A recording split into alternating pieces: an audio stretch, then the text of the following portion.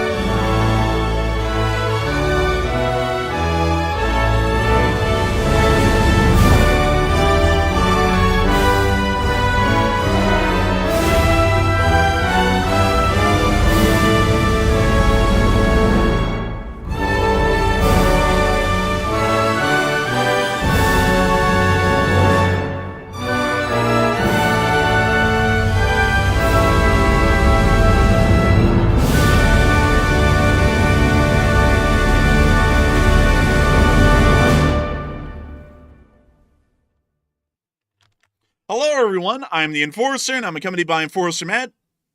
And good evening, folks. It's Enforcer Matt, and welcome back to day 1322 of the War News stream. And today we have very big news. The Ukrainians escalated their attacks on critical Russian energy sites today. We've also seen that a Russian nuclear facility was struck by a drone under some odd circumstances. And also, Iran has been caught developing long-range ICBM missiles that could strike New York if they're actually successful. So we have very big news, and it's good to see you all once again. And, of course, we're going to be covering the past 24 hours, actually the 48 hours, of news from around the world, as we've been getting significant developments and news over that period. We have been able to hear that the Russian President Vladimir Putin has now started to directly threaten a direct armed threat against the United States due to the President of the United States' admission today that the United States will provide Tomahawk cruise missiles to the state of Ukraine and are only trying to figure out how the Ukrainians will use them in the long term. This puts about 95% of all military and industrial targets in the Russian Federation, if Tomahawks were to be provided, under the threat of a Ukrainian missile attack, which could cause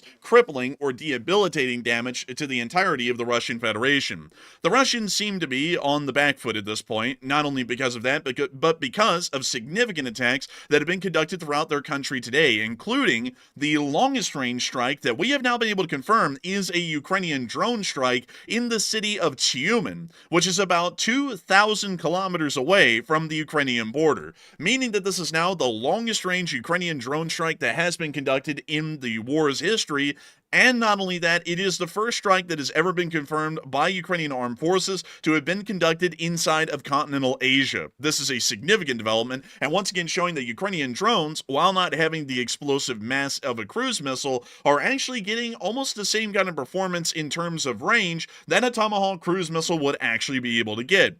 On top of that, we have been able to hear that the United States of America has ceased all diplomatic efforts with the nation of Venezuela, and it does appear that we are preparing for military action against Venezuela Venezuelans here in the near future. The Venezuelans are still mobilizing their armed forces and are conducting readiness drills to try and get their ailing armed force onto some sort of a modern and combat-capable page of their history, although it seems to me that time is generally against them. Inside of the Middle East, we have been able to hear that Israel and Hamas are continuing their negotiations, although it appears that these negotiations are most likely going to end up nowhere. We have also heard that the Israelis have announced today that the Iranians are working on an intercontinental ballistic missile that is capable of reaching the eastern coast of the United States, something that the Enforcer channel has actually reported on about 2 weeks before the statement was made by Netanyahu today inside of Israel. The Yemeni Houthis have also fired about 5 missiles at the state of Israel today as well, all of those being intercepted by air defense systems near to the port of Eilat. Inside of Syria, firefights have broken out in the city of Aleppo between the Free Syrian, well, not really the Free Syrian Army, but the Syrian interim government forces and those of the SDF. The firefight was quite significant, and it does appear that there may be a larger war that's going to be breaking out here soon between the Syrian interim government and that of the Syrian Democratic Forces within the northeastern part of the country. The United States of America has also issued a warning to the Republic of China on the island of Taiwan that they need to prepare all available measures for an eventual communist invasion or an attempted invasion of the island by the communist Chinese on the mainland. The North Koreans have also shown off their Chokyong destroyer once again to the world after they broke its back, launching it at the harbor in Chongjin, and it does appear that this ship has gotten a couple of small upgrades in the meantime. Inside of the inside the front lines in Ukraine, we were also able to confirm that the Russian Federation had taken significant losses, and the Ukrainian armed forces have been able to hold their ground. Not only holding their ground, but knocking out the entire power grid within the Zaporizhia Oblast. We are still trying to keep up, folks, with the story at the Zaporizhia nuclear power plant. Unfortunately, there is not a large update or amount of news that's coming out from any direction about that situation, but we did hear the IAEA confirm that there was shelling around the site of the power plant once again yesterday, and that is the most recent update that we have. Beyond that, we are going to be covering each and every single major piece of news that we have over the course of the past 48 hours. And those are just the biggest stories that I had to cover. We have loads of stories, including massive ones from yesterday, that I wasn't even able to tell y'all here in the summary of the news that we're going to be covering tonight. But suffice it to say, it is going to be a major amount of news. And we're, of course, going to be making sure to get y'all into it as much as we can and as detailed as we can. And so with that, we are going to be moving directly into the Russian Federation, as we have been able to hear that Vladimir Putin has given a direct response to the provisions of Tomahawk cruise missiles to Ukraine by the United States. According to the Russian Senator Dizhabarov, if that's the way to pronounce it. That's an incredibly hard name to pronounce. He has warned that if Tomahawk missiles are sent to Ukraine, Russia will respond forcefully, and the fallout will not be limited to Ukraine. Such similar sentiments have been stated by Vladimir Putin directly, stating that any positive developments in between the Russian-American relationship will be completely shattered by the provision of a Tomahawk cruise missile. This is also coming in response to the statement that the President of the United States made earlier today in Washington, D.C., in which the President did announce that Tomahawk cruise missiles were going to be on the way to the state of Ukraine. The full quote from the President was, "I've sort of made a decision, pretty much, if you consider it. Yeah, I think I want to know what they are going to do with them. Where they are sending, I guess. I have to ask that question." Pretty much largely saying that they are going to be sending Tomahawk cruise missiles to Ukraine. It's just that they want to find out exactly how they're going to end up being used once they're inside of Ukrainian hands. Some people have actually pointed out, very interestingly, that the Tomahawk cruise missile is not a land-based or land-fired missile, and generally the Tomahawks are designed to be fired from stationary launch cells that are on board of an Arleigh-Burke-class destroyer or a Ticonderoga-class missile cruiser, or an attack submarine or a ballistic missile submarine from its torpedo tubes. Very rarely have we ever seen any Tomahawk missiles being fired by land-launched silos, or any sort of a land-launched launching platform like a TEL. It appears, however, that the United States will most likely be providing some form of a transport erector launcher to be able to launch these Tomahawks, or the Ukrainians will be able to convert one of their existing platforms to be able to launch Tomahawk cruise missiles once they are provided. While all that was going on, we also got an incredibly concerning statement statement from the EU Air and Space Defense Minister on the information that Europe has been able to obtain about the Russian plans, at least the greater plans that exist inside of Europe. According to Andreas Kubilius, the European Commissioner for Space and Defense, he has announced that German intelligence has obtained relevant evidence indicating that the Russian President Vladimir Putin and the Kremlin at its highest levels are discussing a potential attack against NATO, with it currently unknown if these are only discussions or if preparations are actively being made for a direct conflict with NATO and the United States. It is starting to become fairly clear, at least as of recently, that the Russian Federation may actually consider the Tomahawk cruise missiles to be the breaking point. We're not exactly sure if it will be, as I will remind you all, the Russian Federation has stated endless times that a breaking point will arrive and it will be a total war between them and NATO. Let me just remind you all of the list. Economic sanctions, the provision of F-16s, the provision of ATACMS, the provision of HIMARS, the provision of GMLRSs, the provision of small diameter bombs, the provisions of armored vehicles, tanks, weapons, ammunition, any form of intelligence, satellite-based intelligence on the Russian Federation and its abilities, all such sorts of provisions that the West has given to Ukraine, which I just listed, were all statements that the Russian Federation responded to, saying that that would be the complete outbreak of war in one form or another. But considering that we're getting pretty close to the point that it does appear that the Russians are at their economic breaking point, and also given the fact of increased tensions and violations by the Russian Federation inside of NATO's sovereign airspace and land, it's starting to become a lot more likely that this may start to become the true straw that may break the Russians back and start to get them into a larger conflict with NATO. A lot of people have been talking about the statements by U.S. officials, including the president, indicating that Tomahawk cruise missiles will be sent to Ukraine, and also the fact of the Russian threats that have been issued over the course of the day since that announcement was made. And Matthew, what are people thinking about that, and what are you thinking about it as well?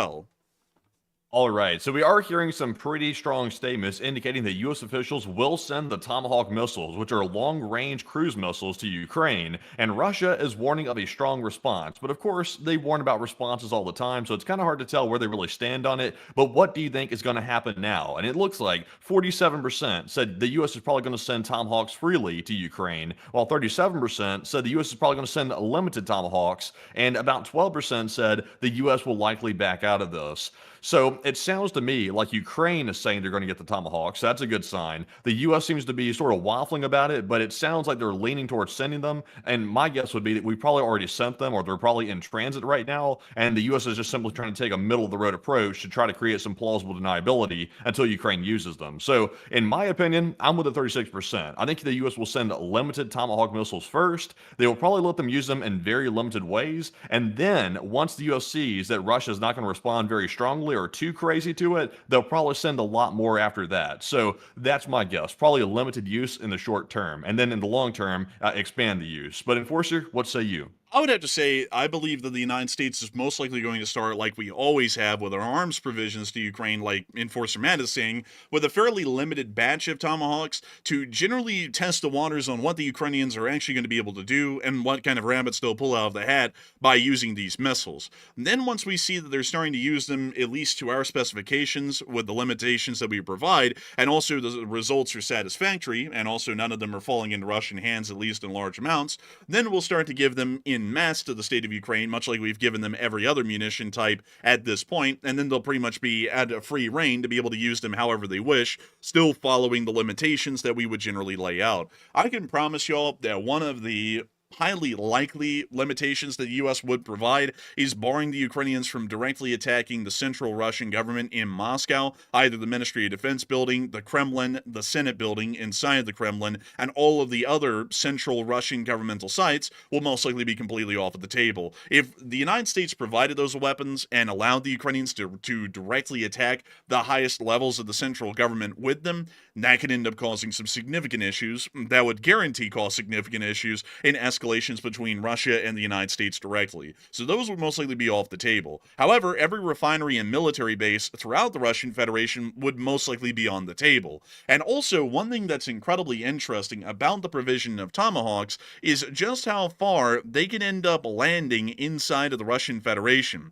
If I remember correctly, I actually had that here in the location unknowns, and Actually, I do not. Maybe I have it up here inside of Moscow. But this actually will show y'all, at least by the Institute of the Study of War, an amazing group of people on Twitter, a think tank based out of Washington, D.C. that comes up with a large amount of analysis as well, that actually shows the different types of Tomahawk missiles that could be provided and their maximum ranges.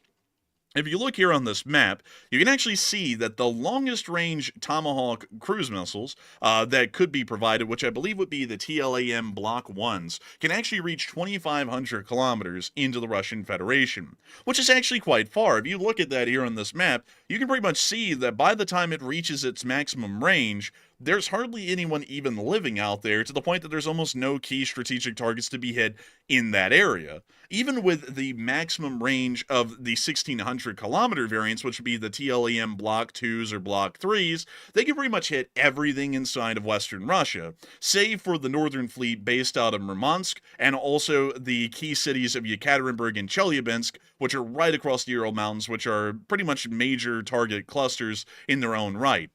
This is something that we do have to point out is quite significant. The Ukrainians can pretty much already hit most of these targets as of today with their drones. The issue is, however, is that while drones can make it through the Russian air defense and generally can hit just about all of these targets that you see here on screen, the problem is that their explosive yield usually is somewhat low. Most drones that are used in the armed forces of Ukraine, we believe at maximum have a 100-pound explosive on board, or something closer to the 50-pound explosive mark. These are fairly small, and while they are able to land their hits and cause decent amounts of damage, they do not cause damage that literally wipes something off of the map, at least for good operationally. A Tomahawk cruise missile hitting a refinery is going to hit that refinery with about a 1,000-pound explosive on board. That is 10 times the explosive mass of most of your average Ukrainian drones, excluding the A-22, which carries a 500-pound bomb. With that in mind, 10 times the explosive mass is obviously going to create a much larger field of damage whenever it makes its hit. And for that reason, it will keep Russian refineries out of action for much longer, or may actually cause so much damage to a refinery that there really is no way to bring that refinery back up to an operational capacity through the duration of the war. It might just be financially infeasible or materially impossible to repair everything that was damaged or destroyed from a Tomahawk impact. On top of that, a Tomahawk is also really hard to hit. A Tomahawk generally flies somewhere between 30 to 50 meters off of the ground level, which means that it's about 150 feet up at its highest.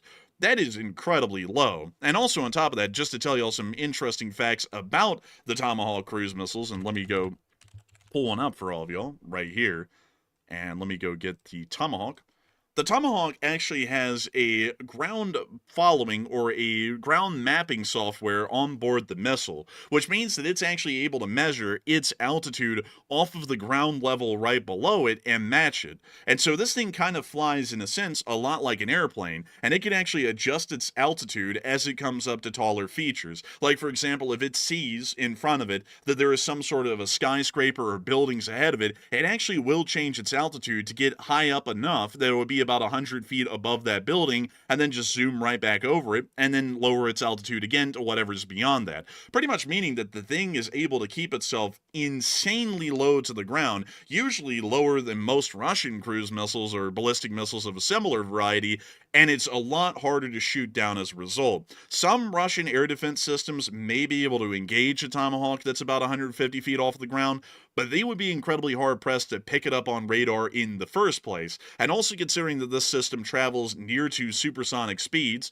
around Mach 0.95, this thing is also zipping by at a pretty fast clip, which also makes it incredibly hard to intercept because of that as well. In general, these would be pretty hard for the Russians to intercept, and would also cause an amount of damage that is inconceivable by current Ukrainian strike tactics and strike doctrines and equipment so far. And so I would have to say, this thing actually is most likely going to be a game changer in the long term for the state of Ukraine, unlike the F-16s, the Abrams, and so on, that were game changers, at least in how the battlefield is turning out. This is a game changer on the strategic level of how the war will turn out, and will most likely shorten this war by a decent bit by bringing the Russians to their knees a good bit quicker once these systems are provided. Also, I saw someone bring up in the chat that the U.S. wasn't going to provide the Tomahawk, the BGM 109. They were actually going to provide the AGM 86, which I would generally have to say it's possible, but it's not highly likely. The AGM 86 is a big boy. I mean, this thing is a pretty chunky little fella, and you usually have to have a pretty damn big aircraft to be able to launch these. If I remember correctly, I believe we launched these off of B-52 Stratofortresses and B-1 Lancers in fairly limited numbers whenever they're used, because they are so large. Most aircraft wouldn't have the payload or the wing pylon capacity to be able to carry an AGM 86 ALCM, and so while it's incredibly similar in every way to a Tomahawk, at least in how it performs and how its final impact is generally carried out, it would be a little bit beyond Ukrainian Air Force capabilities to be able to carry an ALCM out to its launch site and then drop it off. They most likely just wouldn't have the payload capacity for such a thing. Let me see if I can find y'all something to show y'all how big an ALCM is, because these things are not small at all. Oh, actually, you can see one here being mounted onto a B-52 on an external Yeah, those are wing pretty platform. large. Yeah, I mean, Those are pretty large right there. Also, my big question is this, because we know that Ukraine's developing a lot of domestic missiles. Like, for example, the Flamingo is the new hot missile they've just come out with. And obviously, that's a feat of engineering. They've made it very, very cheap for the size missile it is. And to my knowledge, the Tomahawk costs somewhere around $1.8 to $2 million per missile, according to what I know. I might have those numbers slightly off a bit, but they're pretty expensive. They're not cheap, these Tomahawks. And the Flamingo, we've heard, is about $500,000 to make that missile. So the price difference is pretty large. For 4 Flamingos, you get 1 Tomahawk. So what is the difference between these two things right here? What's the payload that this thing right here is carrying, a Flamingo, and what's its range versus a Tomahawk? From what we know, the Flamingo actually would have an explosive mass about twice as large as a Tomahawk's on board, so about a 2,000-pound explosive is on a Flamingo. The issue, however, with cost is that Tomahawk cruise missiles, while produced in somewhat larger numbers, may not be produced on the scale that Flamingos will be, because the Ukrainians are working on an economy of scale, which is lowering the price down a good bit. And that's generally how it works with most defense contractors, even inside of the United States, is that once something is produced at an economy of scale, just because you're pretty much buying them wholesale, you'll be able to greatly reduce the cost. The Ukrainians may have laid out that they will be purchasing an indefinite number of Flamingo cruise missiles from the producer, and for that reason the producer was able to make sure that they were able to set up wholesale costs for the raw materials and also the manpower that would be needed to produce these, and that's what got the price down so low. Tomahawks just have not been produced, at least from what I would assume, in the number that the Flamingos are going to be produced, and that's why the prices would be a little bit higher, is because they're produced instead of in a mass production scale, in a more so artisanal sort of a number in each production batch, more so several hundred at a time, or maybe up to 1,000, which in terms of missiles is a decent amount, but it's not an incredibly large amount like the Flamingo is most likely going to be ending up produced in. On top of that, the quality. Well, what's the range on the Flamingo? Because that's another huge thing. The Tomahawk's a long-range cruise missile, so do we know the range differences between the two? I see the payload difference. What about the range? The range is actually similar. Interesting. And what is it? It's about 1,600 kilometers or so at the maximum range for both the Flamingo and the Tomahawk. Interesting. So you could get the exact numbers on that, by the way? I don't think we can get it off the top of our head right now. We had an infographic on that, I think, last week. But they have a fairly comparable range, because we actually pointed that out on the show, that the Flamingo actually has an identical range, at least according to the Armed Forces of Ukraine, as a Tomahawk cruise missile, at least from the information that we got last week from the Ukrainian Armed Forces. So generally, if we go back to the Institute for the Study of Wars map on what a Tomahawk could hit, and let me see if I can get that right here, the Flamingo cruise missile would be able to hit almost all the way out to the Urals. Interesting. Also, by the way, I was trying to get the exact number real quick. Let's see here. It looks like the operational range of a Block 2 TLAM-N, which is one of the variants of this Tomahawk here. We're not sure the exact variant that's being sent, but it looks like it's about 1,500 miles, give or take, just about. And the Flamingo can go about 1,800 miles. So actually, it looks like the Flamingo might have a slightly longer range on it by a couple of hundred miles. That's actually quite a bit of range extra that the Flamingo reportedly has on it, if these numbers are accurate. So the Flamingo can actually go pretty dang far. And also it's cheaper too by a good bit because you can get pretty much 3 or 4 flamingos for the cost of one Tomahawk. So I would say the warhead differences aren't that significant, at least in my opinion, because the range is obviously on par, if not slightly better, with the Flamingo, which is cheaper. So I don't know. Like it seems like the better solution here might be to actually help Ukraine fund their Flamingo production to help them ramp that up even further instead of sending Tomahawks, in small numbers, because Tomahawks are not that much more potent than a Flamingo, in my personal opinion. I mean, that's a possible sort of solution, but at the same time, there's a lot of unknown variables about the Flamingo and its internal components that we really don't know about. For example, its navigational software. Does it have terrain following features inside of its targeting software? How accurate is it? What altitude does this thing fly at? Because a Flamingo, because it's so cheap, we would have to assume that its computers and ballistic systems on board may not be as refined as the Tomahawks and may be more primitive. Because usually a lot of the cost in most missiles here in the West actually aren't in the missile itself, like the propellant, the body, or the warhead. It's actually within the computing ballistics components and computers inside of the missiles.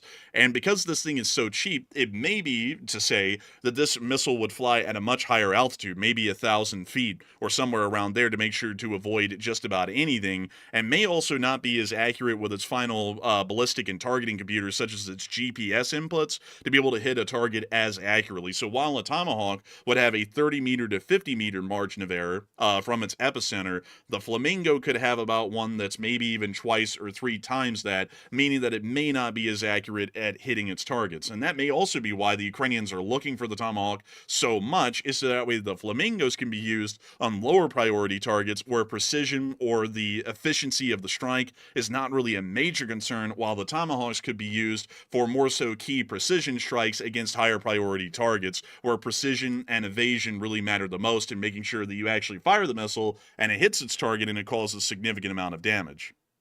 Yeah, it looks like you're actually right on that with targeting. I see also a lot of people mentioning that in the chat as well. It looks like the targeting is probably the biggest difference between the two. And once again, I've tried to do research into this Flamingo missile before. The details are very scarce on it. It's a new thing. They're also keeping the OPSEC pretty tight on it, so we know very little publicly about it. But they're not publicizing what the targeting system on the Flamingo is. So we don't know even what it's using. It could be using something very primitive like basic GPS. We don't know really what it's using. So it looks like probably the Tomahawk is much, much better at targeting and also being very more precise about where it's hitting than the Flamingo, just based on looking at it right here. But there's a whole lot we don't know, though. But I guess the price difference can tell you there's got to be some pretty big difference, or otherwise it wouldn't be that much cheaper. So it must be the targeting system. It would be my guess.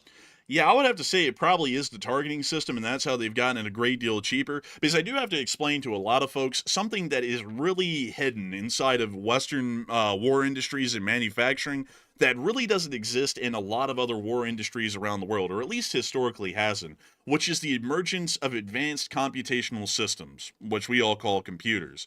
The West is the dominant producer, most of that now being done in Taiwan with the semiconductors and so on, of computing software and computing components in our modern day and age. Back in the day, during the Cold War, the major disparity, one of the largest reasons why the West economically outdid the Soviet Union so quickly from about the late 1940s on to the 1980s, was because of our advanced computational systems that we created in the form of our computers.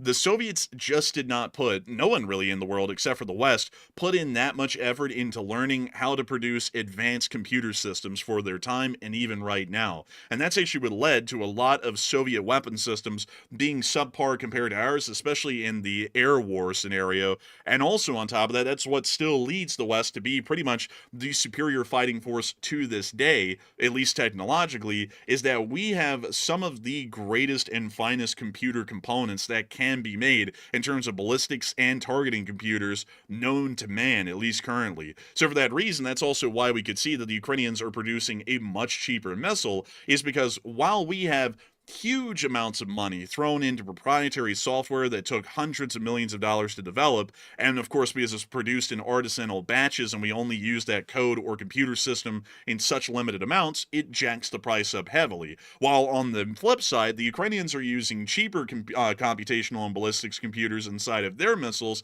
and that lowers the cost down greatly. And also the fact that they're producing these on an economy of scale will lower that down even farther, so that way it's incredibly cheap compared to that of a Tomahawk. Because one thing that I do have to point out, this is the best example that we have, is the difference between a late war Soviet jet and a late war American jet in the Cold War. And the best way that I can show you all that is the difference between an F-15C, which is right here, and yeah, that is an F-15C, just wanted to make sure, and an Su-27, which pretty much is still the main Russian bed for most modern aircraft that the Russian Federation produces. A lot of them are some sort of a variant of the Su-27.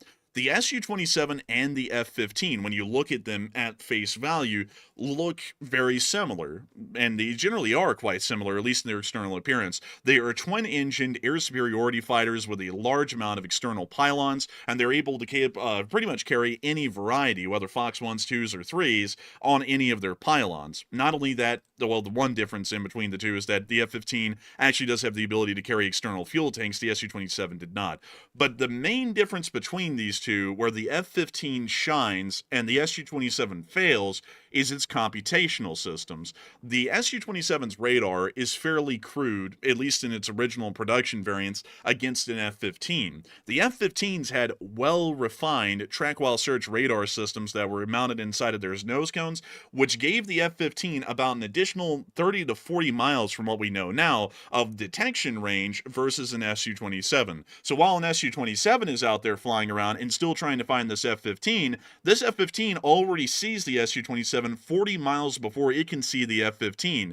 Not only that, but all the missiles that we produced here in the West, the AIM-120, the AIM-9s, and the AIM-7s, all have incredibly advanced radars on board, at least for the AIM-120s, and also incredibly advanced ballistic and computational systems on the AIM-9s and the AIM-7s. And for that reason, our missiles had a greater range and also greater maneuverability as a result of that sort of a difference. Our engines were more refined and were better made. Most of the things that mattered, at least as far as the actual operations of the systems inside of the aircraft, were better on an F-15 than an Su-27. And that sort of disparity generally still exists in between us here in the West and our adversaries in China and Russia still to this day, because they've been trying to play the catch-up game, at least for the larger part on computer systems. And as far as Russia is concerned, they completely fell off in the late 90s after the collapse of the Soviet Union. So generally, that's the big difference, and that's also why there may be a difference in cost between the Flamingo and the Tomahawk that is that large, is because the Ukrainians are a part of that former Soviet bloc, and for that reason may be using more crude computer systems as a result of that fallout from way back then. Yeah, I would say so, probably so. Whatever the case is, the Russians are definitely not on the same level, I would say. The Russians have gotten their production levels up, though. I will give them credit for that. They've gotten production of drones really high, and they've gotten production of all their basics pretty high. But it's all the expense of the civilians, though. That's the catch. The civilians are paying the cost, while literally their economy is going to hell. So I would say between the two, Ukraine's much, much better on the innovation front, but they're probably on par with Russia when it comes to the actual quantity of the weapons they're producing. I would say it's something along those lines.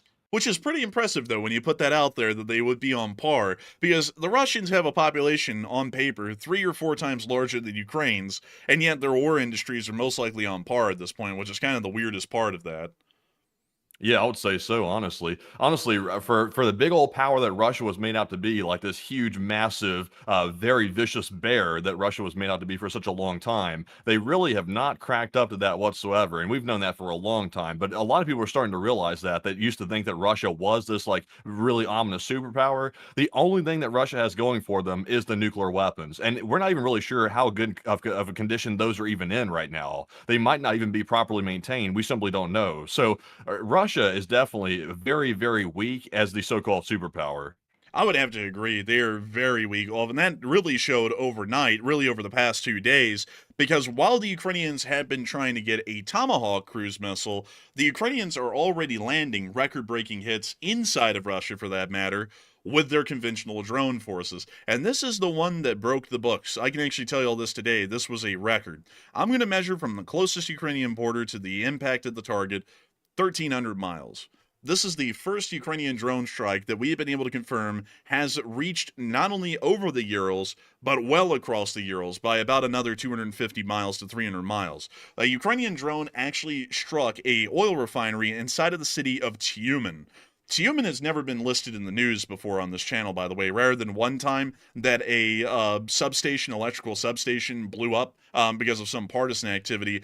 Tyumen has never been listed on this channel before as an actual topic of the news. It's just been so far out of range, at least for the Ukrainians most of the war, that it's never been brought up. But recently, inside of the Tyumen Oblast, in the city of Tyumen, we were able to confirm that the Ukrainians did hit and destroy an oil refinery here within the city. We were able to hear that today, as the Ukrainians did confirm that, and we were able to hear multiple open source intelligence statements being made that they did hit a refinery in Tyumen at a range of 2,000 kilometers from the front line, which is now the longest range hit ever in Ukrainian drone warfare. And we also have picture proof of the damage that was caused, at least to some part of the Tyumen refinery. We can see that some panels on the side of one of these thermal discharge units, from what I assume, was hit and damaged as a result of that attack. This is crazy. I've got to be able to be honest with y'all here. A 1,300-mile-long attack by a drone that only has about a 100-pound warhead flew all the way through the Russian Federation at maybe around 100 miles an hour or so, and ended up landing onto its target. I mean, that's absolutely crazy. That drone was in the air, folks, before it hit that target. If it's going at, say, give or take 100 miles an hour, it was in the air for 12 straight hours over Russia.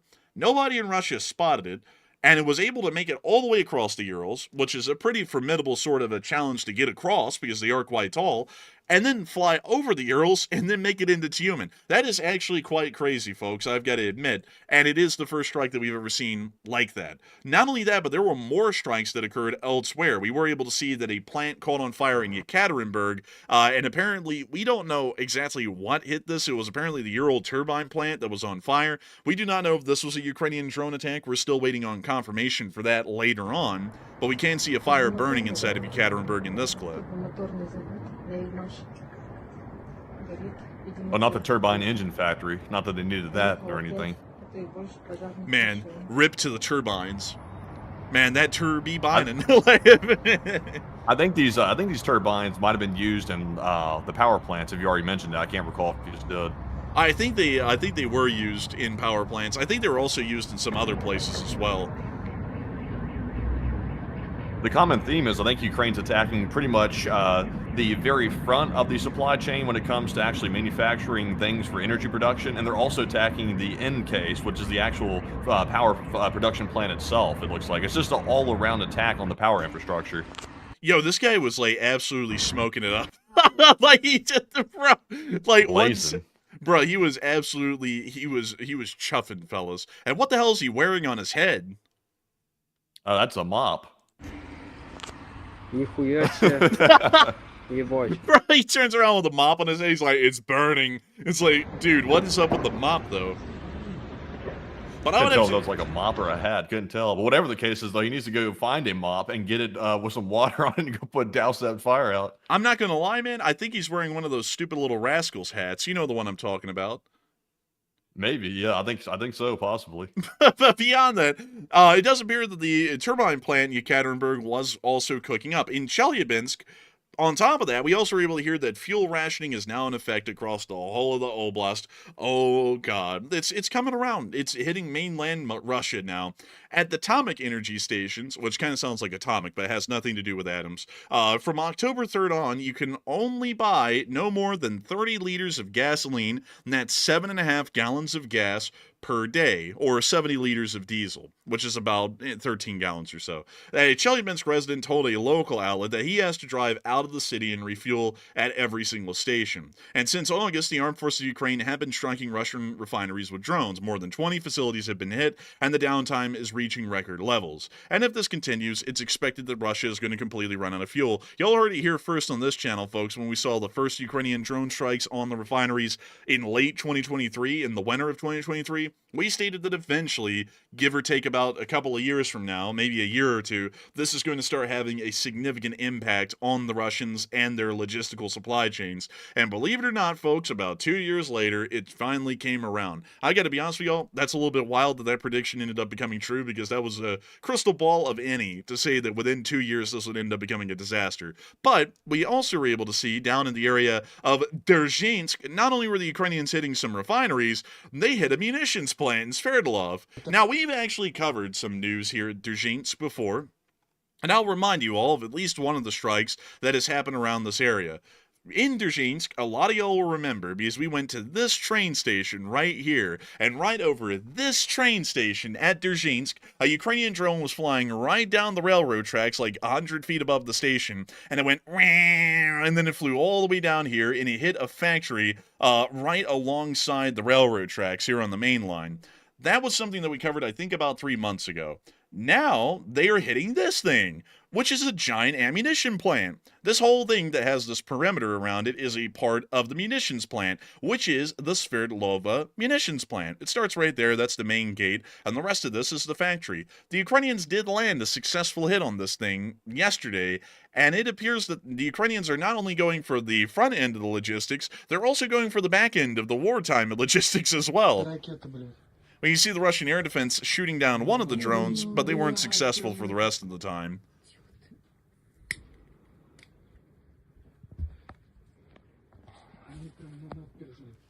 I can't tell if this was a camera noise in the background or somebody was loading something. I couldn't tell. Bro, they downloading. They pirating. Also, the car alarms were going off. They call those Russian They love their birds. car alarms in Russia, man. I'm telling you what, they must think that burglaries happen often or something in Russia, like crime's rampant. Man, honestly. And then also we got to see the fire over there at the Sverdlova plant. Oh, rip.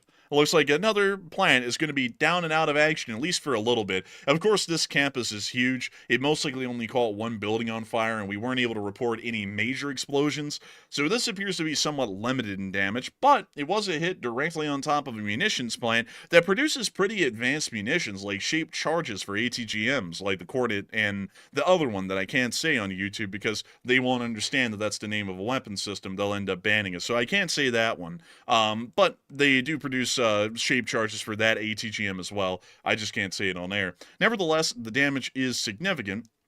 And it does appear that the Russians are going to be up a creek without a paddle here, at least in a couple of months, as a result of that. We also saw, and now this was getting a little bit crazy, folks, some additional incidents that happened inside the Leningradska Oblast.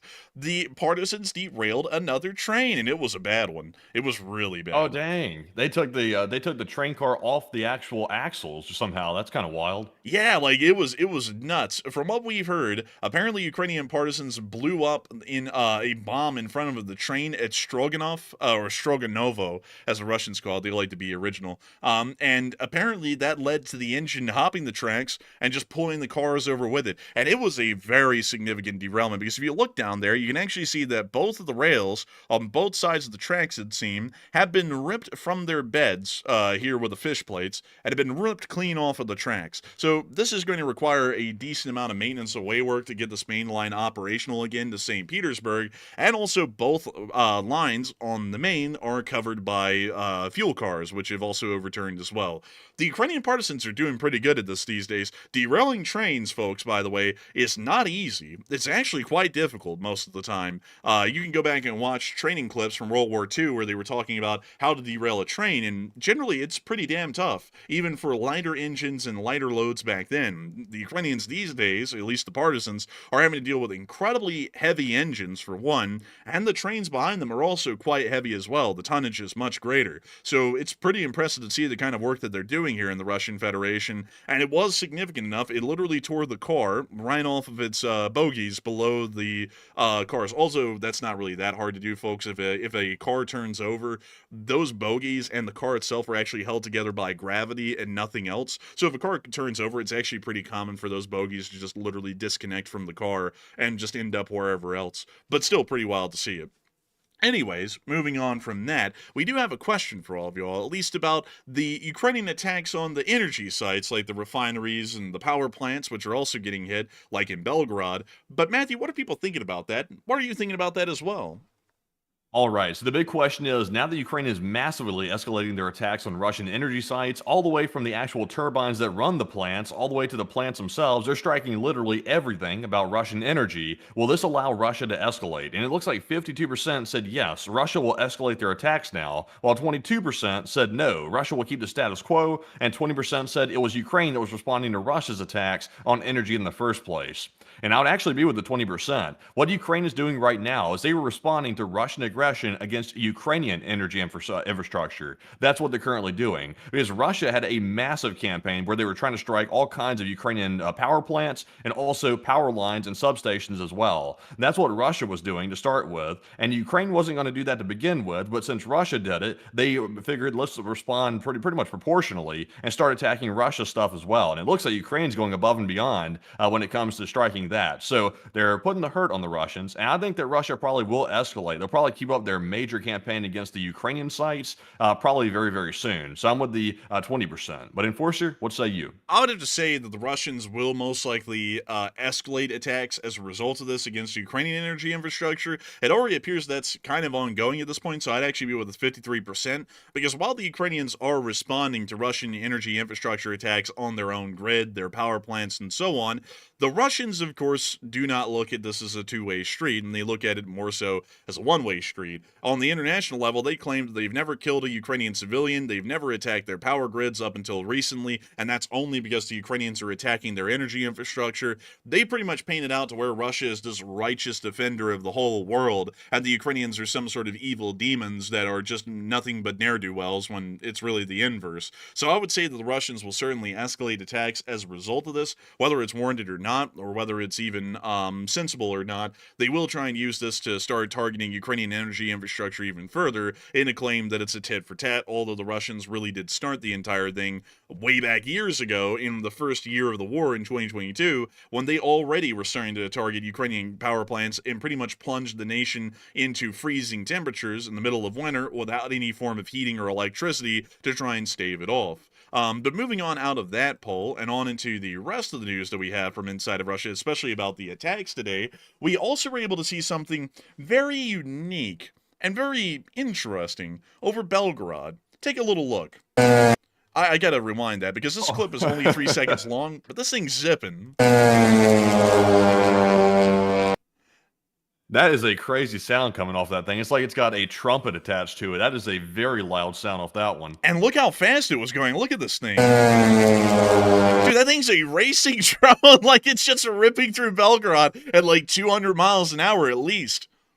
That's wild. How long has that one been in service? I hadn't really seen that one before on the footage. We don't know, actually. This one looks to be brand new from what everyone's saying, and we don't have any idea what it's called, what it's capable of, or anything for that matter. But we had another clip of it here, at least the sound of it, so here's this clip as well. I mean, that thing is ripping, man. Like, that thing is going. Like a dragster. Man, let's watch that again. You can literally see it there in the darkness for just a split second. I mean, this thing is covering some ground. Here it comes, and there it goes.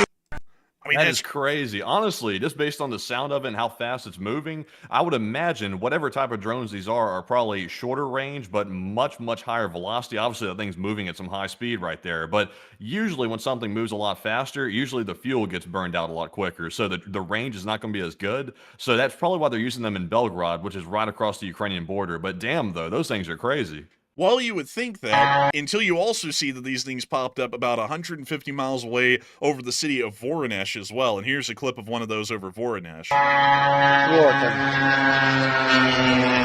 mean, these things are going, and they are covering a lot of ground. Oh, I see you know your anti-stealth well. This thing's definitely not stealth. Here comes another one. There it is. Oh, damn. Oh my god! Right over his head. It buzzed the tower. Oh my god, dude. Jeez, man. You know, that guy had to change his drawers after that one. That was a doozy. Also, I didn't know that F1 was coming to Russia. I thought they were generally avoiding Russia for right now. Man, they brought it back in a special. Like, this is a special tour of the F1 cruise for Russia. Watch this thing, man. This, you know what this reminded me of, man? It reminded me of that Dumbo, you know, that movie Dumbo from Disney way back in the day when Dumbo was flying, you like buzzed the crowd. This had like the same kind of energy to it, but watch it again. Like, this is just crazy.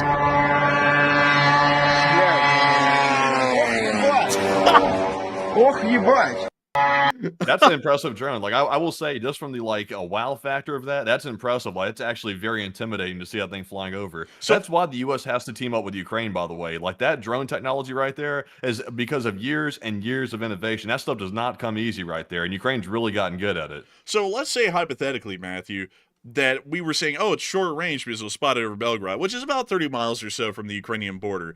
So let's say that's the same drone still busting ass over Russia somewhere that was seen over Belgrade. That means that it covered a ground of about 170 miles or so, and it still looks like it was kicking it and going pretty quickly. So we don't know how long range these things are yet. They seem to be brand new, but we do know that they can cover, at least from what we're assuming right now, about 170 miles, and considering how fast that thing's flying, it probably covered that ground in less than about an hour. Yeah, honestly, the big question at this point is because Russia is still using the licensed Shahed drones from Iran. All Russia has done is they've ramped up production of those Shaheds, which we've seen for a very long time, for many years. They've ramped up production to be very, very large numbers. But Ukraine is doing something different, though. They're not necessarily manufacturing in mass quantities quite like Russia is. They can't quite match that. But they're innovating so fast with new drone models that it's going to make the Shahed look obsolete before long, because these new ones are clearly, at least based on the footage, they look like they're a lot faster and probably a lot more effective. Oh, yeah, oh, bet. We don't know what kind of explosive mass those things carry yet, but we did get to see that some residential building in Belgrade was hit because a Pantsir tried to shoot down one of these drones, ended up missing, and the Pantsir missile went headlong right into the side of an apartment building in Belgrade and blew up inside of it, which this is the clip of that right here. You see the missile coming in at Mach F, and then it slammed right into the side of the building. Jeez. Right there. And also, I think we had a close-up of it too, by the way, from a different angle. I can't remember if it was this missile or it was a drone hitting a building, but it was like up close. You could see it like a block away. Oh yeah, unfortunately I didn't add that one because we were still running overtime tonight with everything we got, so I deleted that one. I was like, you know what, we'll get the wide shot to show the speed of the missile. But we also got to hear that some drone that apparently was flying on the path from Belgrade to Voronezh ran into a little bit of an incident near to a nuclear power plant in Russia. You know, folks, these nuclear power plants, they have a propensity of being in the wrong places at the wrong times these days. I mean, it's crazy, you know? But this is the electrical plant, and I forgot the name of this thing. Let's see. Voronezh. Voronezh is the name of this place. And here in the old Soviet city of Voronezh, they have a nuclear power plant. Well, you can see the reactors right there. It's not a big one. I think it only has 2 operational reactors, but it also has a metric F-ton of cooling towers. I have never seen so many cooling towers in my life. There's like, let's see, 7 of them here, and then there's another 2 of them down here. So in total, they have 9 cooling towers for a 2-reactor power plant. Why do they need that many? I don't know. I've never seen this before in my life. But beyond that, the Russians did engage and shoot down a drone while it was flying over a nuclear power plant. I'm not kidding you. They actually shot one down while it was literally over the plant. It ended up ramming right into one of those cooling towers I just showed y'all, and ended up putting a nice hole in the side of it. From what the Russians are saying, it's not critical, and everything's fine. They'll just put some spackling on this thing, and it'll be okay. So that's what the Russians said. A little bit wild that you'd shoot one of these down while it's over a nuclear power plant. I wouldn't know why you'd do that, but the Russians did do it, and they ended up suffering a little bit of damage at the plant. Imagine if they had shot that thing down and it flew right into the side of a reactor hull and blew up on it. I mean, imagine that. Like, nothing bad would have come as a result of that, but still, the implication of that, I mean, that's pretty crazy right there. Yeah, I would say so. Honestly, depending on the size of the warhead, though, something could come of it because even though the reactor wall is usually really, really thick, and also the buildings housing the reactors usually very well done, it could still cause some serious damage if it was a big enough warhead. So it might not have done something, probably leaning toward that, but it's possible it could have done something if it was really big. Yeah, I like how, man, in Ukraine, they're like, the Zaporizhzhia nuclear power plant has been disconnected from the grid. This is terrible. This is very scary. And then meanwhile, the Russians like, hey, look, a Ukrainian drone. Quick, let's shoot it down over the plant. And then it runs right into a cooling tower. And then the Russians go, nothing to see, nothing wrong here. Everything's fine. It's like, if they think this is fine, imagine how much they mismanage these plants and we just don't know about it. Oh yeah, they're definitely. I would imagine they probably are. If we could get some proof of it, that'd be great. But I'd imagine they probably are. Man, I would bet you that at some point somewhere within the last 10 years, a Russian turned into goop in a reactor hall because there was a radiation leak, and they said, that's fine, perfectly healthy. Like, he's just, he's getting his stretches, and look, his gelatinous form, it's spreading out across the floor. Perfectly safe, everyone, do not worry. Radiation leaks don't really mean anything. But moving on out of the Novovoronesh area, and on out of the drone strikes in general that have happened, at least in Russia today, we do have a couple of additional things to cover in Moscow before we move out of Russia. One, Putin stated today that the invasion in 2022 was right and timely. So it does appear that he is 100% digging his grave and stating that the whole thing was justified and that they're going to keep it going.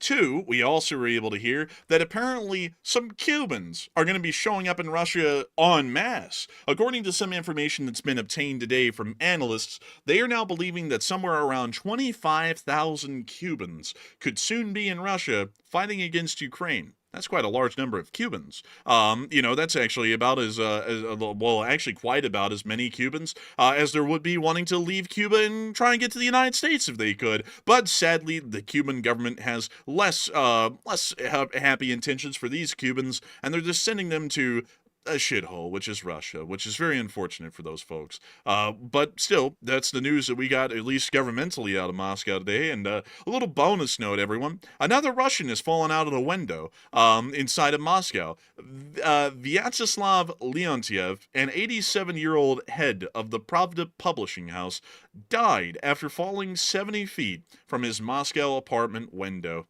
Not kidding, folks, another window. Like, it's another window incident, and they got him. The guy was 87 years old, folks. Fell out of a window, 70 feet from the ground level. Doesn't that seem... Wait a minute, how's that work from a Moscow apartment? 70 feet. That's like 7 stories up, isn't it? I think that would be about that. Like, yeah, 5 or 7 stories up or so. Yeah, so it's a Moscow apartment, so I'd assume it's a modern apartment. What kind of apartment has windows that opens up from the 7th story like that? You do not Do know. windows even open on 7-story apartment buildings? I mean, I didn't think that was a thing. I see you do not know of the Stalinka, do you? Let's see it. There's actually a whole Wikipedia article about this. This is the Stalinka. I mean, maybe. I mean, possibly. Did those windows even open, though? Yes, they all open. Think of this, Matthew. Think of this. Back in the day, when the Soviets were trying to get that, public housing working, for everyone to live in to rapidly modernize Russia, Lenin had this idea of communal housing, but Stalin came in after he died, and he had this idea that housing was supposed to only be for the party elite, the people who were loyal to him. So he had these Stalinkas built, that's why they're called Stalinkas. These are like Khrushchevkas of a different era. But he had these built so that way the greatest and most loyal members of the Stalin part, or faction of the Communist Party, could live in these in Moscow and St. Petersburg, or Leningrad as it was called. And these things are actually quite ornately decked out on the inside. Let me see if I can show you an interior view of one of these. And they don't have one, at least on Wikipedia, but they are actually decked out on the inside. But beyond that, these are not built up to modern codes, and I would assume that a lot of these windows and doors do open up completely. I mean, at least on the balconies, they certainly do.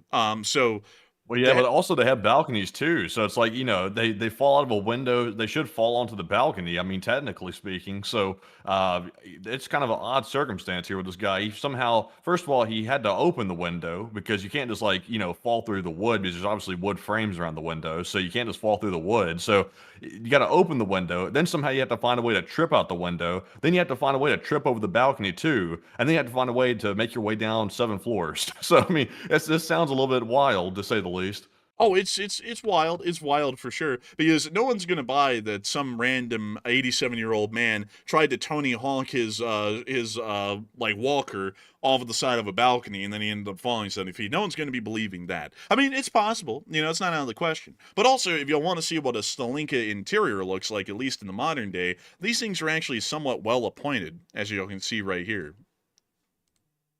Yeah, not too bad, not too bad. Yeah, not at all like what you would see in a Khrushchevka, which is just absolutely garbage. These are actually somewhat decent. And this is a historical Stalinka, like they maintained it in its original configuration. But a lot of the Stalinkas actually aren't bad. If y'all don't know this, in Russia, at least historically, up until recently when they started building real modern apartments, Stalinkas were the preferred housing for everyone. Like, if you could make it in Russia, you had a Stalinka because it was the highest quality sort of an apartment or a flat that you could get. Anything else, a Brezhnevka, a Khrushchevka, or a Leningradskaya, those were terrible. No one wanted to live in those. They sucked. They were bad. Really, Brezhnevkas are like the second best thing to a Stalinka. The Khrushchevkas are the most common ones that you'll find, and then the Leningradskayas are like non-existent. They're like unicorns, but they are quite truly the worst because they would cram a load of people, and they still do, into the Leningradskayas, and you would just be stuck in that thing for the rest of your life. And even today, you probably are stuck in that thing for the rest of your life. But anyways, moving on from that. Well, I guess with a Stalinka, you're stuck in it for the rest of your life until you fall out of it. And I guess I guess there is no such thing, Matthew, in Russia. Of what comes up must come down because you move your way up in society to a Stalinka, and then you move your way down to the pavement 70 feet below whenever you piss off Putin. It apparently works like that. Tell you what, they can revoke that Stalinka at a moment's notice, they say. It's written into the lease. Man, the lease of life in Russia. But moving on from that, it is time for us to get on into some other major news from around the rest of the world. Because, folks, for the first whole hour of this show, we have been talking about what's been going on in Russia today. And there was a load that went on in the Middle East, in East Asia, in Central and South America, and also a little bit in Europe and the front lines of Ukraine, and also in Crimea. And we have all of that left to cover, and we haven't even gotten to it yet. But before we get to all that, because we are going to be knocking that out here really quickly, I do want to make sure to say a massive thanks to everyone who's been watching so far. We have had a peak viewership tonight of 16,000 people who have all been here in one place at one time watching the show. And 60,000 people have watched this show so far. And I got to say, we are, of course, always honored and greatly appreciative of all of y'all being here. And if y'all been enjoying this so far and you're new, please make sure to subscribe. We cover this news 6 days a week, pretty much every single day, except for days where there's not enough news, like when there's literally no news, we might not run a stream. But beyond that, every single day, 6 days a week, we run this thing for all of y'all to be able to hear the news. And on top of that, it's the same time every night, except for Mondays. That's the only day we take off. So if you do appreciate this thing, subscribe. We'd love to have y'all here, and we'd love to let y'all know that y'all hear the news from the Enforcer channel. But before we move on from that, I do want to make sure that we get a couple of questions from the chat, and then we'll be getting on into the rest of the news. So, Matthew, what do we got? All right, so let's get a couple of those questions. Our first 3 super chat questions, and our first one here goes to none other than Mike Barnes. And thank you very much, Mike, by the way, for that very generous 100 Canadian right there. And we do appreciate that very much. I do not see a comment attached to it, but that is one of the largest super chats of the night. And thank you very much, Mike, for helping us keep on the air and keep the news running every single night for well over 1,000-something days. I can't remember the exact number, but it's a lot. But Enforcer, what say you? And I got to say a huge thanks to you so much, Mike Barnes, for being, first off, from Canada, a beautiful country, a country of endless charm, especially in its western regions, which are beautiful, like Alberta and British Columbia and the Northwest Territories and Yukon, very beautiful parts of the country. And I got to say a huge thanks to you so much for being from a great ally of the United States of America up there in Canada. I'd also thank you so much for enjoying this channel and supporting it. You didn't throw in a comment, but you help us to be able to make tons of comments on air by helping us to make sure to pay our bills and eat a little bit of food food. Folks, I had a chicken sandwich today made of Costco chicken, and it was delicious. It was incredible. The chicken was tender and juicy. The mayonnaise, top notch. The salt and pepper, it was great. The bread, wonderful. And that's how the enforcers eat every day, thanks to y'all. We are actually able to have some unseasoned chicken with salt and pepper between 2 pieces of bread and mayonnaise. And it would not be possible if it wasn't for y'all. And so I got to thank you so much, Mike Barnes, because you help us to make the dream. The American dream is an unseasoned chicken sandwich. And we got to thank you massively for that. And we hope that that's a part of the Canadian dream as well. But a humongous thanks to you so much once again. I hope that does address that the best we possibly can. And with that, we are on to the next one. All right, and our next one here goes to none other than Bobby43, also known as LC39A, and he puts in a $100 donation. And thank you very much, good sir Bobby, for that support as well. Also, a Canadian viewer, by the way, putting in that 100 Canadian right there. I tell you what, honestly, it seems like these days, some of the biggest supporters of the channel are actually Canadian viewers, which is kind of wild to see that. But thank you very much, Bobby, for that support. We do appreciate that. And he said, hello, LSAers. Hey, and hello to you, Bobby43. I hope you've been doing well lately. I hope you've been doing well. And I got to say, a humongous thanks to you for the support. I hope you had a great Monday off like a lot of other people had. I was actually told before I got on air tonight, and this quote really stuck with me. They're like, man, you know, you and Chick-fil-A are a lot alike. And I said, why? And they said, because whenever I'm expecting that you're open on Monday, you're closed, like Chick-fil-A's closed on Sundays. And I was like, you know, I never thought of it like that, but he's actually right. That's a shame, really, like, honestly. But I have to thank you so much for the support, Bobby43. And on behalf of Bobby, folks, how is the LSA doing tonight? Are y'all doing well? I hope y'all are doing well. We're doing quite well. We're refreshed, energized, reinvigorated. We did, like, a lot of stuff on Monday, actually. We, like, knocked out tons of errands. But I mean, still, it's a great day in the LSA. It's always a great day in the LSA. And I got to thank you so much for the support, Bobby43, because you're helping the LSA stay alive because we have a show to keep running for the LSA. And so an incredibly massive thanks to you as well for your incredible support tonight and helping this channel to keep on rolling, because it is folks like you who make this thing a reality and help us to be able to continue to cover this news and give the LSA a nice and welcoming home. And so with that, a humongous thanks. And we are on to the last question of the segment, and then we're going to be getting on into the rest of the news. All right, and our last one of the segment goes to BC Skyman, another channel legend, longtime legend, a founding stepstone of the channel, a cornerstone of the channel, that is. And thank you very much, BC, for that $70 support right there, and we appreciate that very much. And also, it's good to see you once again. And he did throw in a super sticker. He threw in a super sticker of the YouTube creature riding a rocket. It could be a flamingo, it could be a tomahawk, nobody's really sure. But he jumped off and ejected before it hit the target, so the YouTube creature is okay. But thank you very much, BC, for that support. And Enforcer, what say you? And I gotta say a humongous thanks to you, BC Skyman, for the support. We have the return, folks, of BC Skyman. I hope you've been doing well, BC Skyman. And I also saw you give a shout out to the Canadians, and you said, I love Niagara Falls, and we all love Niagara Falls. A real treasure. Niagara Falls is such a cool place. You know, actually back in the day, not to share with y'all too much historical information, but did y'all know that back in the day, Niagara Falls was actually an industrial powerhouse, like on both sides of the river? Did y'all know that? I bet y'all didn't. I bet you didn't. Let me go pull up a picture of the banks of the Niagara Falls back in the 1920s. Niagara Falls in the 1920s. Yeah. Let me see here if I can... Yeah, let me see if I can show you all a picture of this here. Yeah. So this is actually at the time what the Niagara Falls kind of looked like. Oh, it looked kind of junky back then.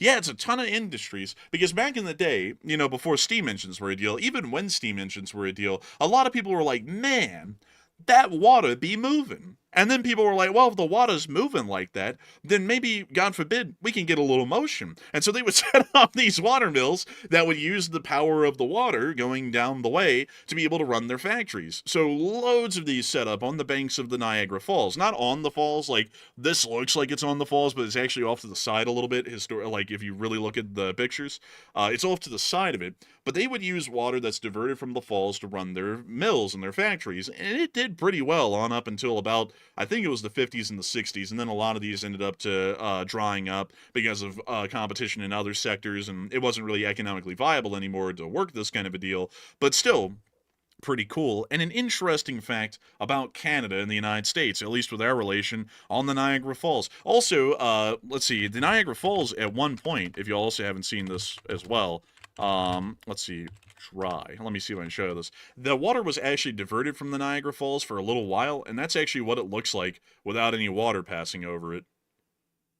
Oh, interesting. Honestly, it looks kind of ugly, like with all the water over. I'm not gonna lie. Man, it really does. Also, man, the rocks down there are huge, like giant, like building-sized rocks. It's really interesting to look at that, honestly, because you don't really get to see the Niagara Falls with the water diverted like that ever. Like, it's incredibly rare. But so cool to look at. I mean, look at that. It literally looks like a giant landslide down there, really.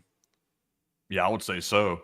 Man, I got to tell you respectfully. But beyond that, I hope that was an interesting little rabbit hole about a very important thing that America and Canada shares together, which is the Niagara Falls. But a humongous thanks to you so much once again for the support, BC Scamming, and helping this channel to keep on running, because you make it possible for us to talk about cool rabbit holes like that, like the Niagara Falls. But with that, a huge thanks to you so much once again. And before we move on into the rest of our news for the night, folks, we actually do have to circle back around and talk about those Cubans, Jerry, that are moving into Russia to help them fight against Ukraine. And Matthew, what are people thinking about that? What are you thinking about that as well? All right, so real quick to round out the chapter on Cuba and Russia's new relationship here, which is a very odd relationship. The experts are warning that Cuba might be Russia's largest foreign fighting force very soon, with 25,000 troops. And is that worth addressing from the United States? 46% said no, it won't impact very much, while 38% said yes, we should address it, it's a very serious issue, and 11% said I'm 50-50 on this one. So honestly, I'll be honest with you, it's a very serious issue because here's the problem. It's not like Cuba has a hard time recruiting people to go fight for Russia because everybody in Cuba is dirt poor. They're very low morale and they have no real way to make an income. Most Cubans are very, very poor and very poor off. So they are always looking for an out. And this is an easy out for the Cuban government or whoever it is trying to recruit these people to find a way out to go to Russia and fight. And I'm sure they're selling it to them like it's some type of pleasure cruise or something, which is obviously a lie. So the Cubans are getting caught up in this because they're desperate. That's probably the bottom line. And the problem is there's probably no end in sight for it because it looks like they're expanding their force to 25,000. So it looks like they're going to start replacing the North Korean troops with Cuban troops. I'm not sure which one's really better in reality. We'll have to wait and see, but I think it's a serious issue. But Enforcer, what say you? I'd have to say it's quite a serious issue because, if you look at this graph here, I mean, 7.8% of their GDP is hard liquor. Now, that says a lot about the country. Raw sugar, too.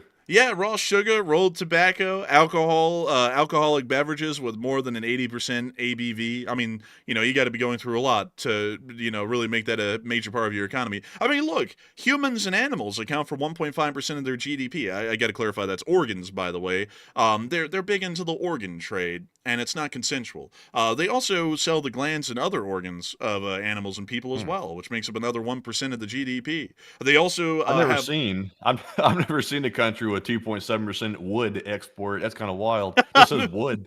Man, it's like you go down to Cuba. What do you have? Wood. I mean, they even put the three dots behind it, like wood. ... It's like, yep, that's wood.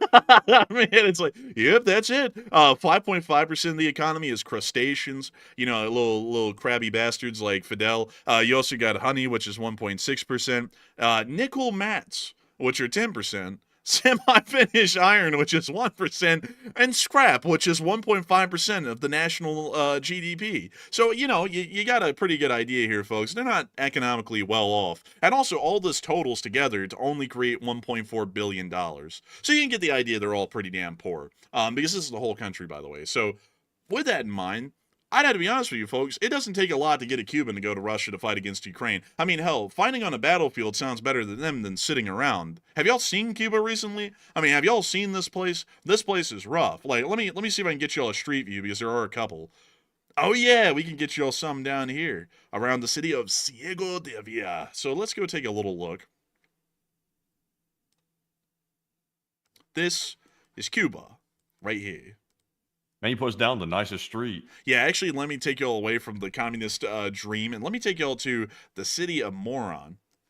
Here we are. Let me show y'all Moron. This is how most Cubans be living, with the tuk-tuk bikes, really no public transport, a lot of the buildings falling apart, kind of molding. That sort of a deal. That's most of This is Cuba. still not as bad as it gets, though. I mean, if you go to rural Cuba, not like in these places where the streetcar's been through or these pictures have been taken, like you'll see it's much rougher than that. Like this rural Cuba? Like Oh yeah, 2 yeah. miles up There the you go. road? That's more like it right there, outside of city center. Isn't that lovely with communism? They love to have a nice city center and like a little fake place they can take pictures. Like the communists are like Instagram influencers. They want to have a place to take an Instagram picture, and then once you go outside that little spot where it's like a little photo booth, it gets instantly horrid, like right outside of it. Yeah, I mean, this is bad. I mean, you can tell they haven't paved this street in about like 50 years, and the only reason it's survived so long is because no one has a car to drive over it. So it's held up somewhat well for 50 years, but not really going to be around for much longer. Also, let me show y'all another little view. This is all, by the way, just from one town of Moron. Let's go here. This is a nicer side of town, but this still looks like it's pretty rough, honestly. Like, it's not really the greatest place. Let me go show y'all another place, just to give a couple of examples. Because, of course, we have to have examples, folks. We have to go down here to this little spot and check this out. Oh, yeah. Oh my god! What in the hell? Oh man, this is a roof. Yeah, it looks like the roof is coming up. Like, I think the roof is popping off. But this is Sancti Spiritus in Cuba. And this is what it kind of looks like out there in the city. It's I mean, it's it's not the greatest place, Cuba, so it doesn't take a lot to get people to leave the country and do anything, even fighting a war. So I wanted to be honest with y'all, this is a little bit of an issue because if the flood of Cubans opens up, there's going to be a lot of them going over to Russia because one, they're going to get paid quite well, and two, it gets them out of Cuba. So it's kind of like getting out of class. They don't want to be there. Moving on from that, though, it is time for us to get on into the rest of the news that we have, moving us over into East Asia. We were able to see that the fatty did a little inspection of the Cheohyun as a part of the Self-Defense 2025 military exhibition in North Korea. As many of you all know, military exhibitions and arms expos are usually held when a country is trying to sell weapons to another one to make a little bit of cash. What's really interesting about this arms expo is that no one was there except for the North Koreans. So I don't know what the arms expo was for. Who are they selling to? Or are they selling North Korean weapons to North Koreans? I mean, isn't that kind of counterintuitive? I mean, everything's owned by the states, so that makes no sense. This whole thing was had just so that way they could say they had one. You can also see the fat guy there, and he legitimately, no joke, folks, looks like where he's standing on the stage, it looks like the stage is legitimately bending inwards there. I'm not even kidding. Like, if you look at that up close, it actually looks like it's kind of bending downwards where he's standing. So I guess that's thin wood that thing's made of, or he's just that heavy, one or the other. Man, that's the tremendous force of the Grand Marshal. The Grand Marshal has so much weight behind his statements and his stature that he makes the wood cave under the pressure of the Grand Marshal being here. Man, only the finest woods can hold up under Kim Jong-un, and that's because his great leadership melts away at every resistance, including the tensile resistance of wood fibers. We also... They're going to need that 2.7% wood exports from Cuba if he stands on too many platforms. Man, that's where all of it's going. It's going to replace the platforms he stands on. It's all being exported to North Korea. We also got to see this right here. You can see the fat man down there. He's very obvious because he has such a wide profile compared to everyone else. But he's down there in front of the gun. We actually heard that they had to replace the whole gun after this because apparently he caved in the deck around it and it caused some issues with the ammunition. Just kidding, by the way. But beyond that, this is the bow of the Cheohyun, and we also were able to see the bridge. Look, they have computer screens, folks. That's like an upgrade in Civ 6 for the North Koreans. Honestly, I'm shocked, really. Like, I will admit this, like, the interior of the area here, they've done a good job making it look modern. Like, I'm kind of shocked by that a little bit. Based on what they did launching the thing and also screwing that whole situation up and damaging it, the interior of the bridge here is actually kind of impressive. It kind of is a little bit, except for this one I can only describe as a gaming steering wheel for, like, F1 right there for the helmsman. Like, that part seems a little cheap.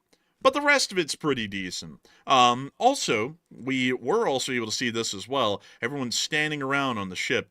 By the way, this is the one that broke its back a little while ago when it was launched, and they repaired it, and now it's seaworthy, technically, again. And also, I gotta say, big shout out to that officer right there who's staring right into that radome on the top of the superstructure, literally dead center. Hopefully they don't turn that on while he's doing that. That seems unsafe. Anyways, moving on from that. Interesting ship. We could go into a rabbit hole in that whole thing. Maybe we'll do that in the question segment. But moving on from that and down to Taiwan, we also were able to hear that the Pentagon nominee has stated there are a lot of things Taiwan can and must urgently do to prepare for a potential invasion scenario by the Communist Chinese. So it does appear that at least one of the nominees is stating that there is a serious threat of China invading the island here in the near future, and we do know that they're rapidly scaling up their invasion plans to happen at a sooner date rather than later.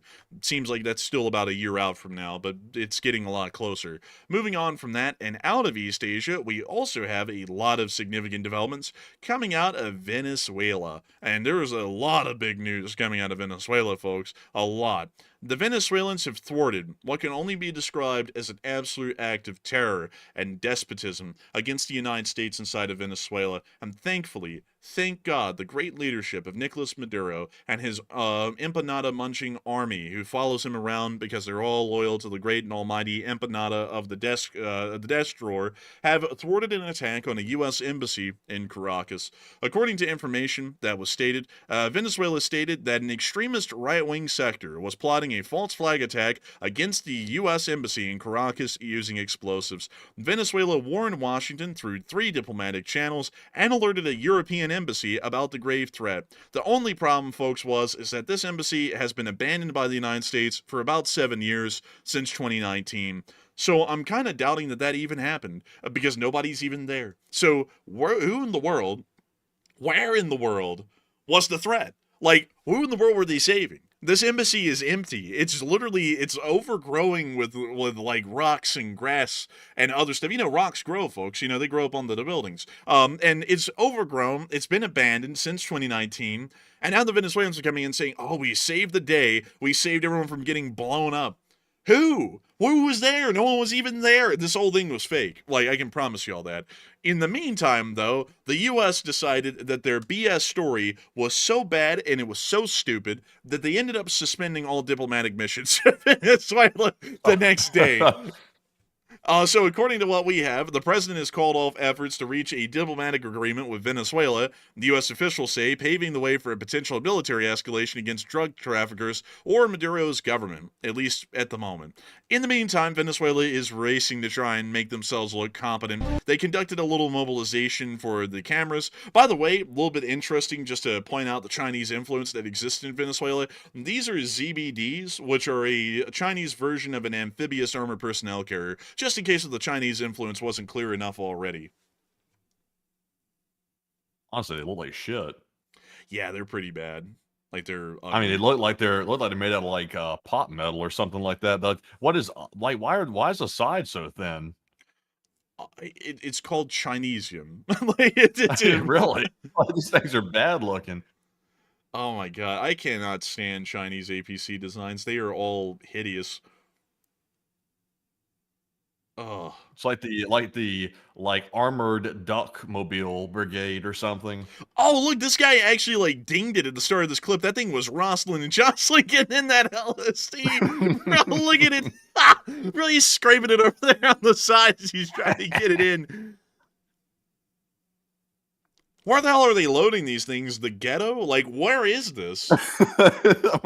Also, what the hell kind of ship are they loading into? That thing looks like it's from like a whole nother time zone. Oh, it is. It's an LST, which is one of these. It's from World War II. God. It's from World War II. It's the same ship from back then. So let me see if I can show y'all the U.S. one, the American LST. Where in the world are they? Come on, come on, come on. Oh, come on. They're down here somewhere. Here it is. It's this. It's one of these, a similar style. So they're backing them into these. They're from World War II.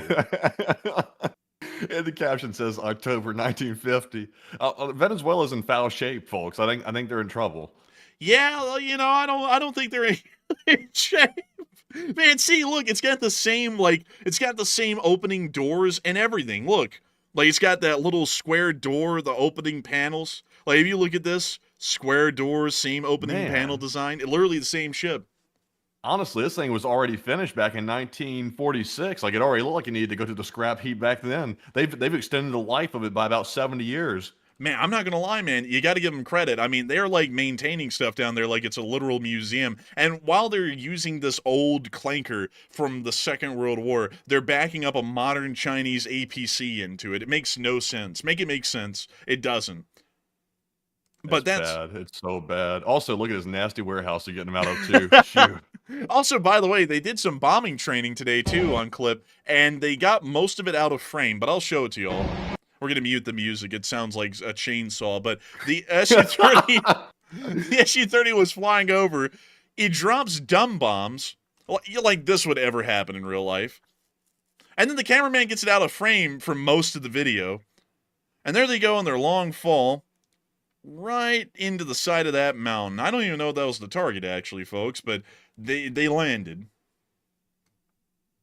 I thought that's where the Venezuelan military is supposed to go after the U.S. drives them out of the city. That's where they're supposed to be launching their attacks from on the U.S. forces when they get pushed back, but they're bombing their own spot. They're getting it pre-prepared so they'll feel at home when they're getting struck in the woods by a bunch of F-15s. So, you know, it doesn't really look like Venezuela is going to be ready to go anytime soon. And I think the fact that they're using Chinese APCs, which look like they're made of paper, and also using LSTs to transport them to God knows where, like where in the world would they even go with those? I don't know. But the whole thing looks like it's not going to pan out well for the Venezuelans. Still, a lot of people are talking about the suspension of diplomatic efforts by the U.S. today and what that's going to lead to. So, Matthew, what are people thinking about that? And what are you thinking about that as well?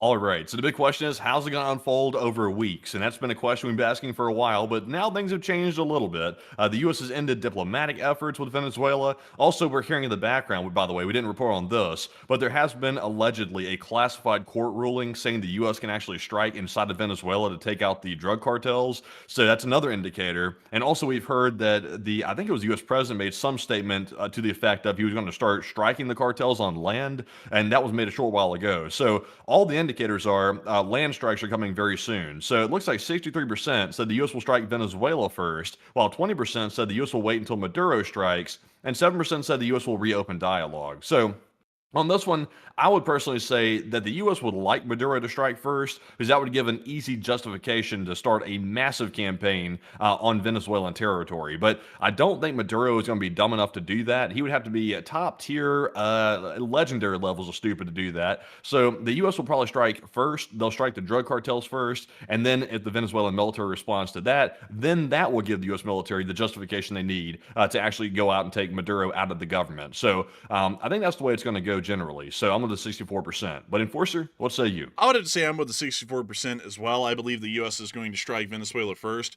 and it does appear that we're still gearing up for that. Also, the classified court ruling, which I always find it weird how courts can have classified rulings. It's kind of counterintuitive.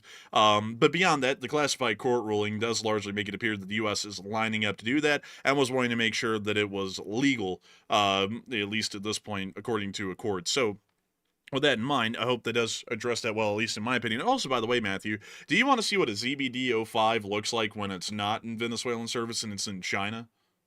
Yeah, let's see it. Oh man. Yeah, I think honestly the Venezuelans did an upgrade to it actually. Why and what theater is blue, white, and dark blue going to be a good camo? Well, you see, obviously, Matthew, it's going to be good in heaven. Like it's where I mean, what, they gonna be fighting a war against the whales or something in the water? Like, what's the blue, white, and this is terrible looking. Did you not hear? These were going to be in the next canceled season of Whale Wars. Didn't you know? Like, didn't you know they were going to be out there? Something like that. This is hideous looking. This is bad. This is pretty bad. Also, the button-style road wheels that they have down there with 4 holes in them each, literally And looking white like walls.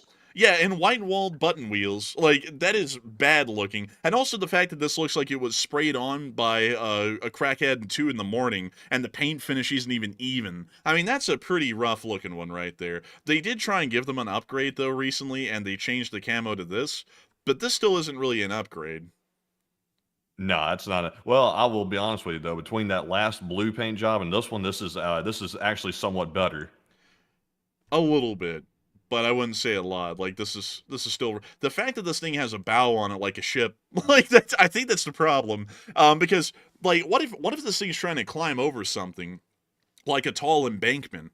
that bow is going to get stuck in the embankment before the tracks can even get traction to climb up the thing. Yeah, this thing's basically going to be like a glorified excavator, like with the way this thing's going to go into the side of a dirt embankment or something. It's going to just basically dig its way through. Man, honestly, man. Also, they got this guy standing at attention up there in the turret like an absolute dork on the dorkmobile. like, look at that. Look at the dorkmobile. It says 06-18 on the side because that's how many people died of laughter on the way that this thing was making across China to Beijing for this parade. This thing is just bad. It's terrible. No, that's the bets, man. How long is the thing going to last? They bet 6 to 18 minutes. No, actually, that's a correction, man. That's 6 to 18 seconds. Like, that's not in minutes. That's seconds. These things are just awful. I hate them so much. Every single Chinese APC suffers from the hideous factor. Every one of them. Like, even the ZBD, and all of them sound like they're out of a fax machine. Even the ZBD-04, which is probably the better looking one that they've made, even this thing looks stupid. It looks like a scrunched down BMP-3 that's had the turret, like, slammed backwards because of an uppercut. The thing looks bad. Yeah, it's bad. Like honestly, no points for design. That's why they got to copy us on their stuff because their design sucks so bad. They got to copy us to have a good fighting chance.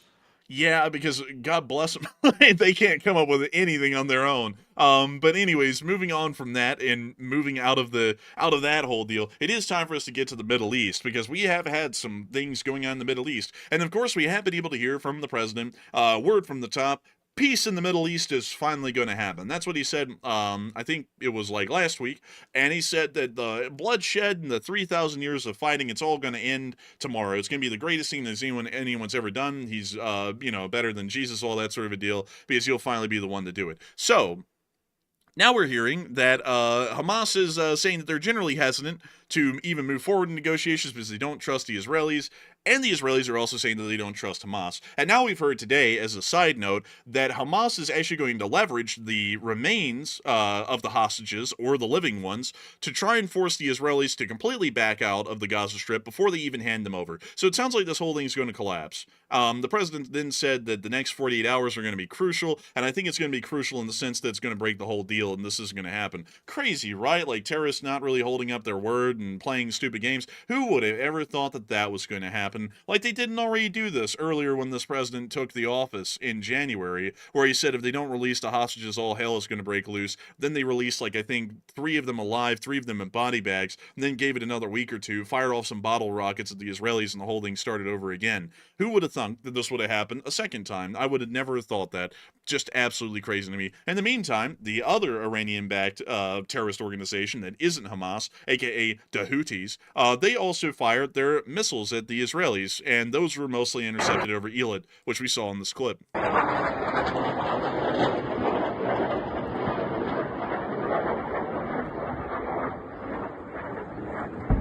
Nice marina, by the way. Oh yeah, that's actually not, I like that boat right there.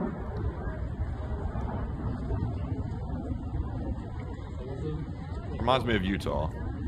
You know, it kind of does. Like, it actually does a little bit. But those mountains over there are a little bit too deserty. You know, they're not like green and lush like a Utah mountain. You know. But also, by the way, folks, got big news for y'all. Got big news. Let me go get my maps ready for this one because I gotta go show y'all this. Because we talked about this on here, and because Netanyahu said it, everyone's acting like it's new, and I'm like, oh man, we already talked about it. But let me go get it. Let's see. Is it this map? Is it this one? Oh, yeah, it is. Okay, so I got the one right. So, now, let me move y'all into the statement by Netanyahu. So, Netanyahu said, I can't show the clip, but Netanyahu said, Iran is developing intercontinental ballistic missiles with 8,000-kilometer ranges. And he also said that add another 3,000 kilometers, and they've got New York City, Washington, Boston, Miami, even Mar-a-Lago, like that's in a totally different area than Miami, under their atomic guns. So, this sounded like news to everyone today, and it went around like wildfire. Everyone was like, oh my god, they're making an ICBM. I can't believe this. Or people were saying, it's Israeli lies. They're not doing that. The Iranians are really peaceful people. They just happen to develop nuclear weapons for mostly peaceful purposes, but they're not bad people, and they're not wanting to kill everyone here in America. The thing is, folks, I just gotta say this, because this is something I have to say. It drives me crazy. Today is day 1322. On day 1306, if I'm not mistaken, or 1307, we actually reported on this channel that they were testing the Karam Shahar 5 ICBM. This is the very same one that Netanyahu brought up today about 2 weeks later. So we have been ahead of this game for about 2 weeks now. Netanyahu's just talking about it today. We talked about this 2 weeks ago. And just to show y'all here, here's the statement. And I'll read it to y'all. This was, by the way, 2 weeks ago. Abul Fazl Zoravan, a member of Iran's National Security Commission, announced that Iran has successfully tested a new ICBM, the Karam Shahar 5. Developed using space launch vehicle technology, the missile has a range of over 10,000 kilometers, putting both the United States and Europe within reach. Not only that, on this map, we also had video evidence of the ICBM test. Right there. That was the Karam Shahar 5 that was tested. All of this was actually covered 2 weeks ago. The reason why we're doing this over again today is because this just came to the public eye because Netanyahu said it, although we were 2 weeks ahead of Netanyahu even in reporting this. So, with that in mind, folks, Matthew, what are people thinking about this whole ICBM thing? Are people think Netanyahu is truthing, or do they think he's lying, or what? All right. So now that Netanyahu said it, do you believe the claim? 61% said yes, it sounds like it's real. 23% said no, it sounds like a BS claim to me. And 12% said I'm 50-50 on this one. And I have to be honest, I do support Israel as an ally of the United States, but for some reason when Netanyahu said it today, even though I knew it was already happening, and I knew that Iran was actually developing these ICBMs, when Netanyahu said it, it actually made me question it, because I don't know why, but for some reason when Netanyahu goes on podcasts, he has a hard time like sounding relatable. I'm not sure how to really say it the correct way.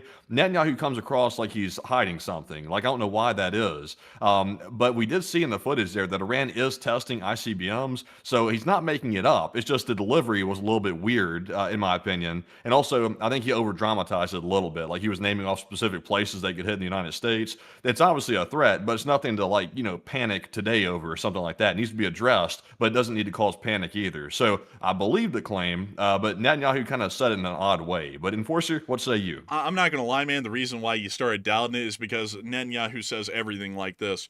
Everyone in America, they need to be worried about this thing, They could kill your wife, your family, your kids. That's why we need to bomb them. Like, he'll just say it like that every time.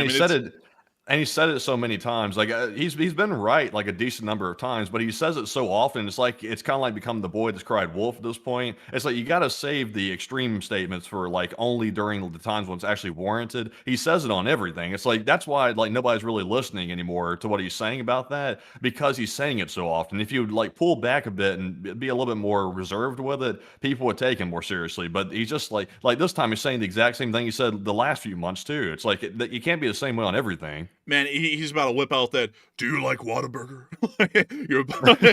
This is your most L take, bro. You're about to not be able to enjoy Whataburger if you don't bomb the Iranians. Oh, why are you regulated? Why are you regulated? That's so weird. But beyond that, folks, he's not lying about this. I mean, honestly, though, I'll be honest with y'all, whenever Netanyahu says anything, I discredit that about as quickly as Budanov saying something. But he's not wrong on this. We already covered this 2 weeks ago. So it is real. Also, by the way, I saw someone make the absolute best comment about this missile. Someone said that Crayola undersigned the creation of this missile. And I think that's probably the most accurate comment ever made. This thing is literally a giant Crayola. And it's a little bit wild that it's also one of Iran's first ICBMs. So a little bit wild with that. But anyways, with that, it is time for us to move on from that. By the way, folks, I had to pull up the receipt on this one because we always say on the channel, we talked about this a while ago, and I don't know if people believe us or not with that because it kind of sounds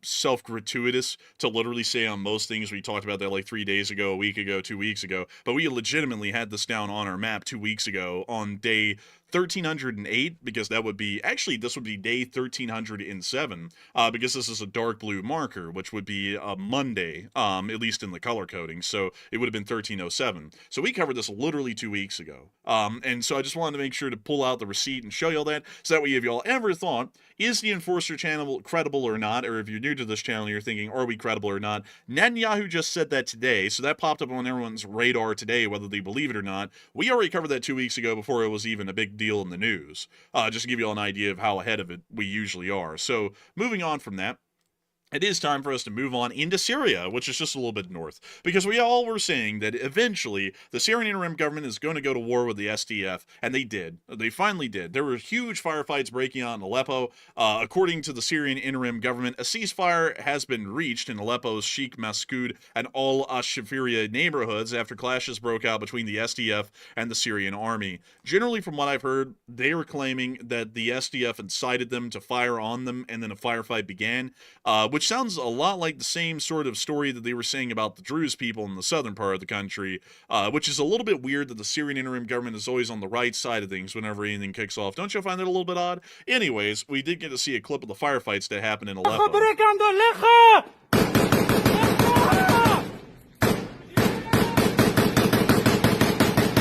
Man, I couldn't tell it was a Syrian. Same old, same old. Yeah, it's the same old in Syria.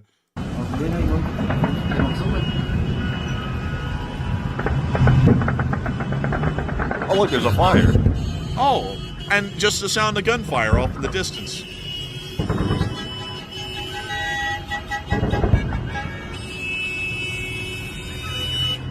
Can they keep the honking down? We're trying to listen to the war.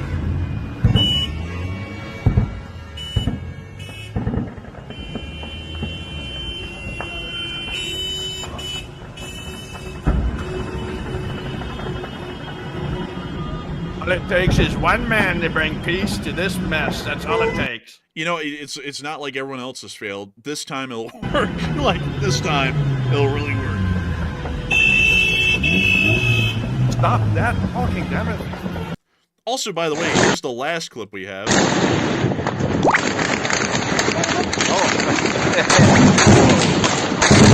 What the hell's that whooping noise? Like, what is that? Somebody's making like sound effects, like it's like some type of like a stage play or something in the background. Like, let's listen to that again. What the hell is that? What is that?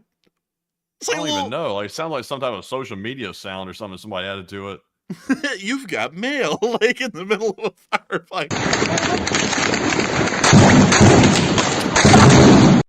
Okay, that made this whole entire intense clip comical, that beeping noise or whatever that is. I don't know. But there was a firefight in Aleppo today, so it does appear that that whole deal is going on. And, oh my goodness, believe it or not, folks, we killed an al-Qaeda leader inside of the Syrian interim government's controlled territory. This was so crazy, everyone. Who would have thought? According to CENTCOM today, U.S. forces killed Mohammed Abd al-Wahhab al-Ahmad, a senior attack planner in the al-Qaeda-linked group Ansar al-Islam, that's like al-Amod, in a strike in Syria on October 2nd. CENTCOM says the operation demonstrates U.S. commitment to disrupt terrorist networks and defend its forces and allies. It's just kind of a little bit weird while they say that, and they're killing an al-Qaeda leader inside of Syrian interim government territory. The guy who's in charge of the Syrian interim government, that generally is also in control of most of the armed forces in Syria right now, is, well, it was at a time and kind of still is, the leader of an al-Qaeda splinter cell that detached from al-Qaeda and then evolved beyond that, because we actually did used to have bounty letters out for al-Jilani back in the day. So a little bit odd with that, you know, it's a little bit crazy. And let me go show you all the al-Jilani Department of State. Let's see, bounty. Let's see here. So, if y'all need a little refresher, some people do. I think everyone does, because this is a little important. This is the guy who's currently running Syria right now. So, you know, just to put that out there, he did have a $10 million bounty on his head from the United States, because he was running the HTS, and they're now in charge of the country. So, you know, it's not really weird to me, at least personally, that you would find a former al-Qaeda member in Syria, considering that he's inside of Syrian interim-controlled territory, which is run by this guy, who also led the HTS, which is a splinter cell and an evolution of al-Qaeda. So a little bit weird that we're kind of surprised by that.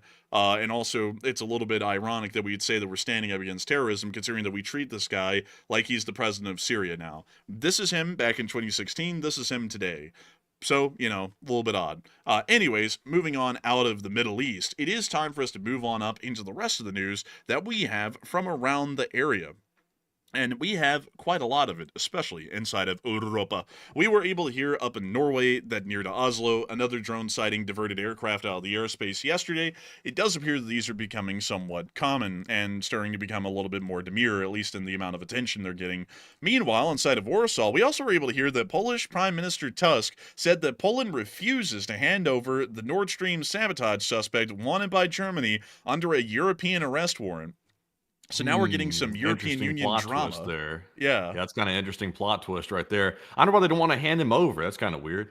That's kind of weird. It kind of makes you think he might actually be the one who did it, maybe. And they're trying to stop him from being arrested and imprisoned by the rest of the European Union for that. A little bit interesting, actually. We also saw a KC-135 Stratotanker over Poland today. Not much more to note on that. It was just there. But that was also an interesting development. So, moving on from that and down into Crimea, we also have a couple of hit scores that we have to talk about down here that have been landed by the Ukrainians today.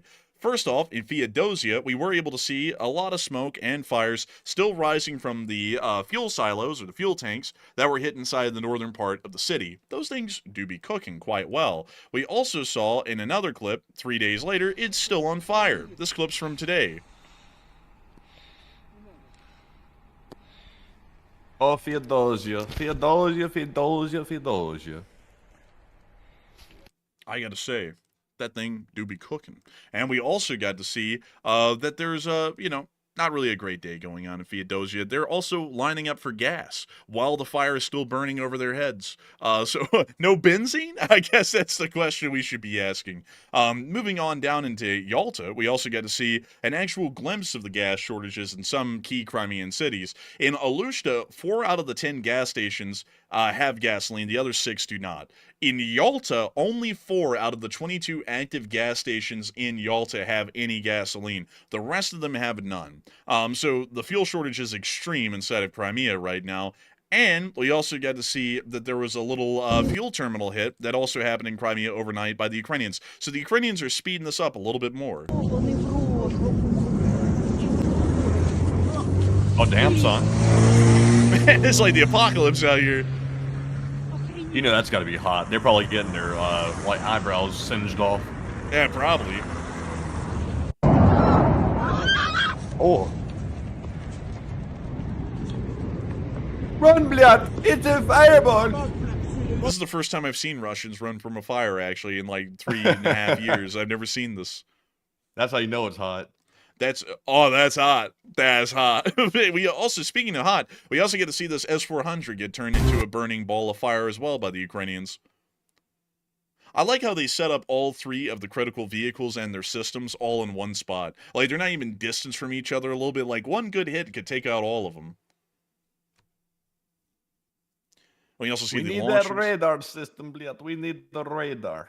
Oh, look, and one well-placed hit took out 2 of the vehicles. Who would have thunk it? And they also took out their radar as well, so that S-400 battery is out. Also, Matthew, notice this. This S-400 battery is pretty light. It has 1 radar, 1 generator, and it looks like some sort of a command post over here, and then 2 launchers. Usually, most of these sorts of systems would have, I'd say, 4 to 6 launchers. This one only has 2. Yeah, that's kind of interesting. I wonder why that is. They might be running out of launchers and spreading out their launchers across all of their batteries to try and at least give them all a consistent amount of firepower. But that means that this one battery, before the radar was knocked out, only had 8 missiles available at any given moment, and after that, they'd have to reload. Interesting. Yeah, so really light, actually, like incredibly light air defense, even when there is missile-based air defense. But moving on out of that, folks, and on up into Kyiv, we also were able to hear that Zelensky stated that no matter what Orban says, they're getting in the European Union with or without him. So Zelensky's making it fairly clear they're just going to keep pressing forward with EU membership, whether Orban likes to have Ukraine or not. That's how he actually talks. If you don't believe me, pull up a clip of him talking in English. He talks like Gru from Despicable Me. Moving on from that and into Kursk, we also were able to hear that some Russians were hit in the Kursk region by some Ukrainian attacks. That's a lot of Russians. That's a hell of a lot right there. Look at him just running around. Oh, look, green grass though. That's kind of unusual for the neighborhoods here. Man, Mr. Rogers would be shocked. Green grass in Russia.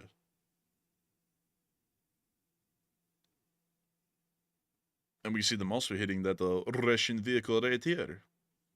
And another one, it's a Bahanka, believe it or not. The most common vehicle used in the Russian army nowadays. We can also see this this Lada Niva getting hit. This war is an extinction event for the Bahankas and the Ladas. Like, I don't think a lot of them are going to be left after this whole thing. These poor things are getting finished off like they're the dodo bird of the century. Man, really? Like, honestly, man, in the future, like, Ladas are going to be, like, really valuable. They're going to be, like, 300 grand because they're going to be so rare after this whole thing. But we also saw some Russians here going into a basement in the Kursk Oblast, and then they got taken out. Little chuffs of smoke.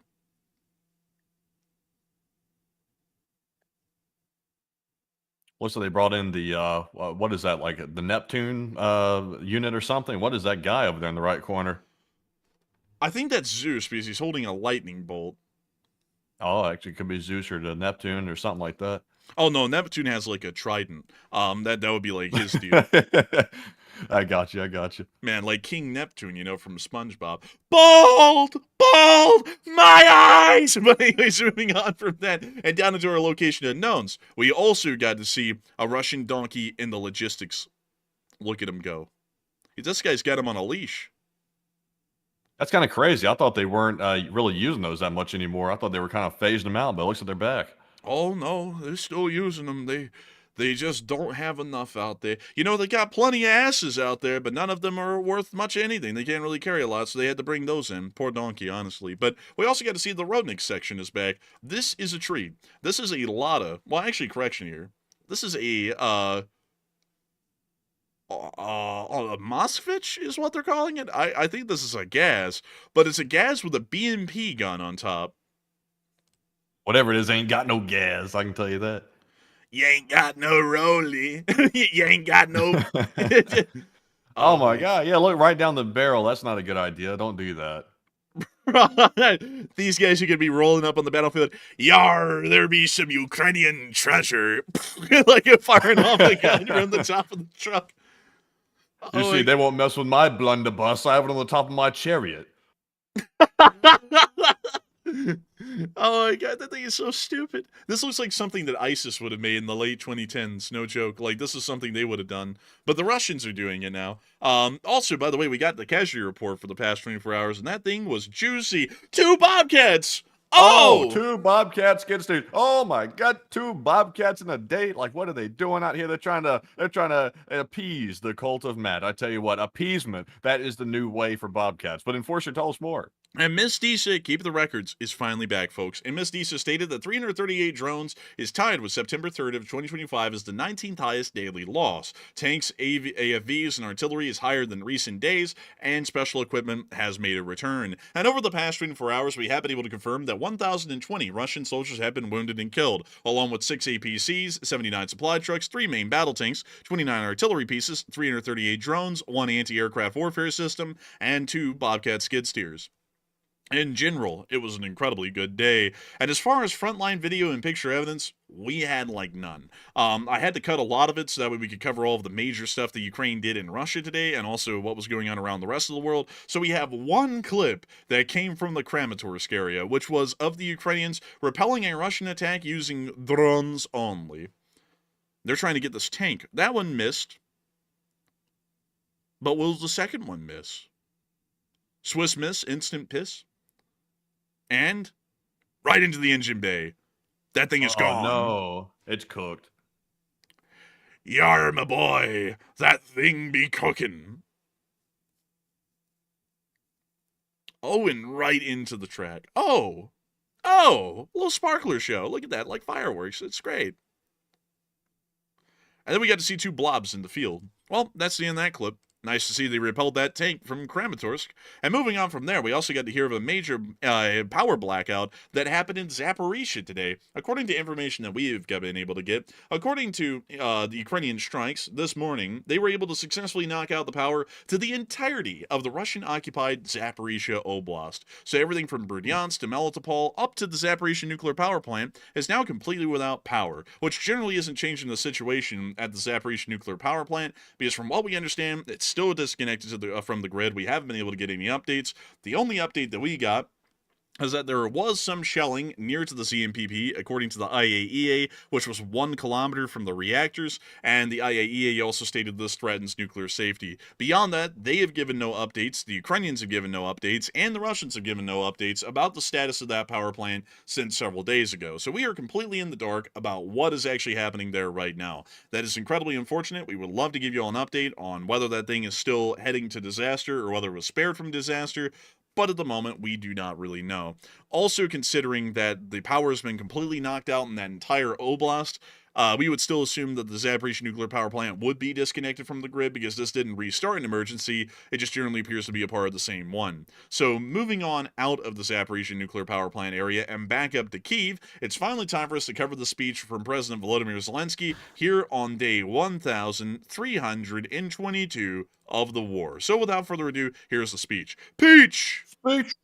Шановні українці, українки, зараз вже ввечері була доповідь міністра внутрішніх справ Клименка, зокрема по ліквідації наслідків російських ударів в регіонах. Всі структури МВС, а це і рятувальники, ДСНС, Національна поліція, всі максимально допомагають в громадах. Я хочу подякувати всім, хто працює заради людей, наші рятувальники, наші енергетики, ремонтні бригади. Там, де це потрібно, буде більше патрулів, щоб було більше можливостей допомогти людям та зберігати порядок. Говорив сьогодні із прем'єр-міністром України Юлією Свериденко. Вчора на ставці ми вирішили направити додаткові фінанси, додаткове обладнання в області, які цього потребують. Це саме прифронтові, передусім, прикордонні наші області. Все це вже виконується. Також на цю зиму збережемо фіксовану ціну на газ для побутових споживачів, підвищень ціни газу не буде. Також треба вже зараз опрацьовувати повністю, як наступного року зростуть зарплати вчителів. Інші соціальні рішення, те, що вже ухвалено, повинно бути враховано в державному бюджеті та в конкретній діяльності уряду. Ресурси для цього є.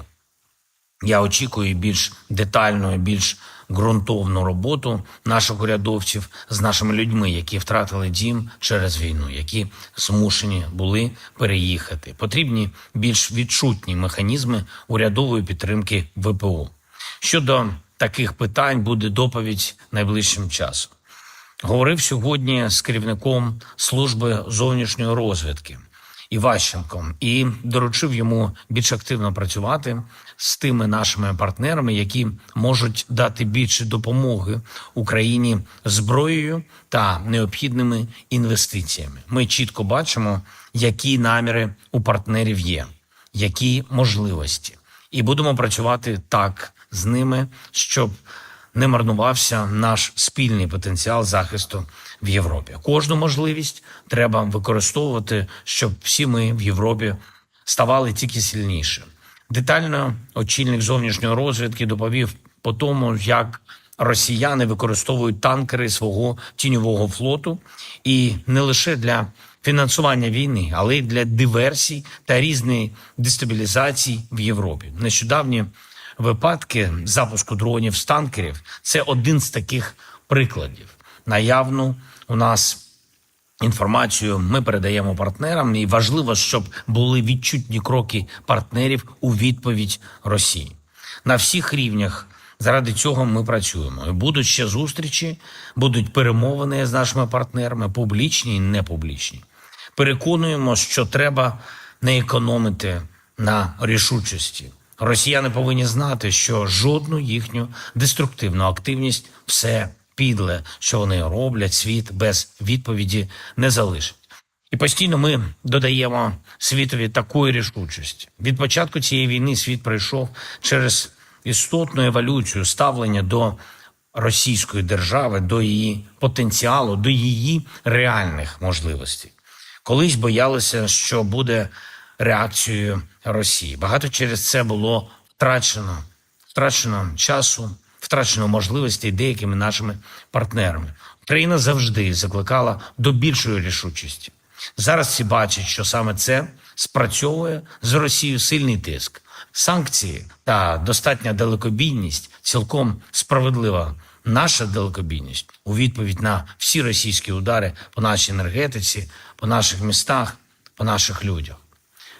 Російські НПЗ це відчувають, російські воєнні заводи це відчувають, російська логістика це відчуває. Саме примус Росії до миру має спрацювати. Спрацювати завдяки силі, українській силі та всіх наших партнерів, друзів, які дійсно допомагають. Сьогодні зустрівся з ОБСЄ, і ми говорили про важливість подальшого політичного тиску на Росію. Я хочу подякувати за підтримку. Прийняв також сьогодні міністра промисловості, бізнесу та фінансів Данії. Данія допомагає нам дуже відчутно.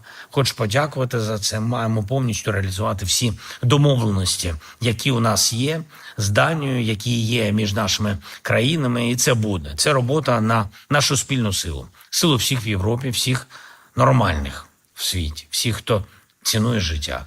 І хто не хоче, щоб російський вірус війни захопив когось ще. Дякую всім, хто з нами. Дякую всім, хто з Україною. Слава Україні! Героям слава! And with that, that is the end of the speech from President Volodymyr Zelensky here on day 1322 of the War News stream. And with that, folks, it's time for us to move on to the second segment of this stream, where we get to talk to each and every one of y'all. And boy, howdy, folks, this is a fun time. We get to talk about literally anything and everything, except for religion, politics, climate change, and if the A-10 Warthog is usable in modern warfare. Those topics we unfortunately cannot address, but we can address every other request, including even the most ridiculous requests, which really, honestly, there is no such thing as a ridiculous request, and that's just a SpongeBob reference from the Krusty Krab Hotel episode, if y'all do know about that one. But beyond that, it is time for us to get on into all of this news, or more so questions, for the night that we now have in this second segment. And Matthew, I understand that we have quite a lot of these, and would you like to take it away, or no? All right, so it is time now for the final question segment of the night. It is time to, of course, get our super chat questions, our live chat questions, the Morse code decoders, and more. Even more than that. We will get it all right now. So, jumping right into our super chats, the first one is going to go to none other than Trister1, a longtime channel legend, by the way. And it's good to see you once again, Trister. It is a minute, and it's good to see you back again in the live chat. And he puts in a $50 donation, and thank you very much, good sir, once again for that support. I don't think there was a comment. Let me go back and check though one more time, as it seems like there might have been a comment, but I don't think there was. I'm checking. There was not a comment right there, but huge thanks to you, Trister, once again. And Enforcer, what say you? I gotta thank you incredibly, Trister1, for not only being an old guard of the Leaf Spring Army, but also helping to support this channel. Folks like you have been helping for years. And I got to thank you incredibly once again for being here tonight. It has been quite a while. And I also got to thank you greatly for helping this channel to keep on running as well tonight. So that way we can pay our bills, eat our delicious chicken sandwiches, and keep this thing running. And so a big, humongous thanks to you so much once again. I hope that does address that incredibly well, at least on my behalf. And so a humongous thanks to you so much. And with that, we are on to the next one. All right, and our next one here goes to Blind Man, who puts in a $50 donation. And thank you very much, good sir, as well, for that support and also helping to keep the channel running. And he said hi there, and we'll say, and I have your rough ship classifications by tonnage. He said 500, 3.3 thousand equal Corvette, 3,000 to 7,000 equal a frigate, 8,000 to 13,000 equals a destroyer, 13,000 to 25,000 equals a cruiser, but post-World War II, naval treaties restricted to 10,000 to 15,000, and 25 to 35,000 for a battle cruiser, 48,000 to 68,000 for battleships, and 80 plus thousand for air carriers. Interesting. Very interesting. I got to thank you for the support and sharing that with us. I actually did not know that. So apparently, North Korea's destroyer is not a Corvette. It's a frigate. It's a frigate. And that is something quite interesting, I'd have to say, me personally. And I thank you so much for support and sharing that. Because something in my mind, it tingled. My spidey senses tingled. And I was like, that isn't really a Corvette. It's probably something a little bit bigger. But then I was like, I'm going to stick to my guns because I want to make that North Korean ship sound small. But it is a frigate. But I do thank you so much for the support and helping this channel to keep running and sharing that with us, because that sort of important and pertinent information is what helps this channel to keep on growing and keep on developing into what it is today and to allow us to learn a little bit more. So a humongous thanks to you so much once again. And you know something, folks? You know something, folks? I think I'll share with y'all the beginning of the modern day destroyer. Do y'all want to know where it came from? Do you? Well, I'll tell you. Let me pull this up. Turbina bolt. The turbina. This is where, kind of in a sense, all modern destroyers kind of came from. And also the steam turbine, which was really important, still is important, really, to this day. But beyond that, the Turbina was a pretty neat little ship. And the idea that the Royal Navy got specifically, after this thing was shown to Queen Victoria and she was like, this thing's pretty sick, is that what if we put torpedoes on this thing? So this ended up kind of bringing about the patrol boat, or the PT boat, some people would know it as. This also brought about the destroyer, at least in their most early sense. And I wish I could find y'all the destroyers that kind of were designed right out of that, in a sense. I just cannot find this thing. I'd be dipped. But there were a lot of earlier destroyers that came out of this whole sort of a deal about the motor torpedo boat, which was kind of based off of this deal. And also, this is actually a famous painting. To let y'all know, this guy could not make it anywhere with the Admiralty of the United Kingdom because he came up with this creation. He was like, it's a steam turbine. It's really cool. It makes ships move pretty quickly. You know, it spins a propeller like nothing else. It's way better than a triple expansion. And the Admiralty just told the guy, beat it. You don't have the social connections to even know us. We don't even know you. Get the hell out of here. Get lost. You're not from Harvard or Yale. Kiss my ass. So this guy went, okay, I see how this is. So then at the Naval Review, which is what this is a painting of right here, this guy literally just took the thing and just started speeding through the Naval Review, which is a huge security concern. So they sent out a whole bunch of away boats, you can actually see them in the painting here, to try and track this thing down and stop it from continuing to do this, but he just kept zipping around everyone. So then he just zipped by the ship that Queen Victoria and the whole Admiralty was on. He was like, hey, check it out, this thing's really fast. And then Queen Victoria was like, you know what, well, don't arrest him, let's bring him on board. So then he came on board, if I'm remembering the story correctly. He was like, this is my ship. It's powered by a steam turbine. Brand new invention. Really cool, and it can get a ship moving pretty quickly. So then that's when the Royal Navy was like, wow, that is actually pretty cool. We ought to start trying to put this thing in some stuff. And so, funnily enough, by the time that the Titanic sailed and sank, a lot of ships actually were using steam turbines, especially in the ocean liner industry, because it was fast.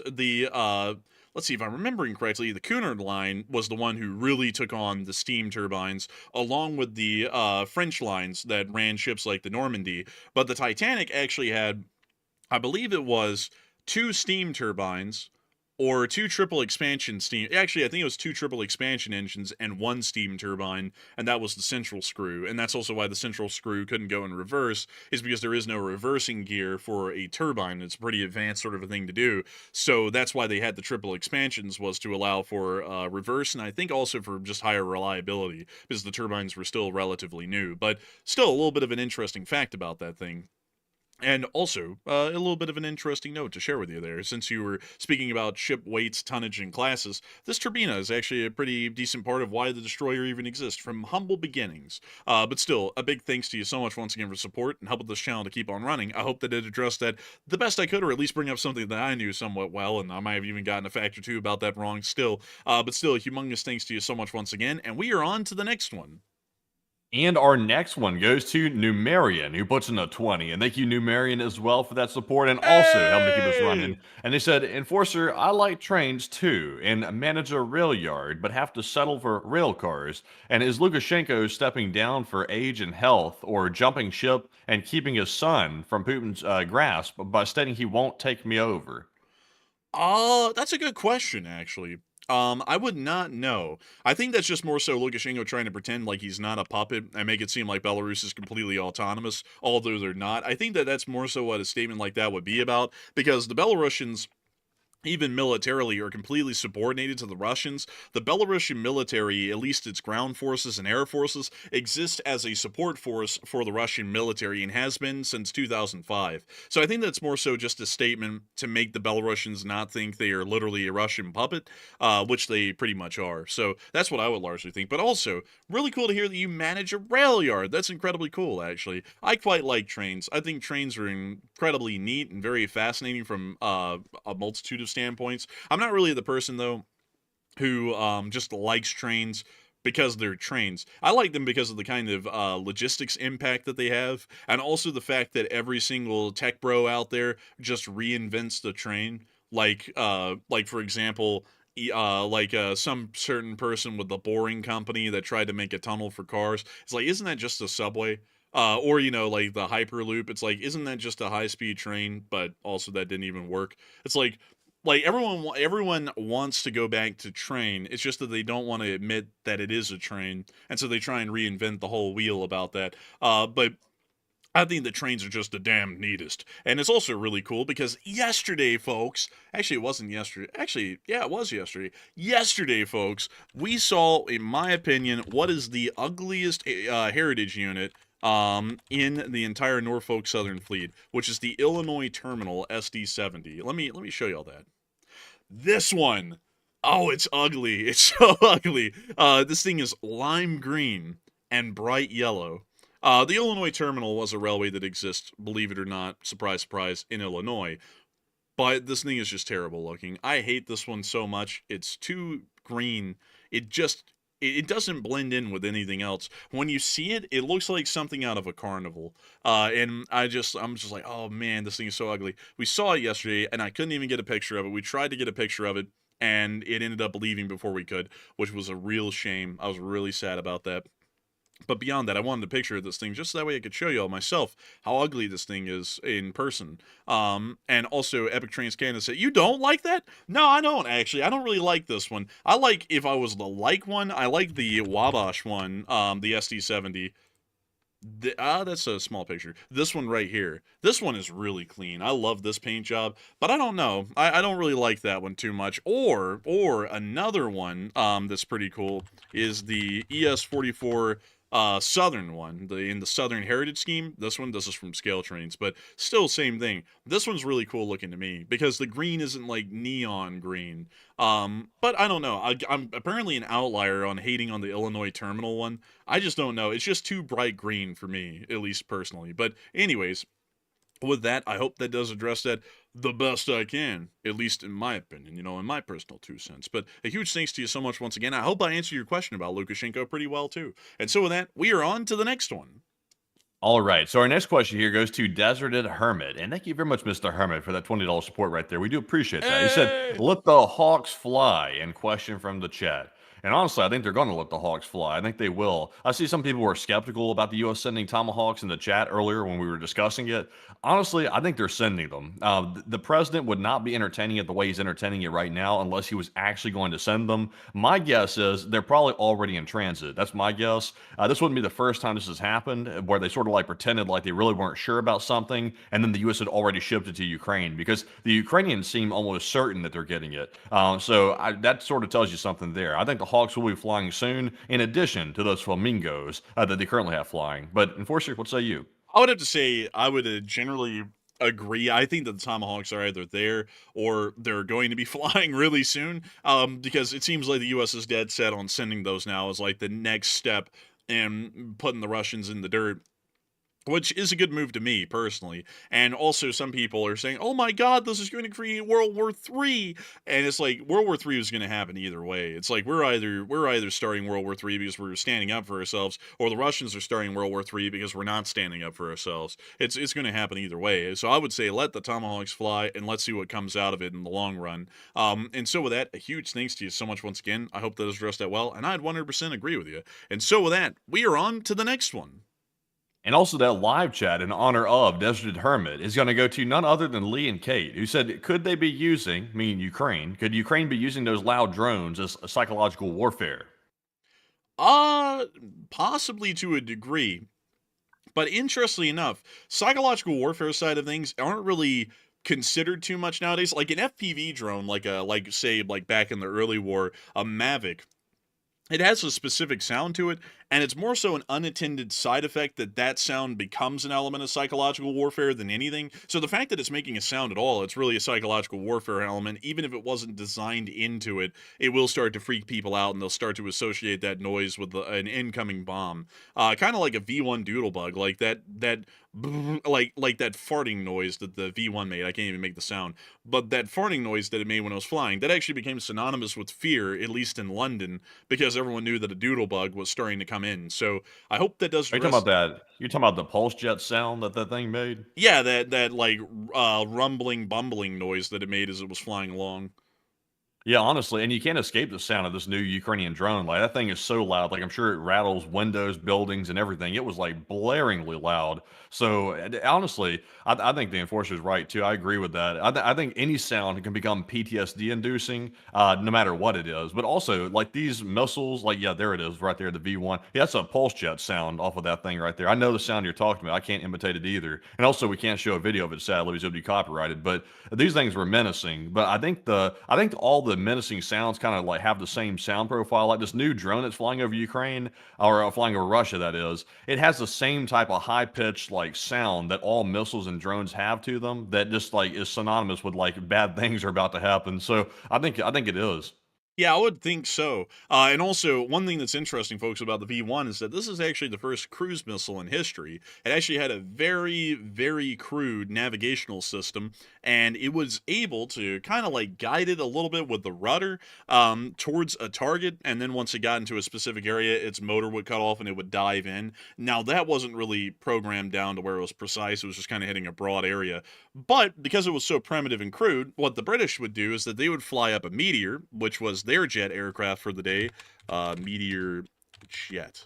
Let me show you one of these. So this is a Gloucester Meteor. This is what they had at the latter part of World War II. They would fly up a Meteor to the side of the V1, touch the wingtips together, and then flip the Meteor to the left or the right, which would flip the V1 over as well. And because it wasn't able to actually align itself or orient itself properly anymore, it would just go diving straight into the ground below and explode down there in a farm field, hopefully harmlessly away from the city. So that's actually what the British were doing at the latter end of the war to try and prevent those things from getting in. That wouldn't work nowadays. Like, that certainly wouldn't work nowadays, but it's an interesting fact of the latter part of World War II. But beyond that, I think the noise that anything would make will eventually become scary. And I also saw someone say, well, the Germans had a dive bomber that did it. Yes, they did. Actually, that's one of the few times that was deliberately designed on. And that would be the Junkers Ju-87 Stuka. And these were actually outfitted with a special siren called the Jericho, which was supposed to be like, it was like a reference to the trumpets of Jericho from the Bible. But the idea is that once these things got into a dive and they got fast enough, that Jericho siren, or the fan inside of the Jericho, would spin quickly enough that it would start to make that whining noise, like the one that's famous for like planes that are diving in a movie or a cartoon. Y'all have heard it a million times, but that would be the Jericho siren inside of the Stukas. Crazily enough, I don't think really a lot of those have survived into the modern day, so I think most of the attempts we try to remake that sound out of are from reproduction Jerichos, not even original ones, which is a little interesting. But yeah, that's actually one of the few times they actually engineered a sound into a plane for psychological warfare purposes. But that's actually incredibly rare, usually an exception and not the norm. But You anyway, know, you can design a sound to be more intimidating than usual, though, if you actually put your thoughts into it, because they've been doing that, like armies have for a long time. Like even back all the way to the Aztecs, they were making those death whistles, which they intentionally made to sound intimidating and scary to the enemy, to have a psychological impact on them. So it's been happening for a long time. I personally don't think the Ukrainians built a thing to sound like that, because obviously it's using a high intensity motor, so it's going to sound louder because that's just the nature of the motor. But you know, it does have that side effect to it at least.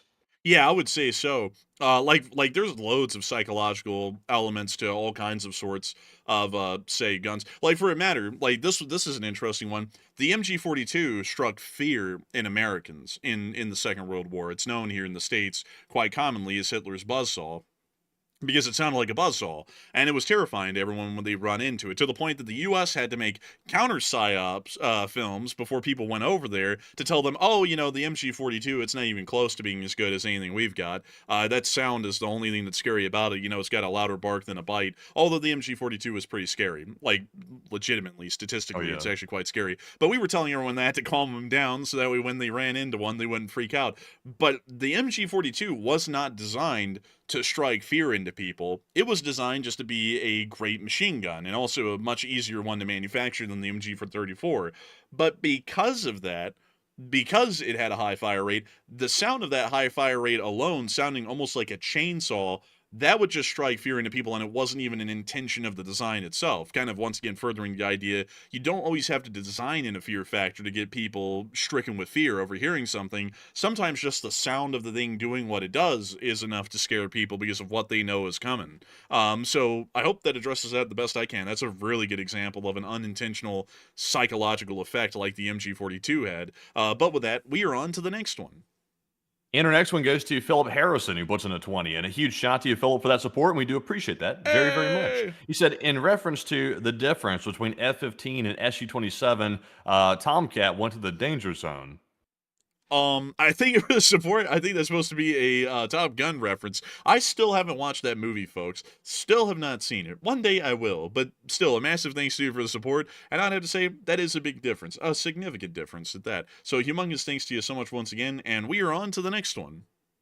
And we also have a 20 from Yo-Yo the Great. And thank you very much, Yo-Yo, for that support. They said, as a Navy vet, thanks for all the reporting. And I come here for my news, LSA, and take one from the chat, please. Hey, and thank you so much for coming here from the news. We always love to hear the people who are currently serving or who have been in the service.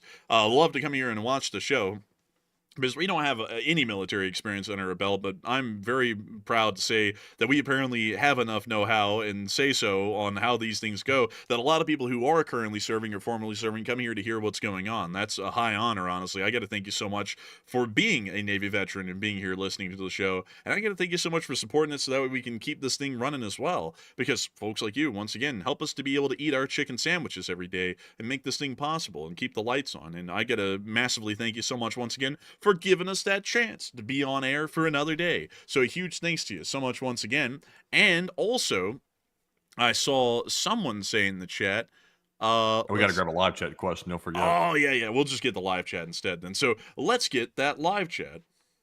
All right, so the live chat question in honor of Yo-Yo the Great is going to go to none other than D. Bardot, who said, why do y'all think that Assad was poisoned in Russia, and why?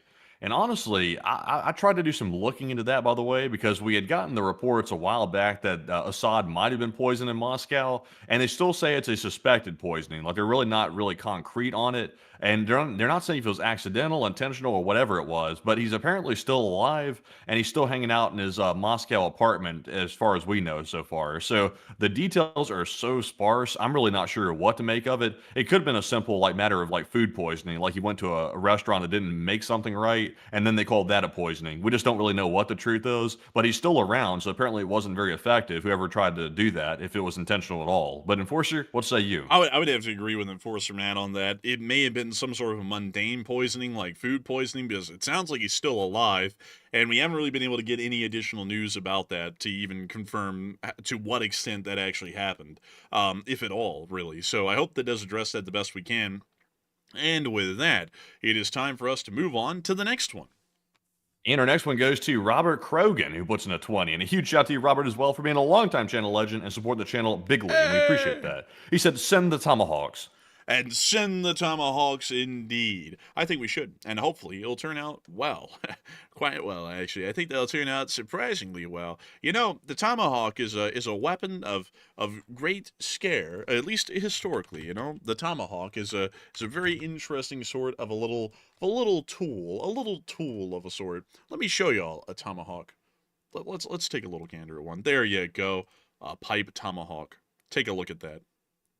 Yeah, Tomahawk. Honestly, why'd they call it a Tomahawk? Obviously, I get the Indian reference to it, but what was the story behind naming that weapon? Do they have a story, or is it just as mundane as it sounds? The name comes from Powhatan language, tomahawk, which is the root word for to cut off by tool.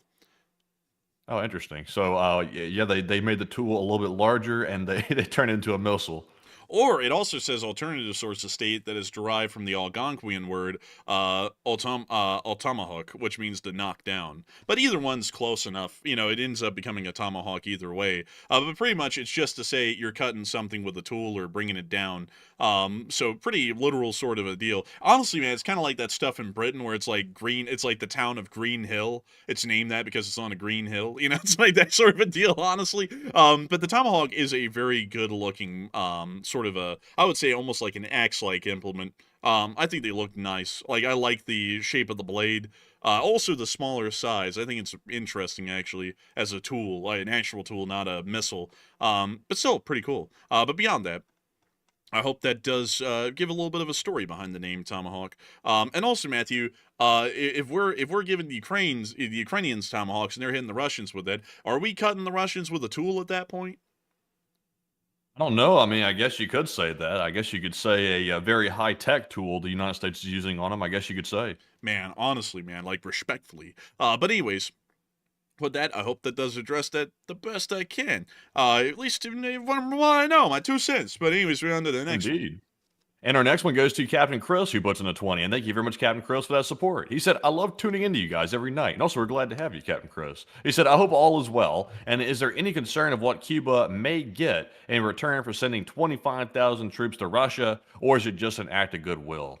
Honestly, I don't think it's an act of goodwill. Like, there's usually no kind favors done in the geopolitical world. It's usually tit for tat, and we don't know who's getting tat. Honestly, I would say I don't really know what they could be getting in return. Like, it could be an arrangement like North Korea has with Russia, where they're getting some food in return. That could be something as mundane as that, or it could be something more. But considering how poor Cuba is, it wouldn't take too much to entice them to do this because they need help from anywhere they can get it. So, very, very desperate, and they're sending guys over. Honestly, I would like to hear the sales pitch that they're giving to these people, because I would imagine they're giving them a sales pitch like, oh, the Russian army, it's just a wonderful thing. You'll be well fed, well taken care of. No danger hardly at all. You'll be in a cushy position. You'll be a cook. They're probably telling them something like that, would be my guess. And it's totally fooling them, probably. But Enforcer, what say you? I would be honest with y'all. They're probably just telling them straight up, you're going to go and be on the front lines, and they're probably signing up because the Cuban situation is so bad.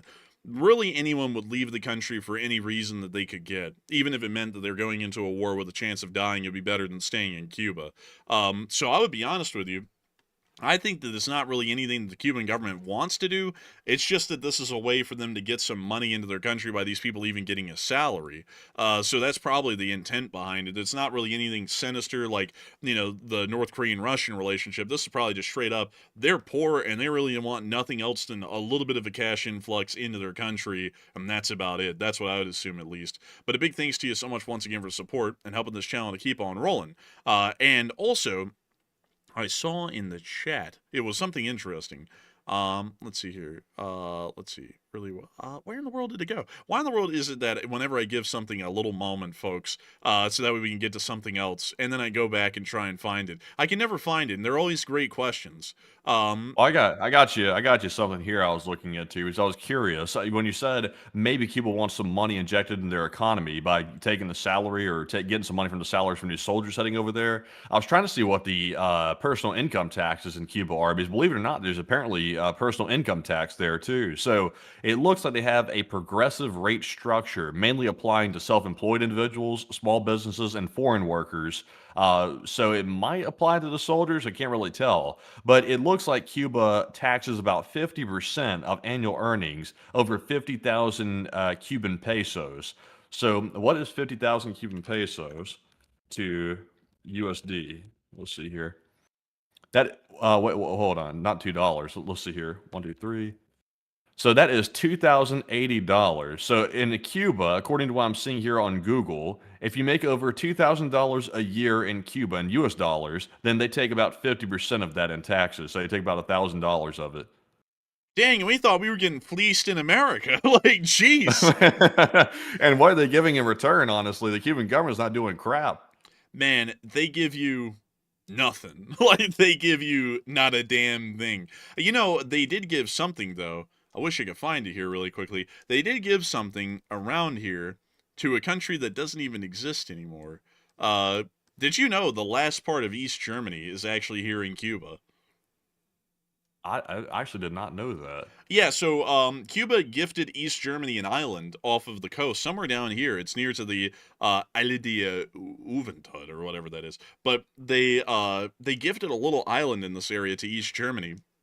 And when East Germany and West Germany reunified, in the reunification agreement, it stated that all territory in East Germany that is a part of East Germany will now become a part of the Federal Republic of Germany, and it listed off all of the states and territories, and then they just completely forgot about this little island down in Cuba.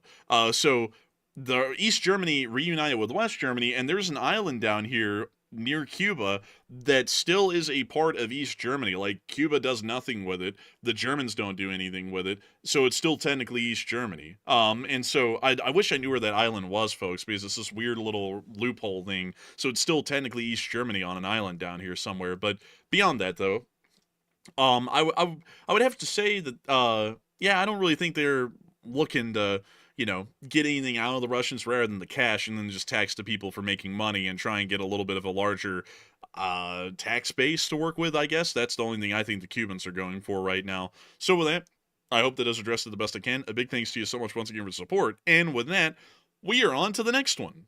All right, and our next one goes to Brian T, who puts in a 20. And thank you very much, Brian, as well, for that $20 support. He said, thank you from a fellow Bama expat. And also, I'd be curious about what part of Alabama you're talking about there. I'd be curious. There's only about 3 places it could be. It could be Huntsville, Montgomery, Birmingham, actually 4, Mobile. And then you got the suburbs all surrounding that. So I'd be curious to know. But Enforcer, what say you? I have to say, yeah, you're blessed getting out of the state of Alabama. Ooh, hey, everyone wants to get out of Alabama, but still, a massive thanks to you for the support. I gotta say, a big thanks to you for enjoying the channel. And I also wonder where you were from as well here in the state. I wonder. Because there's North Alabama, Central Alabama, and then Lower Alabama, which is kind of like the big 3 areas. So you actually can live in Alabama and say that you're from LA, which means Lower Alabama. Get it? Well, it's like... Yeah, LA, I'll tell you. Oh, man. Oh, man, I'm telling you. But beyond that, Alabama's an interesting place. It's just that after a while of being here and growing up here, I would say that it's about time to go. Like, there are some friends that I have in Alabama. Like, I would say like a handful. Well, not really a handful. More so like I could count them on 2 hands. But beyond that, it's an interesting place. Really, the honest truth is, just to break it down, to be honest with folks, why I would want to leave if I had an issue with Alabama, which I do, is that most of the people in Alabama that you run into are quite, how do I put it? They're quite angry. Like, a lot of people in Alabama are just really angry people. Like, nothing really ever gets them happy. They're always looking for something to be angry at. And then some of them just love being angry. Like, that's, I guess, how they get their happiness, is through being angry. And so it makes it really hard to deal with anyone around here, because you're either dealing with a cripper of blood, or you're dealing with some guy who's got hard hands and he works at the ball crushing factory 90 hours a week, and he just wants to take any excuse to shoot you or beat your ass, one or the other. And that's like the 2 types of people you get in Alabama. And it's like, that's just like, well, actually, there are outliers. The folks that I've stated before that are my friends, I would say that there's certainly outliers. But at the same time, people like that are few and far in between in Alabama. And it's just a really wild place. If you don't believe me, just look around the state and look at any of the news coming out, and there's people getting shot here and there and everywhere else in every city, or there's just all kinds of goofy stuff going on around here. It's just weird. And then on top of that, like, whenever the state gets money, like, and I'm not trying to make this a political thing, but this is quite annoying. Whenever the state gets money, we never put it into like a public project or anything like that actually would improve anything around here, like on a city level or a state level. It's always for like building a new prison or something else along those lines. And that's it. Like, that's all that happens here. And it's like, that's really a shame. Like I don't like, honestly, I think Alabama's a pretty neat place. It's just that you kind of have to overlook like the 80% of people in the state who are just bitter, angry people from every direction. And that's kind of where the issue lies. And also, I see some people trying to make it a political thing. It has nothing to do with politics. You can go to all kinds of states that lean hard to the left or hard to the right, and a lot of those states can end up being great states with nice people in them. It's just that Alabama is not one of those states, not even connected to politics, has nothing to do with politics. It's just not one of those states. at least to me. I would say that Mississippi and Louisiana are kind of like in the same boat with that. Most people in Mississippi and Louisiana are also quite angry. I don't know why. Like, it's like they always talk about how they love it here and everything's great, but then at any given minute, they are just absolutely roid raging about something. It's weird. But anyways, with that, I hope that does dress that the best I can, damn it. But anyways, it is time for us to move on to the next. But huge thanks to you so much once again. Yes, indeed. And our next one goes to Arar983, who puts in a 20. And thank you very much, Arar, for that support as well. They said for the Costco Chicken Fund and LSA. And also, that's 4 Costco chickens right there in that donation. Thank you very much, Arar, for that. Very tasty chicken right there. Honestly, that is a fantastic deal. Like, not to sound like I'm shopper or like a big shopper or something like that, but honestly, at $5 for that chicken, that's not bad right there. I can make a lot of sandwiches. But Enforcer, what say you? Folks, you can really stretch a Costco chicken pretty far. It's $5. Then you get a loaf of bread. Actually, they sell 2 of them at Costco. And what is that, Matthew? Like $6 for the 2 loaves, something like that. Yeah, yeah, I think 6. It's like about 6 or so. So then you get 2 loaves of bread. That's like 24 slices of bread. You get the chicken. That's $5. And then you get mayonnaise, and like that's like I don't know, like $5-6. Really depends on which one you get, like the size. And you can stretch that out for like at least a couple of days. So you're eating like a full meal there with the sandwich for like, I think we did the math on it. It was like $1.50 to $2, which, I mean, look at the economy these days, folks. Is there anywhere in America that you can eat a sandwich for $2? I mean, like, that's absolutely like crazy, like that's actually reasonable. And so rumor has it they do that to lure you into the store. So that way you get lured in there to get the chicken. And then while you're in there, you see all the other good stuff that you can get. And then you happen to load a few extra into that mega sized buggy they give you. And then you walk out with a little bit more than you were going in for. That's the rumor on the street. Man, I would tell you that's just straight marketing. Like that's just the grind. I would understand that makes a lot of sense. But still, I mean, Costco chicken, folks. That's some top-notch stuff. Someone said GMO chicken. Well, I mean, you can starve to death like without your GMO chicken. I'm gonna be eating the GMO chicken, and I'm gonna be healthy and full. That's my 2 cents on it. I don't really care about that stuff too much when it comes to like eating affordably. Because eating affordably these days, that's like a bygone word. Like even Taco Bell these days is costing like $10 a meal or $13 a meal for one person. I mean, who ever heard of that back in the day? They used to have a dollar menu at Taco Bell. They used to have a dollar menu everywhere. You could get like a full meal, like with a soft drink and everything for like $5 back in the day. Nowadays it's like $15 to $12 at least for that same meal. It's crazy, honestly. So we gotta eat affordably, like dedicated to that. And honestly, folks, you can eat pretty affordably at Costco. We're not like sponsored by them or anything, but we started doing the math, and if you buy a bulk there, which is what Costco is for, you can eat pretty cheap. Like it's a couple of dollars per meal, no matter what it is for the most part, and that's wildly cheap. So I thank you so much for the support because you're helping us to keep this channel running. You're helping us to have our chicken sandwiches and all the other goodies that we get from Costco, like the muffins. We did get some Danishes, but we can never eat the muffins and the Danishes enough without getting diabetes, so they would always end up molding, so then we have to throw them away, so we had to get the muffins instead, just alone. But generally, I thank you for the support, because you're going to be helping us to keep well fed. And so with that, a big thanks to you so much once again, and with that, we are on to the next one. And our next one goes to Luke UK, who puts in a 20 as well. And thank you very much, Luke, for that $20 support as well. He said, hello, Enforcers. My question is, what are Western sanctions and how do they work in LLT LSA? And the best way to explain sanctions and how they work is that our cool group of guys, which is the United States, Europe, Canada, Japan, South Korea, everyone who's kind of like our friends, we don't like what you did, so we're all going to stop doing business with you. And that's how sanctions are supposed to work. So it's supposed to cut you off from making money. Basically, it's like a boycott is the best way to say it. So everyone knows boycotts, like everybody knows boycotts. A company's not woke enough, a company's woke enough, so on and so forth. Y'all all know boycotts. So it's basically the same thing. It's like, we don't agree with what you did, so we're not buying your stuff anymore. And that's basically what a sanction sort of is. Or a sanction could also be, we're going to start taking your stuff and liquidating it or just selling it for cash. That's very rare to happen. That usually only happens when a war breaks out, but that also is another extent of a sanction as well. But that's basically the best rundown of it, is that we don't like what someone did, so us and our friends, we just refuse to do business with them and make any money with them.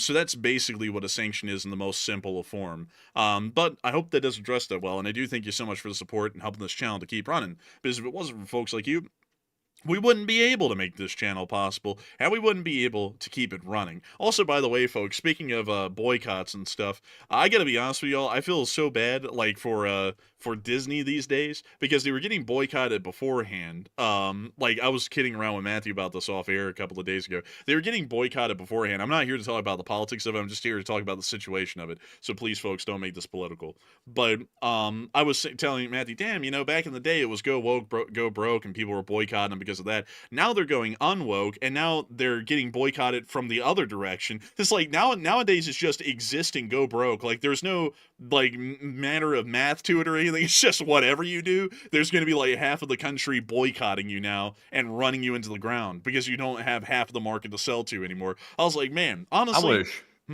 I wish we could have a truce with the consumers and the companies. Could we come to an agreement here and have a truce between the two, the corporations and the people, and say, okay, companies, y'all aren't going to virtue signal and do political junk, because we're not here to hear a corporation's politics. I could care less what a corporation says about what I should think. I'm there to either buy their product or not buy their product. And also, the people have to realize, don't band together in huge groups and tell companies what you want them to say and do. The company's not there to virtue signal. They're there to sell you something. So the companies believe the people want them to say a certain thing, then they say it, and then they piss off the other group of people. It's like, no, we shouldn't be falling into that trap. It's like, do you like Disney movies or do you not like Disney movies? That's the question. It's not whether or not you like Disney's politics. It's like, Disney shouldn't have politics in the first place. They're selling something.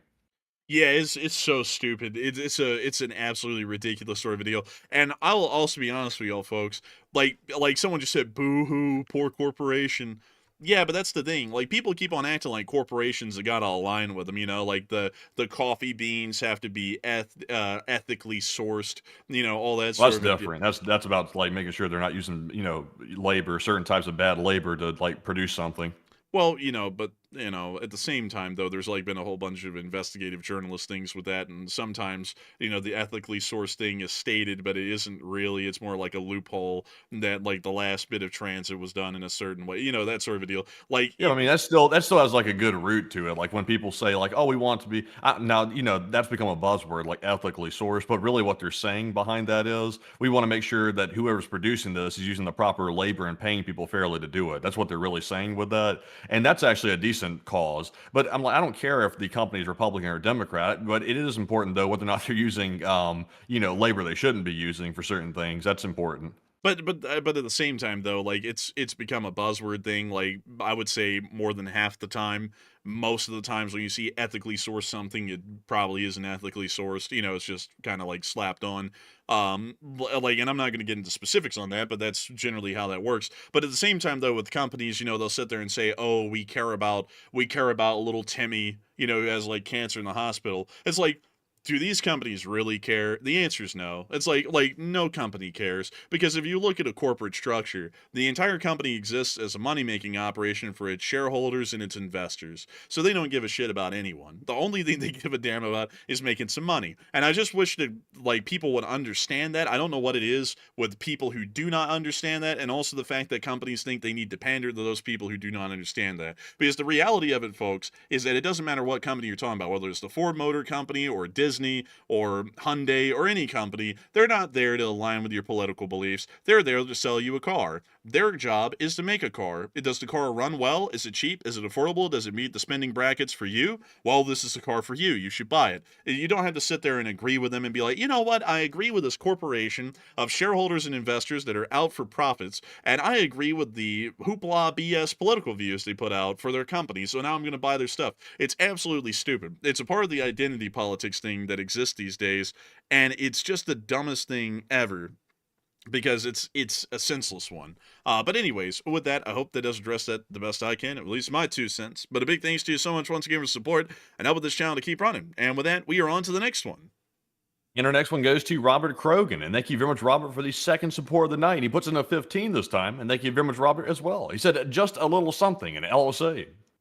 Hey, and thank you so much for the support, and just a little something. And of course, long live the Lee Spring Army, and the Lee Spring Army will never die. And so with that, we are on to the next one.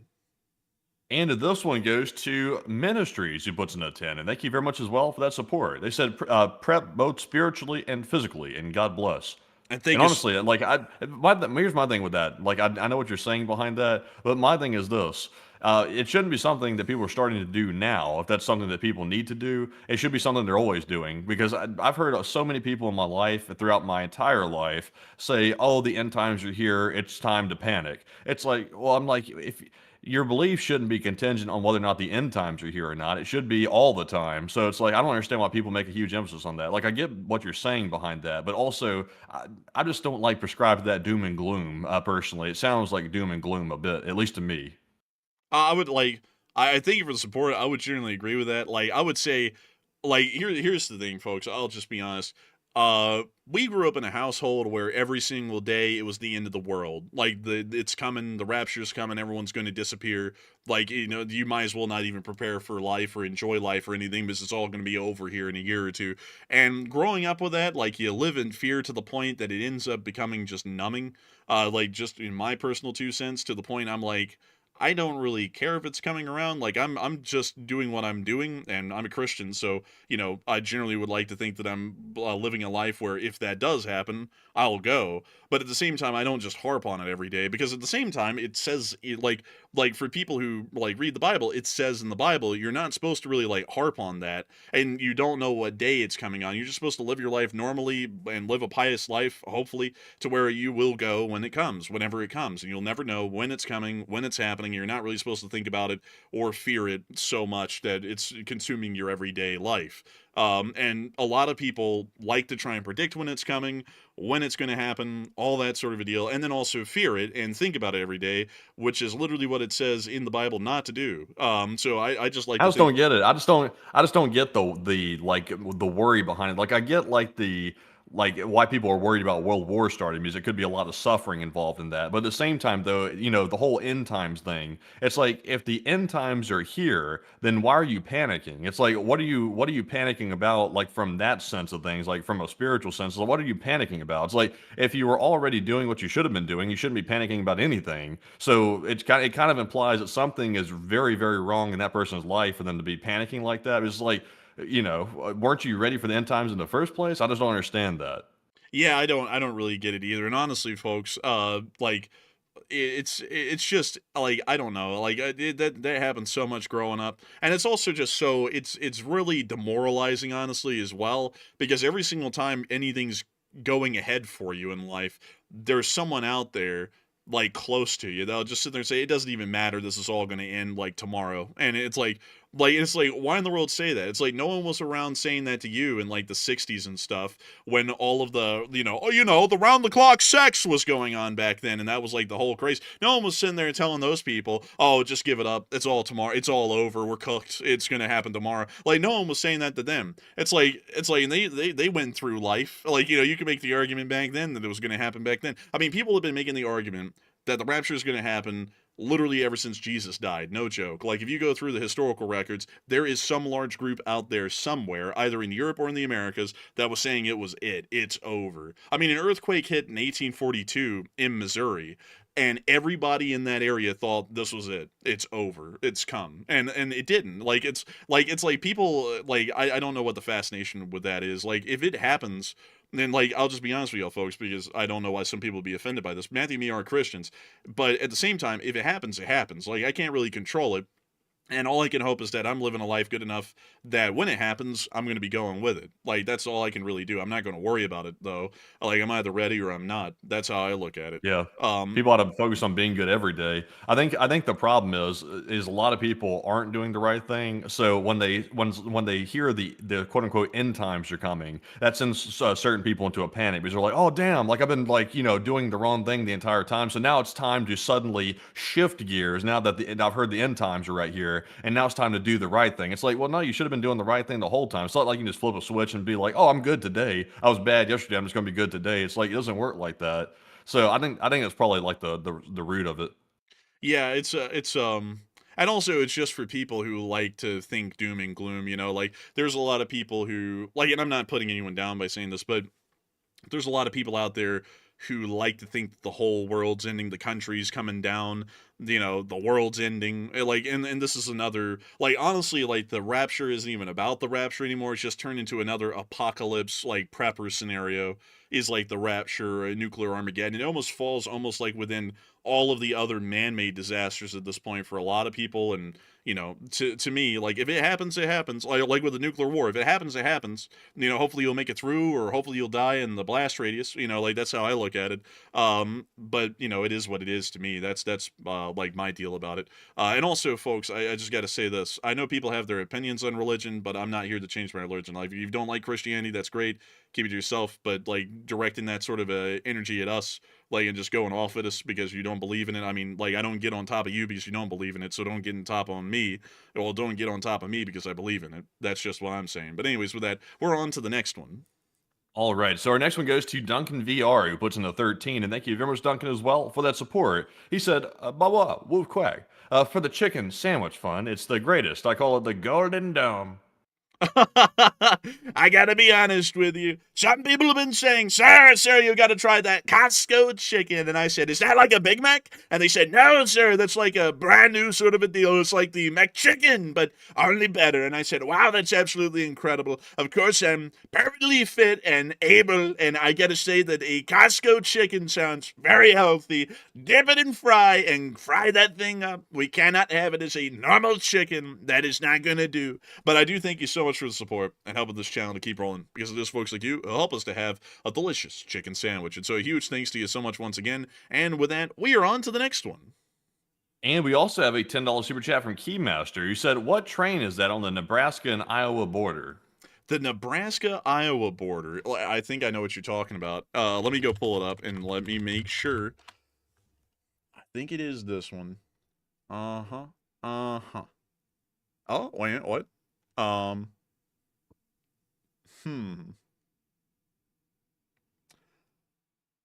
Let's see, and they said Nebraska.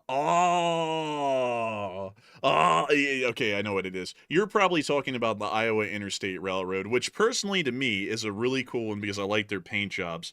It's a Class 2 railroad, and it operates through this area to Omaha, Nebraska, to Chicago as well. It's a really cool railroad. It's actually, I think, a fall off of the Rock Island. When the Rock Island collapsed, the Iowa Interstate came out of it, I believe, if I'm not mistaken, is one of the little tiny railroads that kind of survived and scrounged together some rail from the old system to operate with. But I really like the Iowa Interstate. They've got some really cool paint jobs. Even their unique paint jobs are pretty neat. But I like the black and red ones. They look really cool. So if that's the one you're asking about, it's the Iowa Interstate that is in between Nebraska and Iowa, kind of like technically, although it only crosses the river and then goes right back. And also, one thing that's really unique about the Iowa Interstate is that they have Chinese steam engines that they imported from China to run a steam program, and I think it's the only Class 2 in all of America that actually has its own heritage rail program with steam engines, and they're not even American, they're Chinese, so that's kind of unique. But anyways, with that, I hope that does address that well, and a big thanks to you once again for the support and helping the channel to keep rolling. And with that, we are on to the next one. And our next one goes to Jesus UCSB, who puts in a 10. And thank you very much, Jesus, for the support. And it's good to see you once again. He said, as an LSA tanker who was fired by the government, prayers to the federal vets losing their jobs. Love Ukraine, LSA, Jesus UCSB. Honestly, Jesus, I'll tell you this. We're not getting political here with this, but just something that is apolitical, nonpartisan as it gets. It's really a shame that the people aren't getting paid right now. Like, I get people have their feelings about the federal government, but at the end of the day, those people have families and et cetera. So they need to get paid. So it's a huge problem that the government shut down with that. And also, there's been rumors going around they might not even get their back pay, which is even worse. Meanwhile, though, the Congress is still collecting their nice fat paycheck and then some on top of that. So it's really unfair. But Enforcer, what say you? I would say it's wildly unfair, Jesus, and I got to say I hate to hear that. And it's a wildly unfortunate thing. And of course, there's a lot of politicking going on with it, and a lot of people have their opinions. I'm not going to get into that. Of course, it's a domestic political thing, but it's a damn shame. And I was seeing the other day when I was going through Twitter, I just wanted to bring this up because this is something that really annoyed me a lot. There are some really stupid people in the Congress. Like, I wish their constituents would vote them out because these people are just dumber than rocks. Because there was one that put on Twitter while I was scrolling through the news. They were like, look, everyone, the government shut down and nothing's changed in any of your lives. Looks like this whole thing's overblown anyways. We don't even need this whole extra part of the government.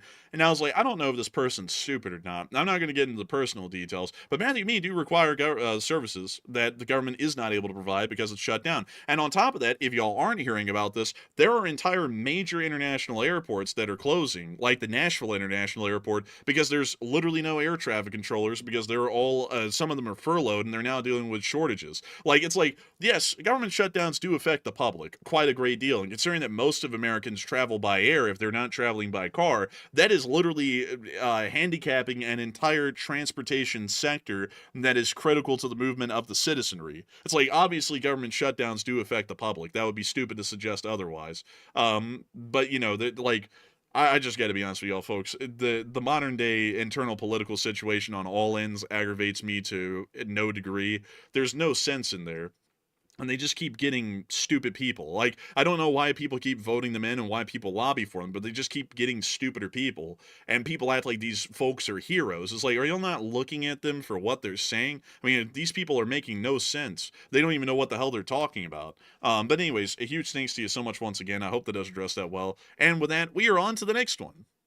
And our next one goes to Dunkel X, who puts in the 20. And thank you very much, Dunkel, as well for that support. He said, shout out to my LSA brothers. And my question is this: how can LSA support you both outside of watching the stream? Is there a merch, a Patreon, Discord, and you'll never advertise for better or worse? And good luck on the move. And also, yeah, huge shout out to you, Dunkel, for that, by the way. Patreon is the only real thing we have outside of this of the channel right now for that type of thing. That's about it. We haven't really done merch in a long time. It's still going to be months away before we do merch again. I'll just be totally transparent with that. We got the move coming up, and also we got to set up everything in a new state. So it's going to be a while before merch is back out. Honestly, like, people don't realize it, but some of the biggest support people do is simply watching our videos that we put out in the short war videos. That is a huge support to the channel right there. It helps us grow subscribers. And also it helps our videos be successful, which is a huge way the channel keeps running. So super chats, the Patreon, and also the videos as well. That's basically the entire way the channel keeps running. But Enforcer, what say you? Yeah, that's actually the main ways that you can support the channel, either by super chatting or supporting us on Patreon or watching our short war videos when they come out.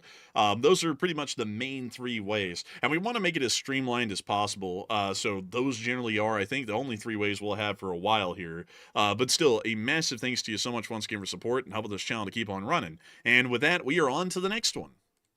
And this one goes to Whack Bird, who puts in a 5. And the Whack Bird said, what if they are trying to get the Tomahawks for the technology for the flamingos? I would doubt that, because they would have to request the United States give them access to reverse engineer a Tomahawk, and the U.S. would most likely deny that. So I would highly doubt that. But I do thank you for support and helping this channel to keep running. And with that, we are on to the next one. And our next one goes to Sundown, who puts in a 5. He said, Enforcer Matt, what do you think? Will the U.S. attack Russia in the next 6 months?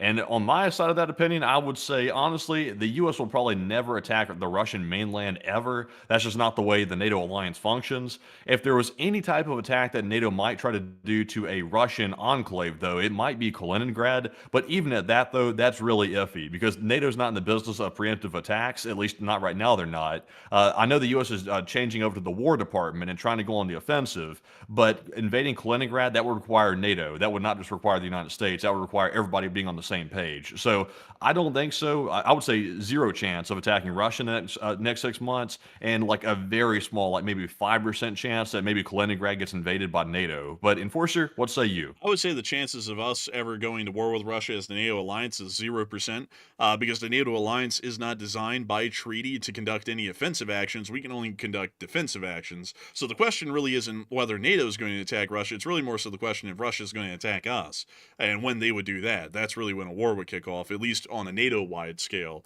An individual country like Poland could decide to go to war on their own, but that's outside of NATO. They can't really involve NATO in that. There is no process for them to do that. So I would have to say, as far as the Russians go, maybe within the next year, sometime around then, especially with how bad things are going for them right now. And that would be my opinion on it. But a huge thanks to you once again for the support and helping this channel to keep on running. And I also saw someone say in the chat about the politician side, I think there should be some kind of a test of their fluency of the law before they can even run for an office that makes laws. Like kind of, sort of, like I don't really like the idea of tests. I just think that voters ought to be smarter. Like that's the, like really, like I don't mean to throw it always back on the voters whenever I bring this thing up, but voters have got to be smarter. Like they've got to educate themselves. Like if they think the public education system is failing them, they've got to educate themselves. And then a lot of people don't undertake that effort, and then they sit there and they read headlines, or they don't really like to think a lot, and then they get blasted with a TikTok. So and so wants to kill you. That's why you need to vote for this guy because he loves you and your children. And then they'll just go vote for that guy because of that ad, or they'll just start getting into the whole cult worship thing that happens on both ends. And it's really, honestly, that's kind of more so the issue, is that people are able to dupe the voters, because if the voters were a little bit smarter, then a lot of the problems that we see today wouldn't exist. Like like a lot of the people up there who were dumb as bricks, they wouldn't be reelected again for another term, because everyone in the constituency would see that they're dumb as bricks. They pay attention to what they're doing, and then they'd see that they're stupid, and they vote them out in the next term, rather than just going, well, that's my party, or well, that's my party, and then voting them in again for another term endlessly for decades. You can't fix the voters. Like fixing the voters, like by education, that's never really worked properly, because people are always going to be people, and most people don't really get into the nitty-gritty of a candidate. You have to fix the root of the problem, which gets down to how are these candidates duping people? Because obviously some of these people that are not qualified to be in these positions are getting there somehow. So how are they duping the voter base to go vote for them? And in my opinion, it's these mega PACs that go out and give these candidates big bucks. That's how they're able to run these massive social media ad campaigns and indoctrinate people to vote for them, because people don't realize that you can make anybody look bad if you have enough money and a smart enough team that knows how to market. You can make even a decent person look like a devil if you know how to market properly. Like there's always something that you can dig up on somebody as dirt and use that and run with it. And if you have enough money to bombard people with ads about that one bad thing, then you can just absolutely eviscerate that person's reputation. And it works like that. It's some people call them slander campaigns. Some people call them dirty politics. It depends on what you want to call it. But that's a huge problem. It's the money in politics. People that should not be throwing big bucks into politics and trying to buy elections and things like that. It's a real deal. Sometimes it works, sometimes it doesn't, but the big money, that's a big problem. I would say that's a fairly big problem. But the thing is, though, is that to deal with that, you have to pass laws to deal with that from the people who have the big money behind them, and they're obviously not going to change anything. So then you have to go to the voters, like back in the 1890s and the early 1900s when Teddy Roosevelt was elected. That wasn't done because of, we changed the system from within the system. Everyone just wised up and just started voting differently, and a lot changed as a result of that. Like with Teddy Roosevelt, I would say that Teddy Roosevelt really is like the answer as to the people really can just vote in the change they want. They voted in Teddy. Teddy was literally completely against the whole system that they had at the time. Like the whole thing that people complain about now existed before Teddy was elected. All the rich, all the top 1% of the country had their mega PACs, their super PACs, were pretty much running the government from within. In cities like New York, you had Tammany Hall. There was loads of corruption, hence the Gilded Age sort of a deal. That's why it's called the Gilded Age. And then everyone just went, you know what, this is bullshit. And they just voted in a guy who changed all of it. He brought in the antitrust laws. He brought in the Food and Drug Act. He brought in all kinds of things that no one would have been for before him. And it only happened because there was a tectonic shift, not only in the Congress, but in the presidency. And it happened as a result. And that's why I'm saying people have got to get a little bit more educated. I don't mean they have to know the ups and downs, left and rights, and every nook and cranny of the Constitution, statute, and everything in the country, but people have got to wise up to what's actually going on out here, because people get fleeced easy. Like, people come up today and tell you the other guy eats babies and I'm going to save the planet, and people will just believe the guy like that's true about his opponent or himself. And it's like, how in the world can people believe this stuff? This doesn't even make any sense. But Well, it should be a good tell. But here's the problem these days, though. You only get two candidates. It boils down to the two candidates from the two major parties. So it's not like you have a wide variety of options or something like that. It's not even in the primaries. You don't really have good options either because it's only like a handful of people that were able to qualify, and most of those people have a lot of money behind them already. So they were basically pre-chosen before they even got to the primary. So it's really not as open as people think. It's really honestly pre-selected to a large degree. You have the illusion of selection because you get the little small group of people in the primary, but once it gets boiled down to the two major party candidates, I mean, your selection is basically nil at that point because they usually boil them down to two stupid people, to be perfectly honest. That's usually what it comes down to these days. And you're like, okay, which one's less stupid than the other one? I can kind of tolerate this guy, but this guy is really dumb on this. And this guy sounds like he's dumb one day. This guy sounds like he's senile one day. And then people are like, which one's the lesser of the two evils? And that's what people are down to choose between. So it's a bad set of choices to begin with, just because of the way it works getting selection with big money being involved.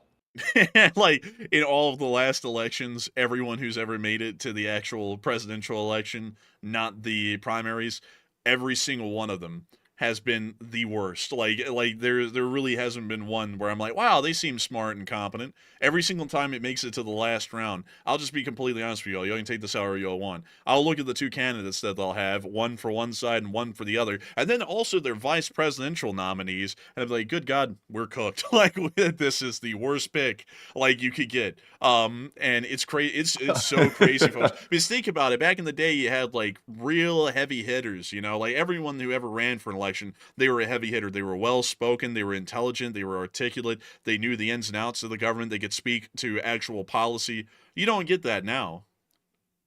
Yeah, the weird thing is when you ask the two major candidates these days, so-and-so, how do you plan to solve the major healthcare crisis in the country, which is a real crisis, no matter which side of the aisle you fall on?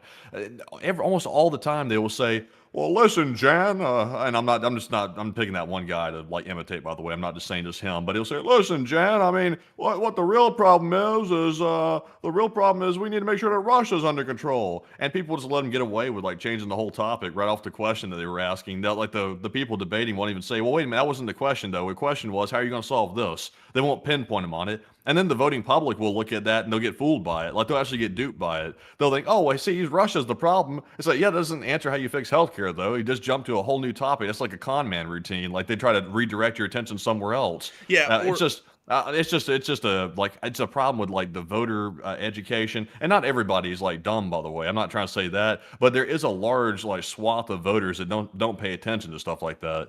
Or they'll sit there and say, I have a brilliant plan. It's the greatest plan ever seen, better than even George Washington could think up or Abraham Lincoln. It's going to save the planet not only and help out the healthcare system. And they'll say, well, what do you mean? And they'll be, I don't know. I have a concept of a plan. Like, then that's the alternative to that other one. And it's like, oh my God, it's like no one knows. And also, you're taking my life. I'm just saying, for every other job, there's training and certifications that's based on merit. But the people that make the laws aren't required to have any. It's kind of weird. I get where you're coming from with that, but on the flip side, though, if you start to make it to where you have to have certifications and qualifications to be a politician, then we're moving this more so from a constitutional republic where you can vote for whatever representative you want to where we're limiting the pool and we're making it into a meritocracy. And while that might cut down, at least in theory, on a lot of the stupid people who do get elected, at the same time, a lot of the stupid people who are elected have, college degrees from Ivy League universities like Yale and Harvard, and they're still stupid.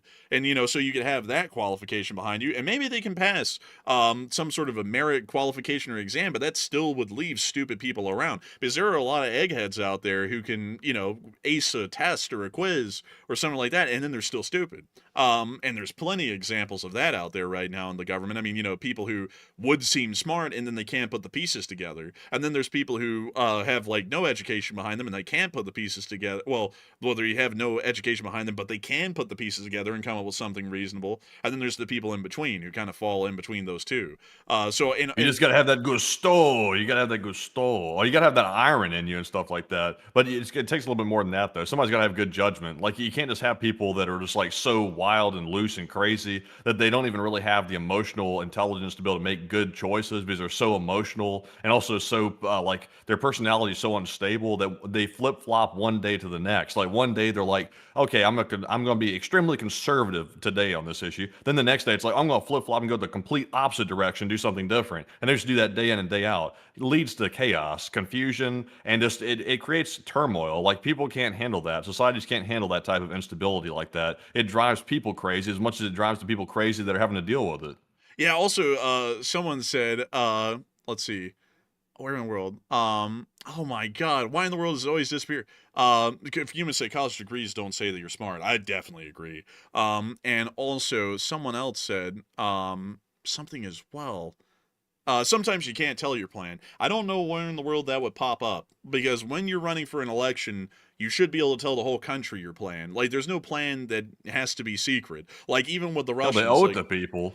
yeah, like even with the Russians, like how are you going to end the war in Ukraine? Be honest. Like if I was the president, I would say, well, if I get elected, I'm going to try and give it around since I'm a new president at ending the war through peaceful negotiation. But if it appears that we're getting nowhere with that, we're going to start escalating this conflict until the Russians back off. That's what I'd say. Like you don't have to keep any of that secret. You can say exactly how it's going to go because with how things work in foreign policy and everywhere else, it's such a long and drawn out process. Everyone knows exactly where you're going. I mean, look at us on this channel. We could have told you where everything was heading 10 months ago with how foreign policy works today, and we did. It doesn't take you don't have to keep that sort of stuff secret, and keeping it secret isn't doing anyone any favors because why should you? People are voting for you because of what you're saying to them you're going to do on specific policy points. So if you keep something secret, how are the voters supposed to judge whether you're standing for their interests or not, or whether they agree with your plan personally or not? They can't because you're lying to them or you're not disclosing any information. But anyways, I hope that does address that the best I can. And also, Matthew, how many super chats do we have left? We have about 10 left and then a lot of live chats. And so with that, we're on to the next one. All right, so our next one goes to Great Southwest Trains, who puts in a 5. They said, our transit agency, Dallas Area Rapid Transit, will soon be opening the long-awaited Silver Line, powered by Flirt 3s. Oh, that's really cool. That's actually really nice. And flirts are really neat. I love the flirts, the Stadler flirts. They're really cool. But a huge thanks to you so much for the support, and that sounds great. I actually uncovered Matthew, a map of the future UTA system in Salt Lake today, and it was crazy. I mean, like they were planning on fleshing that out massively. I was like, wow, that's crazy. I think around in a lot of the places there's going to be like huge interchanges in different parts of the cities to different lines and stuff now instead of just downtown. So that's going to be pretty cool. But anyways, with that, I hope that has addressed it well. Big thanks to you so much once again, and we are on to the next one. And up next, a big shout out to Blazoth, who put in a 3. And thank you very much, Blazoth, for always supporting the channel bigly. And we do appreciate that very, very much. And we also have a 2 from John Hester, who said, Enforcer Matt Rock. And thank you very much, John Hester, for the vote of confidence right there. I appreciate that. And also, thank you very much to help us keep on the air as well and to keep on rocking along here on the channel. And we also have a 2 from Ryan Bradley. And Ryan said, the land-based Typhoon fires the Tomahawks from land. Thank you so much for your support, and that is true, but from what I understand, I think that's a prototype system, and there isn't a large number of them currently available. But still, a big thanks to you so much once again. I hope that does address that fairly well. And with that, we are on to the next one. And we also have a 2 from JC NorCal American Bullies, who said, it looks like Flamingo is the Scud of U.S. missiles. Oh, yeah, like kind of in a way, yeah, it could be. That's a pretty interesting way of putting it, but still, a huge thanks to you once again. And with that, we're on to the next one. And our next one goes to Bruce Lee, who puts in a 2. He said, this is just in, the new Russian fighter jet, the SUX, also known as the SUX, LSA. And that's a pretty good one. That's a pretty good one. I like that one. And a big thanks to you for the support. And we're on to the next one. And this one goes to Mello, who puts in a 2. He said, my question is too long, but thanks, guys. Well, I thank you for the support, and no question is too long ever, but I do thank you so much for helping this channel to keep on rolling, and with that, we're on to the next one. And we have a 5 from Dunkel X. He said, how much does a Tomahawk missile cost? I asked because I'm wondering how much a package of Tomahawks from the U.S. would cost Ukraine. Most of the time they cost around 1.3 million. But from what I can see, the most expensive Tomahawks were around 4.2 million. But those were the ones that were sold to Japan, and those were made in very limited numbers. So they were generally expensive because they weren't being made in mass, and they weren't able to cut down the price because of the economy of scale. But I hope that does address it the best I can, at least the cost side of things. And a big thanks to you for support, Dunkel, and helping this channel to keep on running. And with that, we are on to the next one. And this one goes to Hoodoo, Texas, who puts in a 2. And thank you very much, Hoodoo, Texas. He said, no Ukraine or Russian partisans in Russia. That's the wrong term. Well, I mean, like there could be some Ukrainian partisans in there. There's a lot of Ukrainians in occupied territories that have been relocated throughout Russia. So, they could be. I mean, it's not out of the question. But I do thank you for the support and helping this channel to keep on running. I hope that does address that well. And with that, we are on to the next one. And we also have a 10 from Mechtild55. And thank you very much for that support, by the way. They said, why do you think what's his name would name all East Coast cities when it's the West Coast that's closer to Iran? Honestly, just because of the shock value of it, like that was part of the shtick that he was doing with that, and that's part of the reason why it made me think twice about what he was saying. Because I was like, do we really need to get into all this shock value, like wishy-washy junk that he was starting to get into? I mean, just say for what it is. Like that's my thing. Just get to the point, basically, with that guy. But Enforcer, what say you? Do you like Whataburger? Do you like Burger King? Well, are you regulated? Are you regulated? Why are you regulated? Well, I have to tell you that, many children are in danger right now. They can hit Washington and Miami. And do you like Mardi Gras? Do you like Mardi Gras? Well, they're gonna blow Mardi Gras up, and it's gonna be a terrible thing. It's a terrible thing, unless if America comes over and bombs Iran. But beyond that, that's why he said that. I'll be honest with you. I'm all for supporting the Israelis against the Iranian proxy forces in the Middle East, but that guy is not my favorite guy. Just saying that personally. But a big thanks to you for the support and helping this channel to keep on running. And with that, we are on to the next one. And our next one here goes to Joe in the Box. And Joe in the Box puts in a massive $200 donation, by the way. The largest super chat of the night by far. And thank you very much, Joe in the Box, for that support right there. Massive support. He said, I appreciate the hard work. And thank you, Joe in the Box, for appreciating the hard work and throwing in humongous support to help us to keep this hard work running every day. I got to thank you incredibly for the support and helping this channel to keep on running, because folks like you are helping us to make this thing possible. Now that's a lot of chicken sandwiches. That's like 100. I think if we break it down by price. But still, a humongous thanks to you so much once again. I hope that does address that incredibly well. And with that, it's time for us to move on into the next one. But you're a legend, and I got to thank you incredibly, Joe in the Box, for the unbelievably massive support. Indeed, a huge shout to Joe in the Box for that generous support. And we also have a $5 super chat from Dunkel X who just came in. He said, holy crap, Joe. Oh, thanks. He said, anyways, do you know how Ukraine is financing these munitions packages from the U.S.? Is it debt from foreign banks or something else? I think Europe is paying for them and then sending them forward into Ukraine, if I generally am following the usual spending arrangement that's going on nowadays correctly. So I hope that is addressed to the best I can, and a big thanks to you for the support and helping this channel to keep running. And with that, we are on to the next one. And we also have a $2 support from Aaron, who said, Cuba, could that be the 51st state? No, no. I think we'll have to pass on Cuba. They can keep that land down there. People don't understand, making new states, that's not necessarily a good thing, because if it's failing like Cuba, then you have to start diverting tax dollars to it. So I'm personally not a huge fan of just adding states unless it's something that's just wildly beneficial to the 50 states. But Enforcer, what do you think? You going to add Cuba, or are you going to keep it out? I'd say I think Cuba can do its thing. I think it's just cool. I think it's fine. If anything, I think if we did anything to Cuba, we ought to go down there and just overthrow the communist government and also the communist economic system, and then just bring forward some sort of a democratically elected government and then leave it alone. That's what I would do.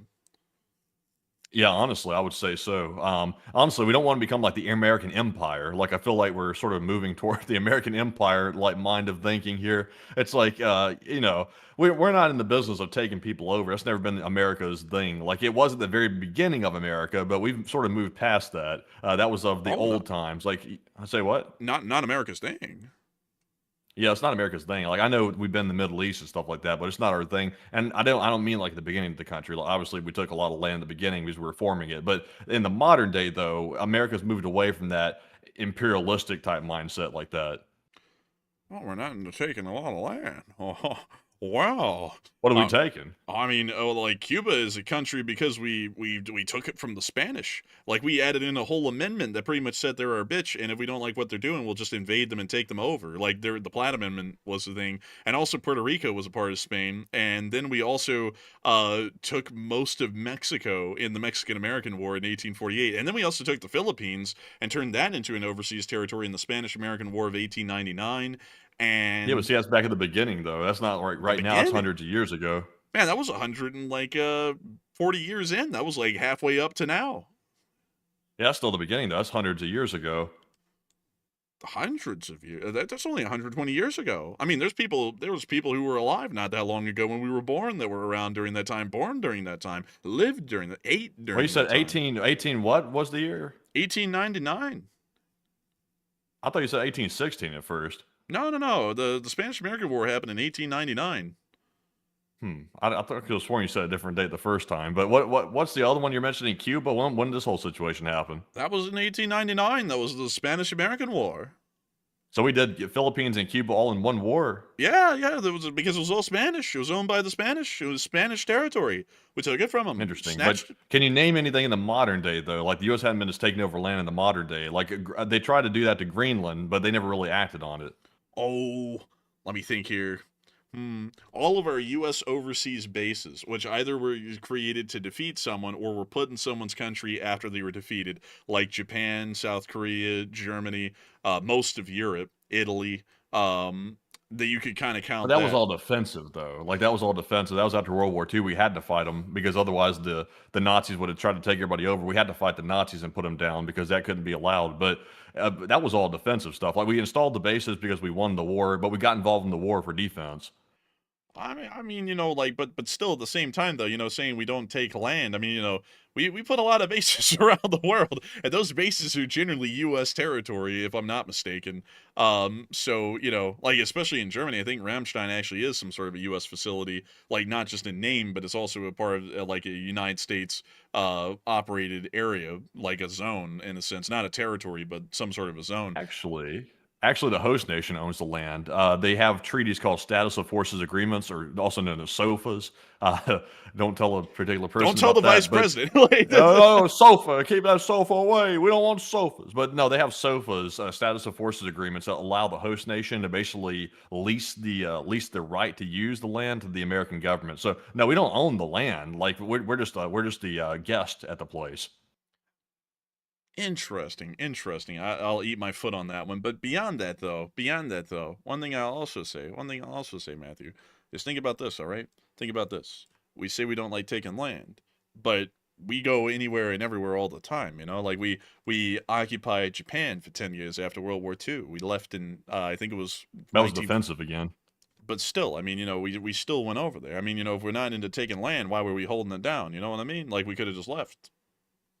But I'm saying imperialistic though. That's a little bit different. Like it's a little bit of a I don't know if imperialistic is the right word. More like an empire, I guess would be like the proper phrase. I'm having a hard time finding the right word for it. But basically, the desire to take the mighty military of the United States and use that to topple and take over other countries to add it to the United States empire. That's what I'm talking about. We don't operate like that in the modern day. That's why a lot of people had a lot of backlash to the whole Greenland situation because that's not the way we operate. That's in the modern day, we've never done that. We used to do it, but we moved away from it because we realized we got to stop that. Like that's not going to lead to good relations with our allies. That's only going to create strife because nobody likes somebody who goes around invading other people like that. But I would say, Matthew, as a counter, that maybe we're not a traditional empire in terms of taking land. But I would say that we are what would be described as a new style of empire because our sphere of influence around the world doesn't exist because people liked us and wanted to be friends with us, like except for the British and the French. Everyone else in the world ended up becoming a part of our sphere because we went over there and beat them through force of arms and then usually occupied their country for a significant period afterwards and then turned them into our friend, like Germany or Italy. any of the former Soviet states, they're running to us because they don't want to be near the Russians. So they're one of the few outliers. Japan and South Korea fall under that metric. The British Commonwealth states like Australia and New Zealand, they generally are our friends because they were once a part of the empire or under its direct control under the British, and that's the only reason they ever ended up becoming our friends. But when you think about it, we kind of do run an empire in the modern day. It's just not one that we directly control physically the land of. It's more so that we had a pretty significant say in making those countries our friends through other means than just diplomatic ones, if you see what I'm saying.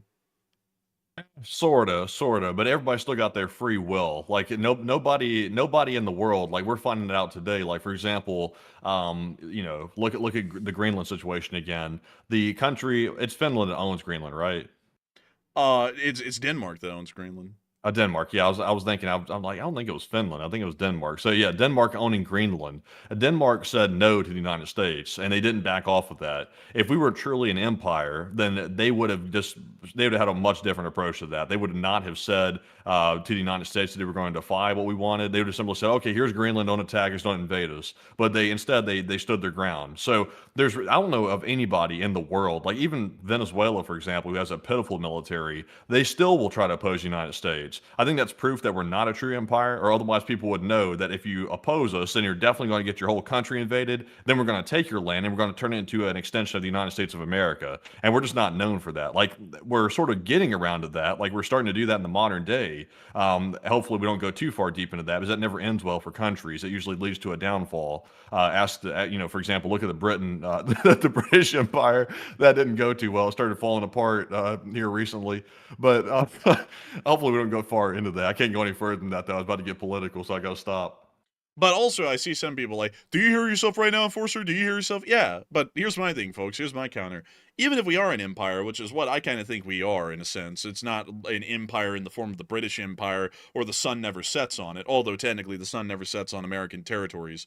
But at the same time, though, what I am saying is that if we are an empire, or an imperialist country, what is wrong with that? Every other country out there that's a major power, like the Chinese and the Russians, are also imperialist as well. I mean, it's like, if that's the metric that we're working on, I don't really see too much wrong with it, because we bring a lot of prosperity to our allies that are a part of our supposed empire, so what could be wrong with it? They still have the independent autonomy to a degree to do what they wish, but we all still work towards our collective defense and economic trade together.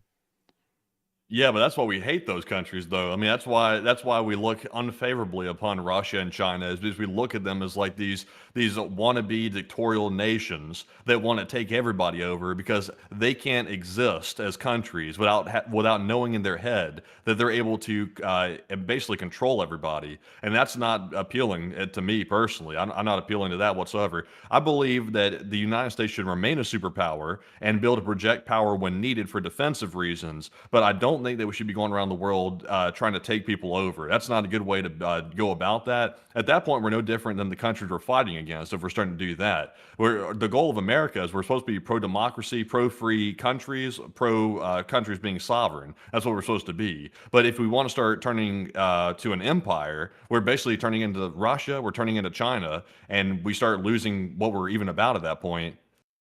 But the thing is, though, I think you're not seeing what I'm saying here. I think you and me are getting a disconnect here.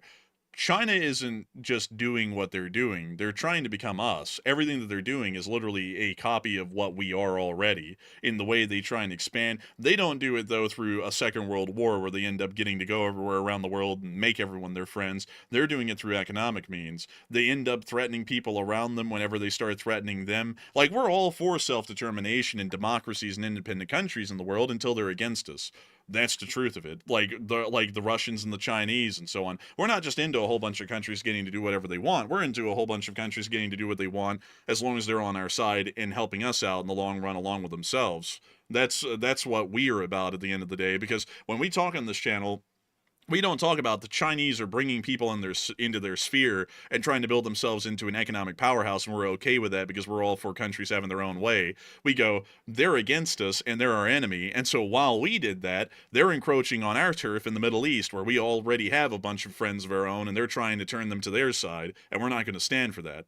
Like, we talk on this channel for the larger part in the sense that America is a form of an empire. It has a sphere of influence around the world, a lot like an empire of old would have had without us directly controlling a country. And I mean, I'm not saying that we are an empire, but I'm saying that we operate a lot like one in a modern sense. Me personally, I would say that Theodore Roosevelt had it right. The 26th president, I would say the whole idea of speak softly and carry a big stick, you will go far. It is true. The country has gone very far under that premise right there, which is basically the United States does not go around picking fights with people just because it wants to pick them or try to take land. We're not imperialistic like that, or we're not an empire like that. But at the same time, though, if someone wants to try to take us down in the United States, then we will get the big stick and we'll have to beat that country away with the stick. So I personally adhere to that. Roosevelt, I'm trying to find the quote here, and I finally got it. He said, "The exercise of intelligent forethought and of decisive action sufficiently far in advance of any crisis." That was his general policy. That was the way to go about it, and that's the way we should still be going about it right now. And up until the last, it's hard to put a time frame on it. I would say the last 20 years or so, we have been sort of getting away from that in the last 20 years or so, which is, in my opinion, not a good thing. I mean, look at how much we had to spend on defense. Like, we are literally pouring money like crazy into defense nonstop. And it's just getting even worse every single year. And we're neglecting stuff domestically as we're pouring so much money into defense.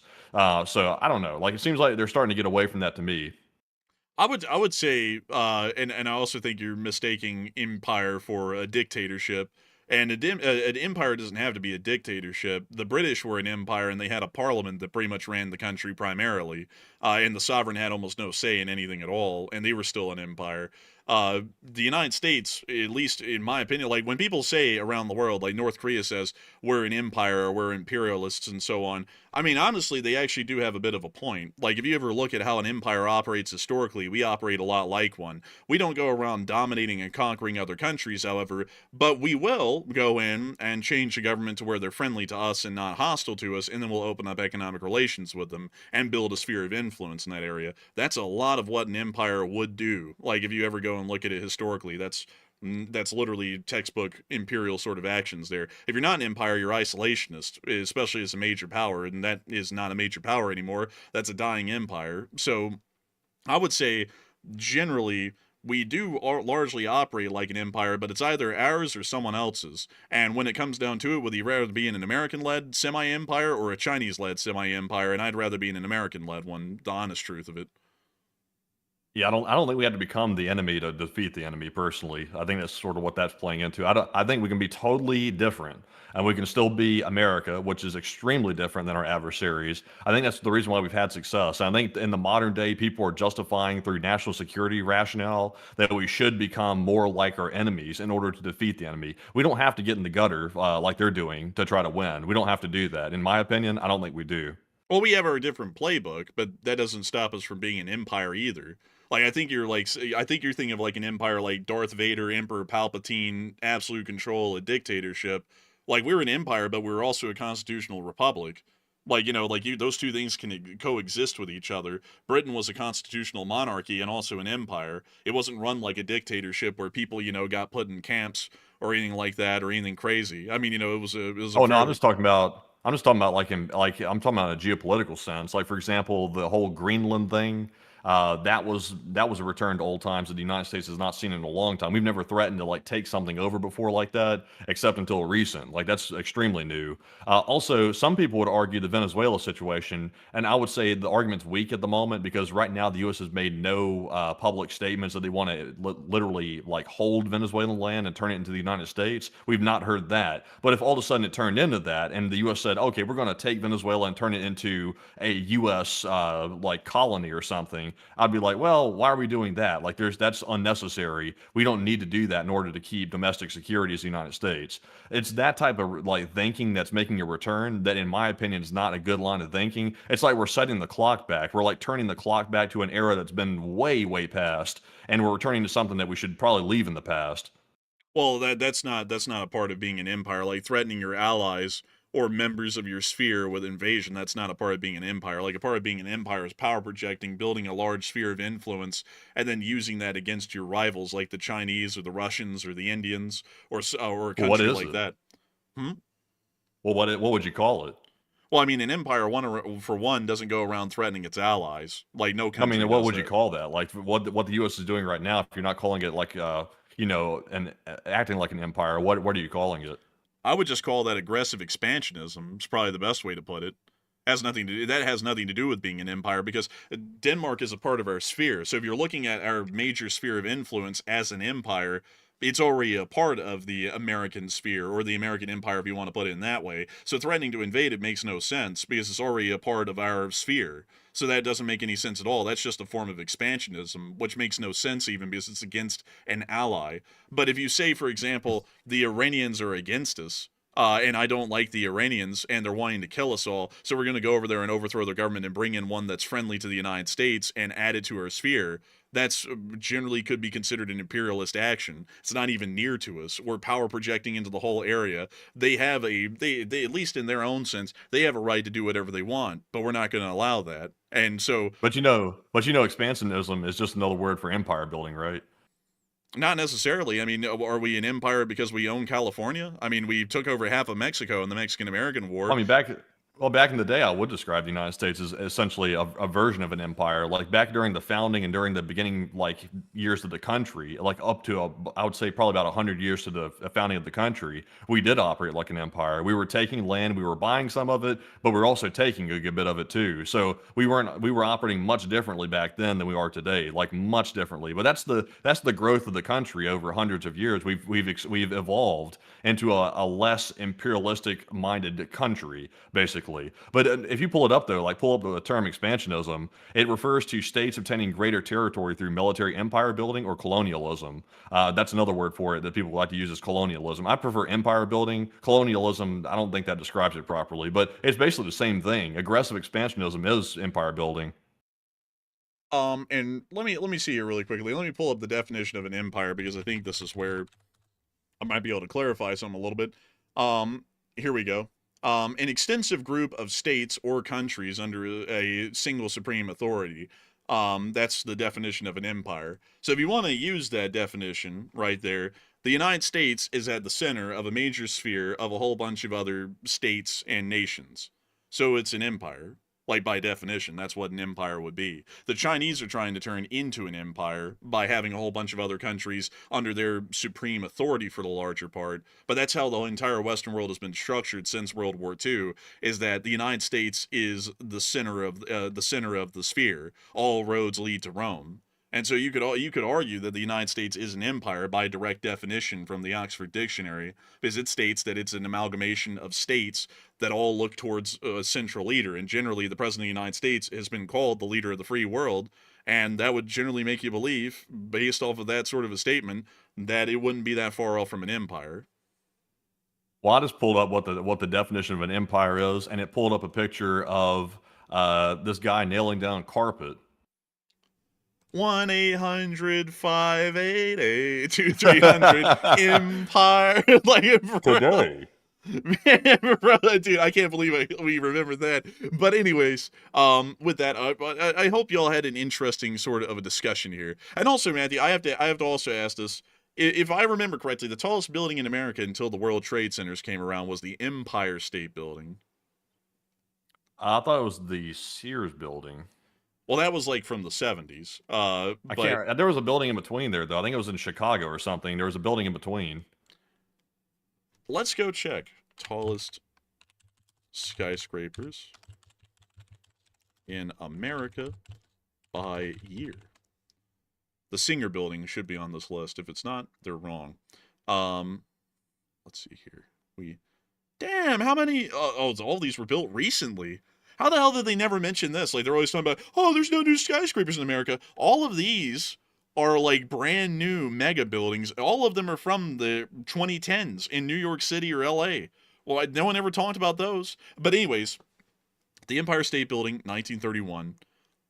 And then anything came before that, between then and the World Trade Center. Where the hell's the World Trade Centers? Do they not even have that on the list? Oh, wait a minute, hang on. That's not the World Trade Center. Did they take it off? Did they? Oh, there it is right there. It's a 3 World Trade Center. But that's 3 World The Trade modern Center? one. I think they took the old ones off. I think they did because they were the tallest ones from 1971 up to 2001. Um, but if you look here, yeah, I mean, like like the Willis Tower is now, well, it isn't even the tallest building in America now. It's now the One World Trade Center. But after the Twin Towers fell, the Willis Tower, the Sears Tower, was the tallest building in America. But the World Trade Center. Let me go to the original ones. These were opened in 1973, and the Willis Tower, the Sears Tower, was opened in 1974. So the World Trade Center overtook the Empire State Building for the tallest building in America in 1973. And then when they came down in 2001 in the 9/11 attacks, then the Sears Tower was the tallest building in America up until the completion of One World Trade Center in 2014. Interesting. So, but still, I'm not sure what got us on this, honestly. Well, it was the roundabout thing of it wasn't the tallest building in America for decades, the Empire State Building. Interesting. Like, you know, like that's what I'm saying. Like when Teddy Roosevelt was around and he was the Rough Rider with the first Corps of Volunteers in the Spanish-American War. Everyone back then was into the idea of U.S. imperialism. Like the guy you said, speak softly and carry a big stick. He was also into the idea of being the world police and creating a massive sphere of influence for America at the same time. So I mean, like, and how's that tie into the tallest building again? It ties in because once the tallest building was the Empire State Building, Empire in the name. And so, okay. if we weren't an empire, why is there so many? And we aren't an empire. Why are there so many references in America to us being an empire? Why does the definition of empire say a collection of states or countries? And we are at the center of a massive sphere of countries. And our president is generally called the leader of the free world, or historically has been since the end of the Second World War. All of that generally would lead me to say you could definitely make the claim America is at the center of a large global empire. Is that a bad thing? That was back during the beginning of the country, though, because George Washington wrote in a letter way back at the beginning of the country. I think it was like 1780 something. He wrote a letter, and he called New York, which was, you know, not New York we know today, but it was New York way back in the beginning of the country. He called it the seat of the empire. But that was way back when the country was getting founded, though. So the country was operating like an empire then, because we were just founding the country and they were taking land, they were buying some land, they were fighting wars and building the country out. But that was a long time ago, though. That was hundreds of years ago. We're in 2025 now, so you know things are much different. I mean, I would say like on the public idea, it is, but on the realistic operational side of things, it sure as hell isn't. Because like he called it the seat of the empire. The Americans had just created the country and had no foreign influence. Today, we run pretty much the entire world that isn't aligned to the Chinese or the Russians. So, you know, it's like, what is that? I mean, if back then that was an empire, what the hell are we today? I mean, we're we're like a mega empire at this point.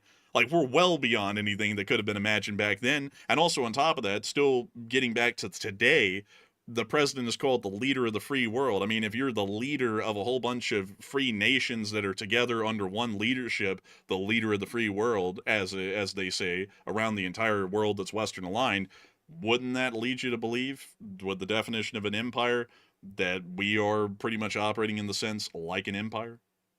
Oh no, no, that's just like soft influence. Like we have soft influence over our allies, and you know, being the leader of the free world, but we don't have the ability, like a real empire, to say, okay, Germany, you will do this, or Germany's going to fall. Like we don't have that ability, and I don't think we should have that ability. But what do you want to take over countries? That's the real question. What is the ultimate goal here? Are you in support of the country turning truly like an empire again, or what?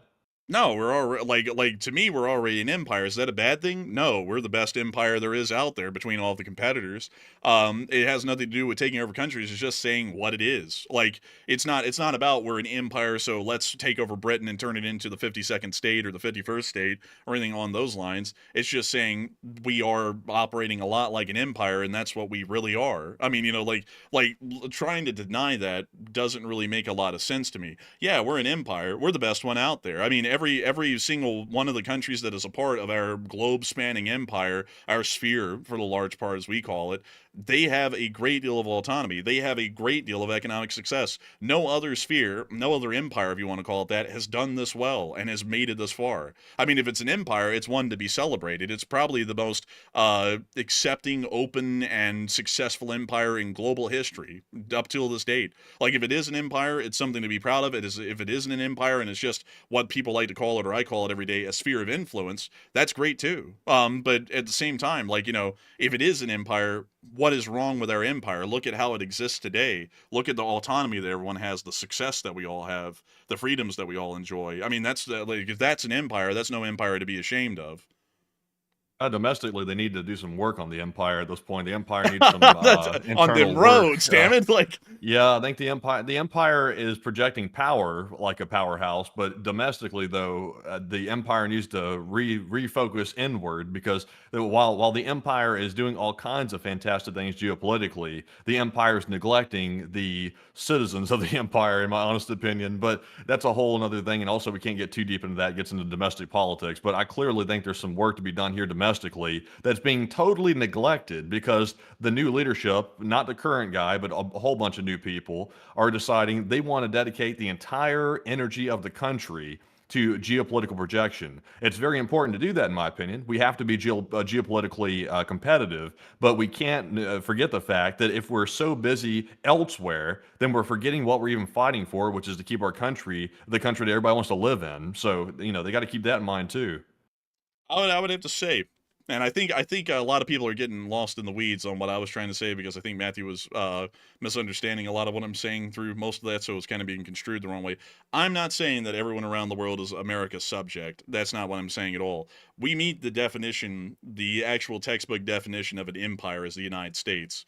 I think that's what a lot of people are misunderstanding. That doesn't change anything about how we operate or how I think we should operate, but that's what we are. Like, if you look at the I'll pull it up again. Empire definition, since it won't pull it up normally, as an extensive group of states or countries under a single supreme authority. That would generally describe the Western sphere of influence. When everyone in NATO wants to make a decision, who do they go to for approval? They go to us. When anyone in Asia wants to do anything, where do they go for approval? They go to us. So that would generally suggest... but we're not supreme. We're not supreme, though. Like, our allies can object and say no and refuse. Like, a single supreme authority, that indicates, like, nobody has the right of a refusal at that point. And also, it says a collection of states. Like, I don't think that's referring to, like, states as in, like, the United States of America. That's referring to, like, countries. Well, yeah, that's the same thing. But at the same time, we still have a sphere of influence made up of tons of countries that look to us. When you read the NATO charter, and if anyone wants to leave NATO, who do they notify? They notify us. Like they don't notify everyone else. No, they don't notify just us. They have to notify everybody in the alliance. It's not just us. I mean, we're just the figurehead. Like, I think you're getting a little mixed up about what we actually control. Like, yes, the United States is technically the leader of NATO, but it's unofficial, though. It's not like we've appointed ourselves Grand Marshal of NATO or something like that. It doesn't work like that. We just have soft power over them because we have the largest bank. It comes down to money, basically. So we're not a supreme authority by any means. Like, the United States can't tell our European allies, you will do this or we'll just destroy your country. If we did that, that's a whole new animal. That's not something we've ever operated like that. Not in the modern day, we haven't. So that's what I would think. Article 13. After the treaty has been enforced for 20 years, any party may cease to be a party 1 year after its notice of denunciation has been given to the government of the United States of America, which will inform the governments of the other parties of the deposit of each note of denunciation. So even if That's anyone all of wants... them. Well, yeah, but you said a second ago they have to tell everyone they're leaving. No, they don't. They only have to tell us, and then we'll tell everyone else they're leaving. They have to work through us still. Like, the NATO Charter, its whole design is literally worked to where everyone has to go to us for anything. But they're not asking permission to leave, though. They're just notifying the United States, and then they just notify everybody else. It's not like we're telling them they can't leave or something. But I don't think you like an empire has never had complete absolute control historically either. There's always been some sort of a limited governing body, at least. Like in the Roman Empire, there was still the Senate. Like in every empire that's ever existed, like in Britain, that was an empire. They had the Parliament. And then on top of that, they had their own subjects like the British Raj and the New South Wales colony that had their own semi-autonomy. And they could leave. They all ended up leaving eventually. Like I think you're misunderstanding empire to be like absolute control. No one can even blink or they get executed. That's not how empires existed ever, and they never will. Like an empire is like a loose confederation almost. Like if you look at any empire from back then, I mean, there's plenty of examples of people who would descend against the guy at the top, and it would be taken, or it would turn into a revolt or a war as a result of that. But it wasn't anything where it was just like absolute where your head would roll if you disagreed with anything at all that the central authority of the empire said. Interesting. Well, to sum up this whole debate, as we have to get back to our super chats here, and at the end of the thing, here I'll say this: what would I like the United States geopolitical position to look like? I would personally like it to look like speak softly, carry a big stick.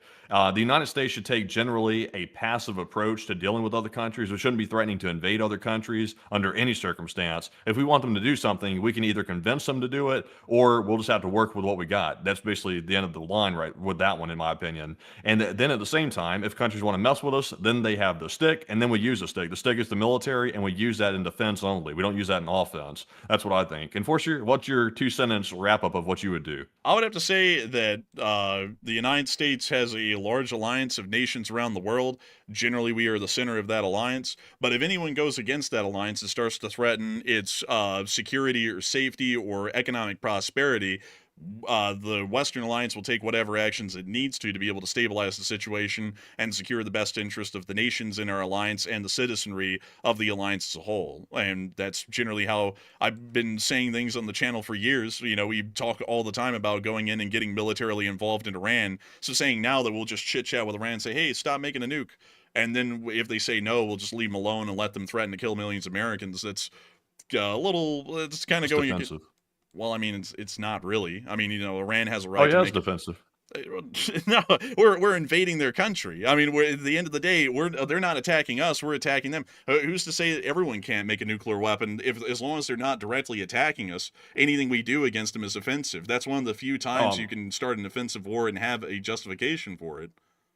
I'm not really advocating for the invasion of Iran, personally. I've never advocated for that. I just say, for example, when they strike their nuclear sites, they should make it count. Like if they're going to go do that, do it right. Because the first time they just made a little sweeping pass at it. Then the generals and the official commanders were suggesting they should have a multi-week campaign to strike the sites. That would be the best way to handle it. But that advice was allegedly rejected, and they went with that single strike that we saw. So that's what I think. I never said invade Iran. I'm not in favor of that.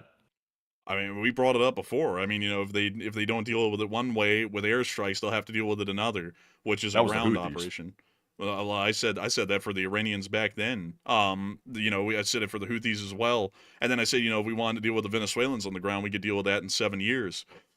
And generally, everyone's usually on board with that because it makes sense. Like why in the world are we going to limit ourselves to only defensive actions like with Iran? Because invading their country if they're trying to make a nuke, that is offensive. And we have a justification because they're making a nuclear weapon, but we only have a justification because of the Nuclear Non-Proliferation Treaty. Outside of that treaty, that's a purely offensive action that we're taking. That would be like Britain invading France back in the day because France was building a big old cannon that could fire across the English Channel into London, and they were scared that one day they might use it. They're still invading a country and going to war with them offensively, like we would be with Iran, but it's entirely justified. Like for example, with the Houthis, if the Houthis blow up American ships in the Red Sea, we're going to war with them defensively, but we're going to crush them. We're not going to sit there and talk to them and be like, hey, do we like find common ground here? Or can we pay you some money? We're not doing that. If anyone threatens our interest, we'll go and blast them away as the United States. That's how we've always done it. That's how we should continue to do it. Whether we're having to conduct that offensively or defensively is not even the question to me. It's just a matter of, are they threatening our interests? And if the answer is yes, we'll try a diplomatic option with them. But if that doesn't work, the gloves are off at that point. That sounds like the speak softly, carry a big stick policy that I'm in favor of. Yeah, yeah, that's what Teddy Roosevelt was for. I honestly think we're kind of not seeing eye to eye because we're saying it in different ways, but I think we're kind of in agreement on this thing. But anyways, with that, we are on to the next one. And our next one here goes to Blind Man, who puts in a 10. And thank you very much, Blind Man, for the second support of the night. He said, any updates on the Russian sub off the coast of California? 1 hour ago, last reported. Oh, really? And he said, also, who do you think would be the 51st state? Uh-oh. No. Alberta, Canada. Oh, man. Oh, Puerto okay. Rico or Guam. And also, Alberta signed a petition to try. Oh, Lord. Oh goodness! I thank you for the support. And I actually haven't heard about that sub off the coast of California. I'll have to look into that. Um, but as far as the 51st state, I don't think there will be a 51st state because the problem is that you have to bring in two, and one of them would have to lean Democrat, and one of them would have to lean Republican. That's just the truth of how the political game works. Because no party is going to accept, like the Republicans or the Democrats, bringing in, say, Puerto Rico, which guaranteed would bring in two additional Democratic senators, or Alberta, which brought in two additional Republican senators, even if that was permitted by Canada for that sort of an action to happen. So if one was brought in, it would have to be brought in simultaneously with a second one, so you could get a package. Like for example, if Canada for some reason allowed Alberta to leave, which it's really up to them to allow them to leave. If they were allowed to leave, the Republicans would accept Alberta coming in because it would bring in two additional Republican senators while also allowing Puerto Rico to come in, bringing in its two Democratic senators. But if either side tried to get greedy and just try and bring in one and boot out the other, it would never make it anywhere. So that would be what I would have to say about that. And also, I'm just not a fan of adding any additional states. I think the United States is well-rounded and balanced as it is with 50 states, and I think that we ought to just keep it that way. The overseas territory, I think that we ought to try and help out the overseas territories a lot more from the position a good amount of them are in at the moment, like Puerto Rico, which is almost impoverished. But I would say that would be my 2 cents on it. But a big thanks to you once again for support and helping this channel to keep on running. And with that, we are on to the next one. And we also have a 10 from Remy Andre Roxnoy Olsen. And they said, good morning. And I just woke up and love that you're still running the channel. And you know, he spoke to me, Alan, in a dream. Alan. And he just got Alan. Get a moment to Alan. And you know what? It's a little late, but we will. We will. A short one. And, oh, hello there. Hey! Oh, hello, Governor. They said they want to be an empire, Governor. They said they want to be a Klingon. They said we're not going to be like that. We're not going to have a Klingon empire. We're not going to be Romulans either. We're going to be the Federation. That's what we're going to be. A piece of the action in the Federation. That's what they say. The Federation is going to come back and get their 40% cut later, yeah? They're going to get it, yeah. What's that fly guy saying on there? Aw, man, I think that America is an evil imperialist bastard. But beyond that, I gotta say, it's the marmot, hey! Now, I gotta say, a tremendous thanks to you so much once again for support and helping this channel to keep on running, because if it wasn't for folks like you, we wouldn't be able to make this channel possible, and we wouldn't be able to keep it running. And so a massive, incredible thanks to you so much once again. I hope that does address that well. And with that, we are on to the next one. And our next one goes to Ed, who puts in a 5. And Ed said, Irish Ed here, and I can't figure Putin's brain out. He said, now he's trying to start a fight with NATO. Do you think a NATO conflict is his way out of the war? It kind of in a way it could be, or it could be the demise of all the Russians. It really depends on how that turn out. But in a sense, it could be in the long run. But a big thanks to you for the support and helping this channel to keep on running. I hope that does address that well. And with that, we are on to the next one. Also, here's a simple one that most people will be able to relate to. In Star Trek, nobody liked the Klingons. Literally, nobody liked the Klingons. What were the Klingons known for? For being the Klingon Empire. What did they do? Go around conquering places over and over and over and ruling them with an iron fist. Nobody liked the Klingons. And the Romulans, they just didn't go around nowhere. They just stayed in their own little area and got mad. But nobody liked the Klingons, man. You don't want to be the Klingons. Don't be a Klingon. But I still don't think you're getting what I'm saying about an empire. Like an empire, like I think you're understanding an empire like the cartoon logic of an empire or a kingdom, like where people get executed. Like like a king, like an empire or a kingdom is not an absolute power. It never was. Like the only time a kingdom ever became an absolute power was in the absolutist era of the 16th and 17th century. But like an empire is not like an authoritarian dictatorship. Like the British Empire wasn't, the American Empire, which you could still argue definitely exists today more so than ever. It's not an authoritarian empire or a dictatorial one that rules every one of its subjects with an iron fist.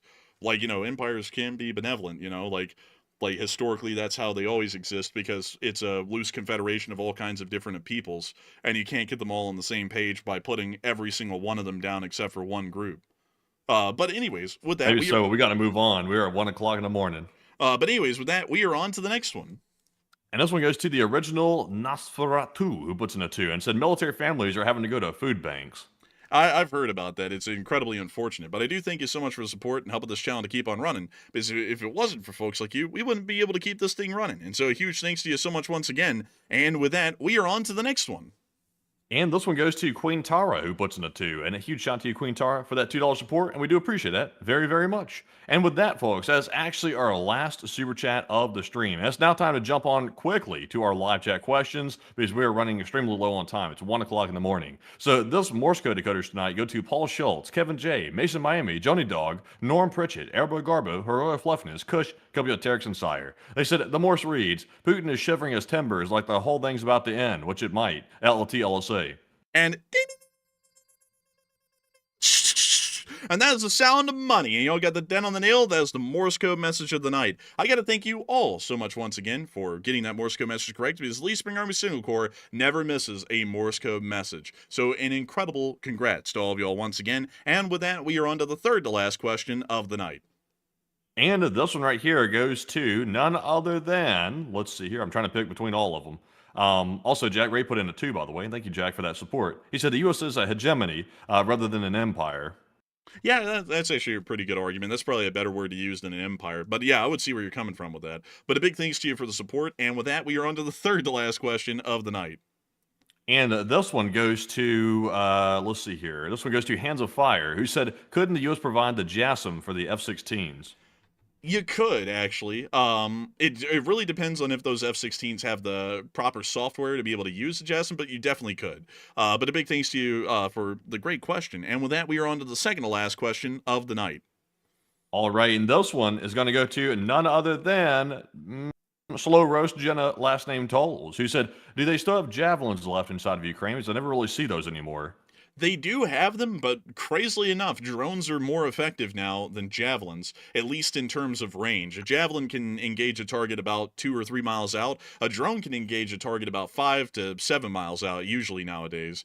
So I hope that does address that well. And with that, we are on to the final question of the night. And so, who is the last person to throw in the lucky last question of the night? And this one goes to Ryan, who said, do you think that Russia will retaliate with nukes? I think that Russia would most likely not, unless if it was a last-ditch scenario. Because if they ever retaliate with nukes, they're pretty much opening Pandora's box, which will most likely lead to the death of most Russians, including the central government. So I would say that there's definitely a possibility out there, but that's way down the road from where we're at right now. But I hope that does address it the best I can. And with that, folks, we have reached the end of tonight's stream. I've got to thank you all so much once again for enjoying this stream, as the entire thing just shut down because I was trying to pop over to a new tab on my second window, and I just clicked the X button here on the main show. And so with that, folks, I thank you all so much once again for watching. I hope you have enjoyed. And of course, we will see you all tomorrow at 10 p.m. Eastern Time to cover the next 24 hours of the news from around the world. And so with that, good night, good luck, take care, stay safe, Slava Ukraini, Haram Slava, long live the Lee Spring Army, and long live the Republic. And with that, folks, thank you all for joining us once again tonight, and a huge shout out to the 100,000 people that were here by the end of the stream, and we will see you all tomorrow night at 10 p.m. Eastern to cover the rest of the news throughout the day. And if there is a short war video to make, I believe tomorrow the Enforcer will be making that, midday if there is one to make. So be sure to join us for that, and also, in the meantime, Slava Ukraine, Hear 'em Slava, get some rest, and good night.